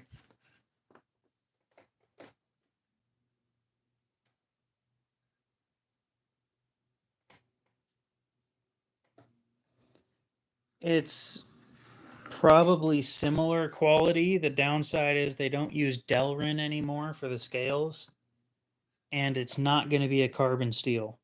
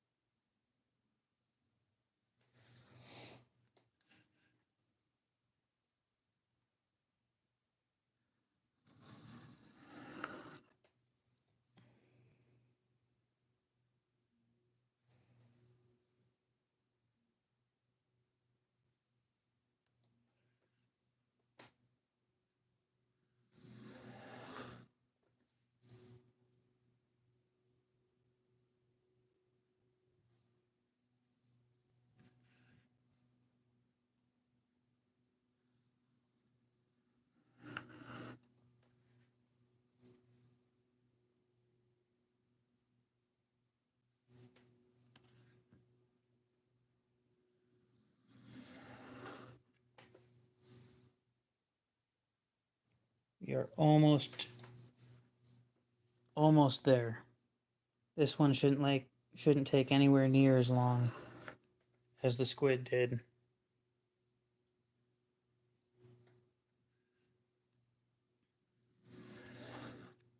This one actually might be carbon or might be stainless steel.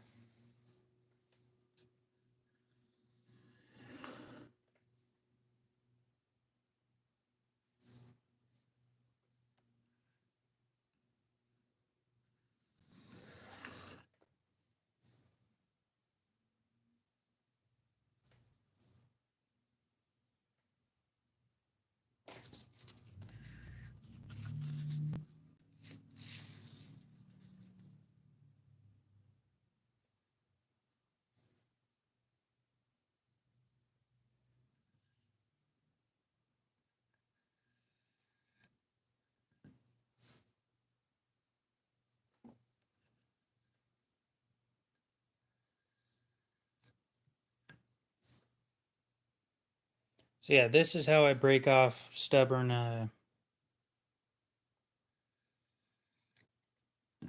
burrs. And it works very, very well.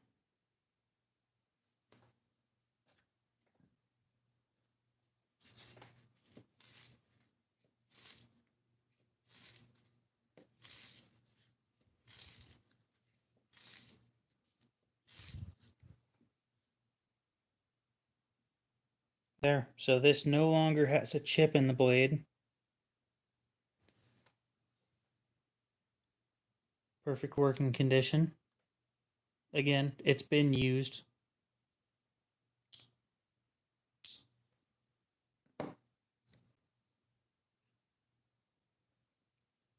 I honestly can't remember what I bought that for.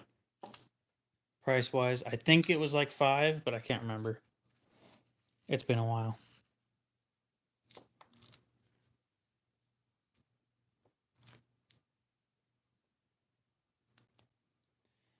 Yeah, I don't abuse my knives, so.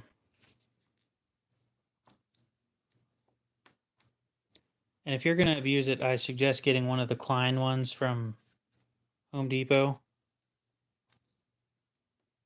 because they're Chinese made and you wouldn't care about hurting them because they're not a piece of history or anything.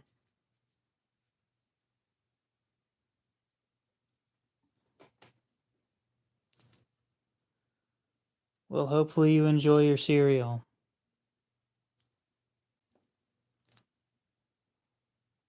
That's one of those ones that I know I haven't had before. I've just heard of it.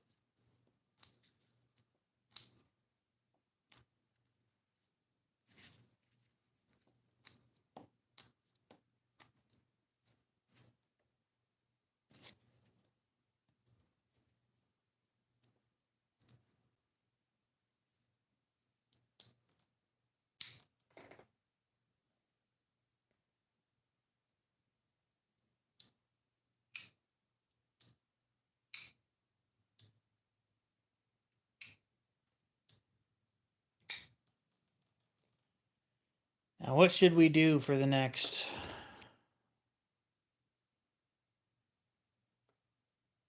Oh, actually, I have to leave here pretty soon. Let me double check something real quick. It's gonna freeze for a sec. Got about 30 minutes before I gotta head out. So that means it's gonna be a 4 hour and 45-minute stream total. We are 4 hours and 12 minutes in. Yes, that is what this is.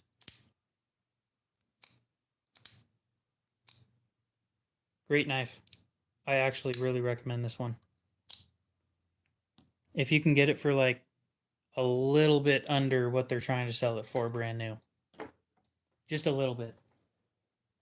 $5 off even.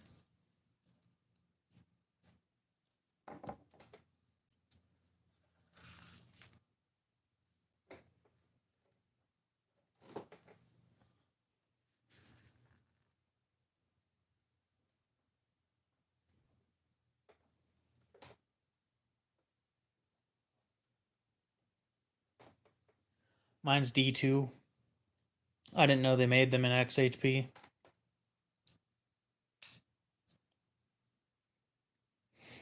But it came with a mirrored edge from factory.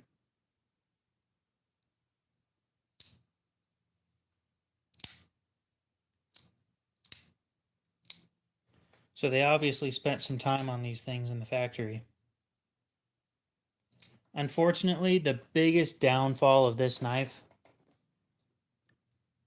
out of all the great things that it has, is the pivot is a T6.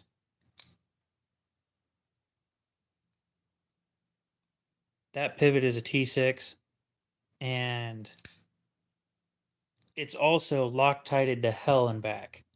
So getting that off is not fun. I sent them a message on Instagram to see if they were working on anything to change that, and I never got a response. I think that's the only SOG knife I have. That's not true. I have one of those. I have a SOG Centi, CENTI, which is like stupid small and absolutely pointless, and I got it for $5. And brand new, they're like 13. The Vision XR. I don't think I've seen that one. I really want a Civivi Vision though. I'll probably get one of those here in the near future. And I'm getting the Damascus one because the Nitro V one, Nitro V, I don't like it.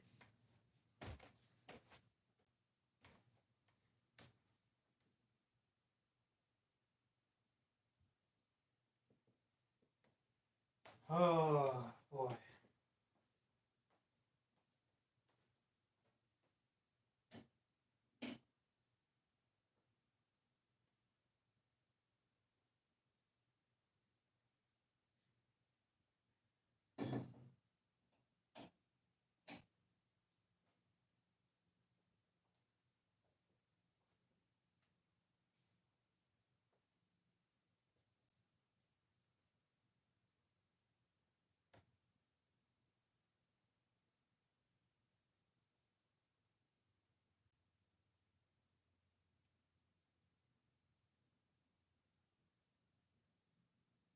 Okay, I am back.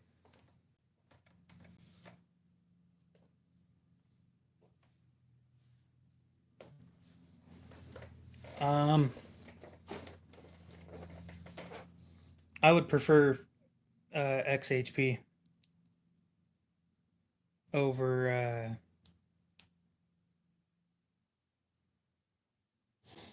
Nitro V. Now, what were we talking about?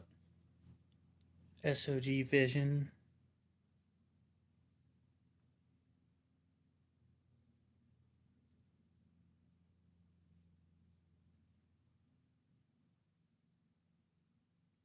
I I can see why you wouldn't like that knife.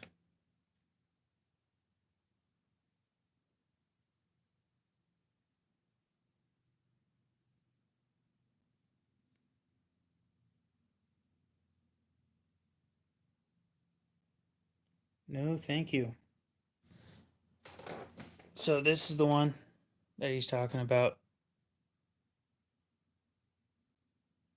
Oh my god. See, this is... I hate freaking pop-up crap.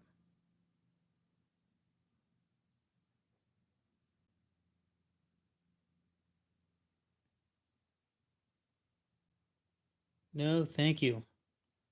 I am happy with this, even though it's green, and I don't like green.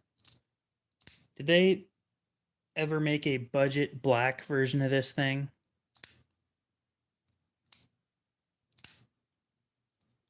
I got this for like 20 bucks, so I'm not going to complain too much, but I'm sure you get the point.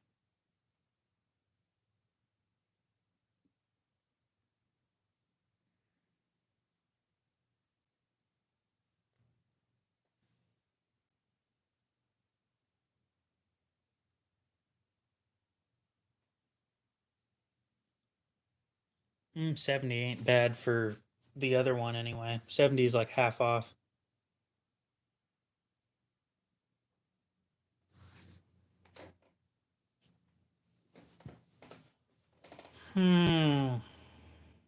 Whatever shall I do?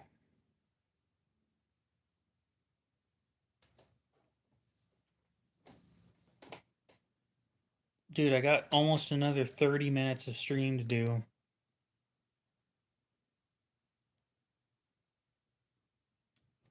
Well, I don't like green, and I would much rather have one of the S35 VN versions where they used carbon fiber instead of G10.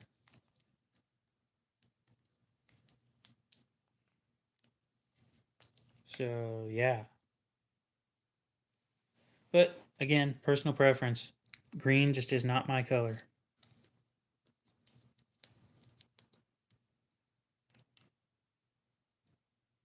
You want to know what one of my favorite looking knives is? The ProTech Godson Sapphire PVD edition.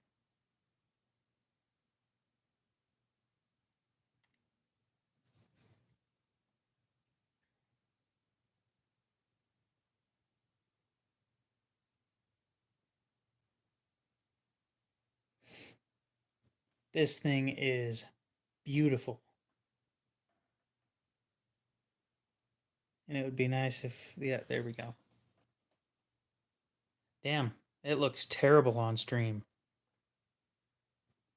You guys have to look it up and see it because it is beautiful. When you see them in person, they just look amazing. Yeah, that's a ProTech Godson Sapphire.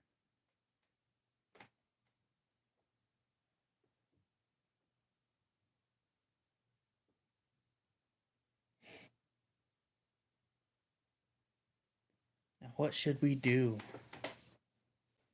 I do feel bad for all the people that are gonna...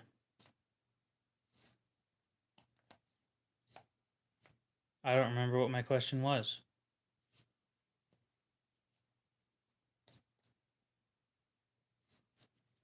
I'm sure I answered it for you with a no, though, so I'm good at doing that.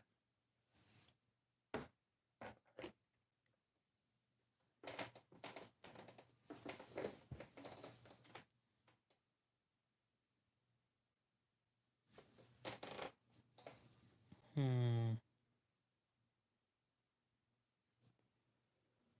I do hate it when I start these streams and have nothing to do because I don't plan anything for these streams. So instead of planning stuff, I just sit here and blabber about random shit. And don't get me wrong, it tends to work out just fine, but sometimes I would like having something to talk about. I don't think I was talking about Warhammer 40k. Not that I don't watch that kind of content.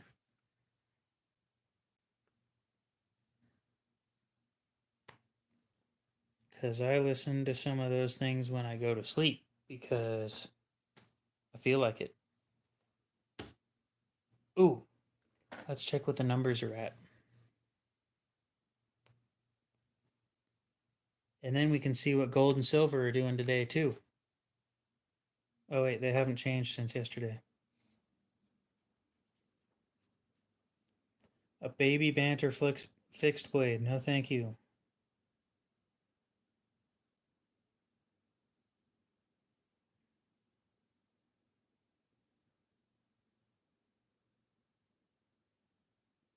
Ooh, we're almost at 700 subscribers.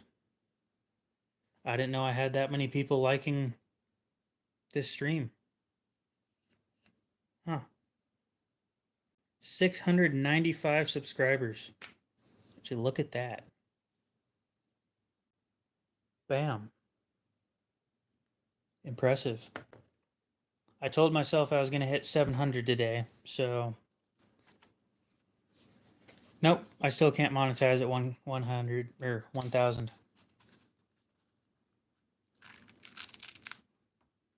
I'm a fan of the baby banter. I'm not a fan of fixed blades. But this thing fits my hand right. So that's personal preference again. But it just fits my hand right. Yep, the watch hours are why I do the live streams. Also because I'm bored and have nothing else to do.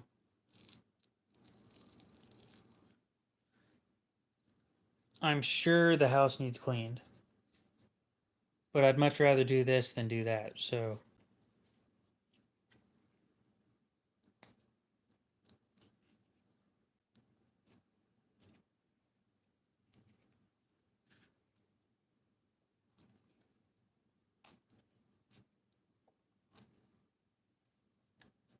Why is this still out? Away you go. What are you? Oh! I forgot this thing existed.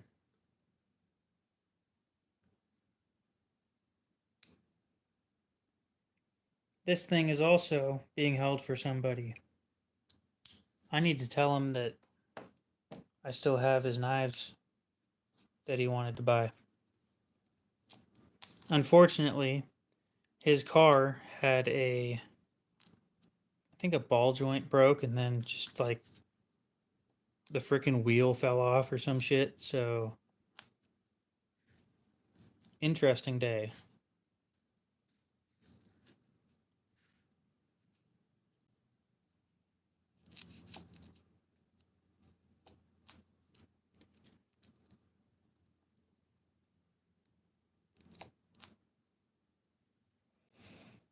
See, the difference between us, Fook, is you don't disrespect anybody, and I disrespect everybody.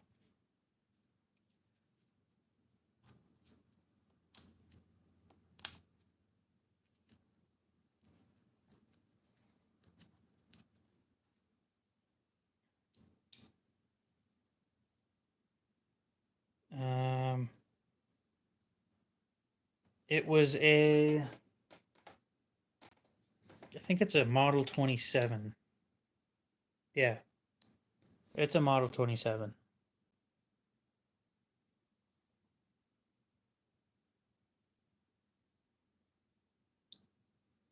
You're a little far behind, though, I think. But this is an electrician's knife, not an army knife.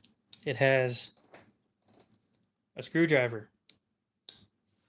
Right there. A screwdriver and a knife blade. And the screwdriver locks. It also closes harder than the blade, so that's not fun.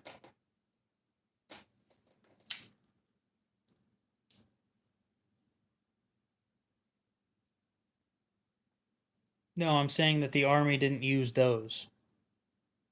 The Army had well, they may have.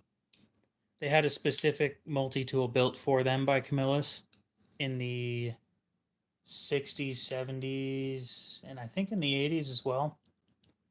And I've thought about getting one of those, but the place that I'm looking at, they want way too much for them.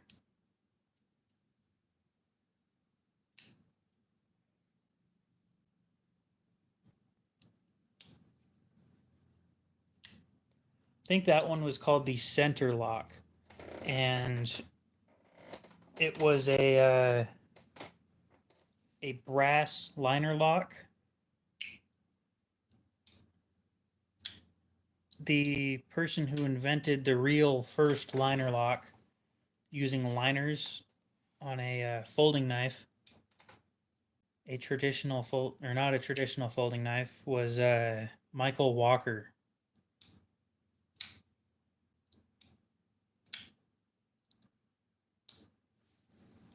Woohoo for history. And I brought it up a few times. Michael Walker designed this as well.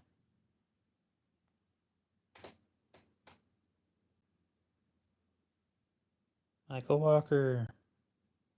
This is a CRKT 4003 blade lock.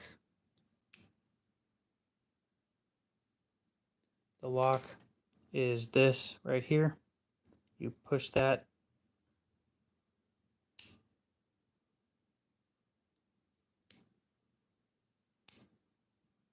Definitely a cool design. More than worth the $40 I spent on it, or $45 I spent on it.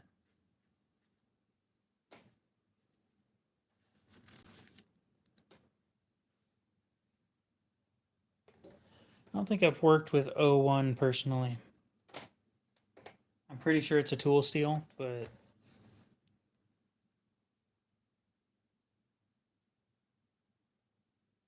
where are we at now? $6.95 still.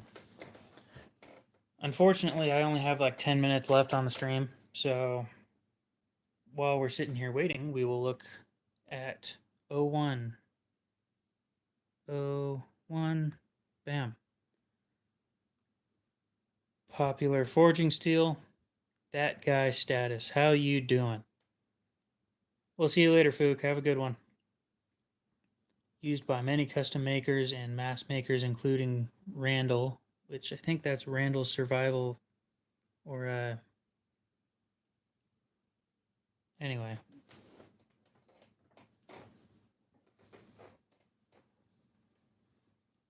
Good edge stability and wear resistance, not as tough as A2 or its equivalents, but quite good in that department. Can reach 65 HRC. That's pretty good. Works well with a fine edge as a light medium cutter. Randall uses it at 56. That's really low. And other makers use it at 56 to 68 for larger knives. That makes sense. And above that at medium to small knives. If you're looking for hard use knife, 3V, obviously. Yeah, that makes sense.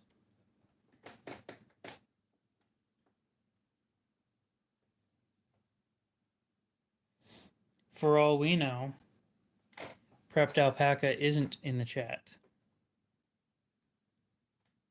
He could be heading towards your house at any moment. I could be facing your house right now and you wouldn't know it. It also depends on which direction you live from me, but I could be looking around at in your general direction at any moment in time.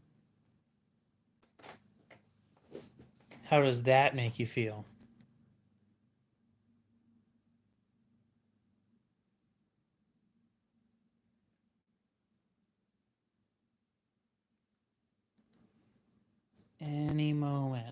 I could be looking in your general direction. Bam, I just looked over at the East Coast. I was looking at you.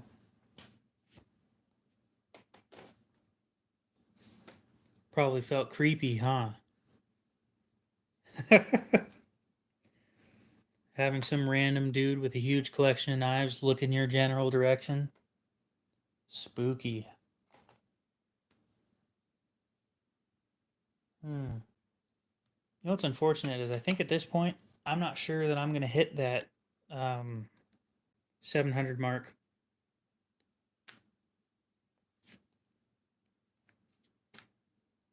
You should tell him about that.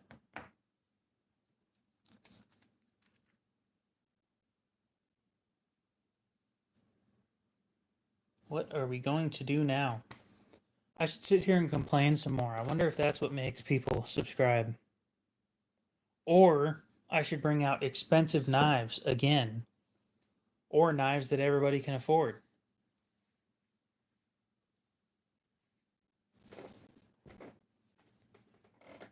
Yeah, let's bring out knives that everybody can afford. The QSP Penguin, baby. One of the best knives on the market right now for $38. And let me double check something because somebody brought it up. Yep. I think it probably is G10 with a carbon fiber overlay, unfortunately. He earned his place. He's been doing this way longer than me. Oh, I might have to head out right now.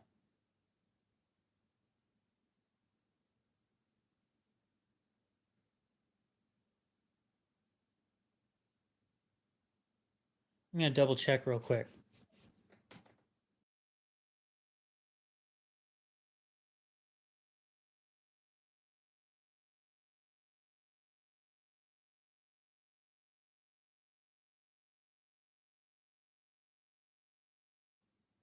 Yep, looks like I'm headed out, guys.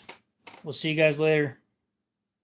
Have a good one, and we'll see you in the next one. Peace.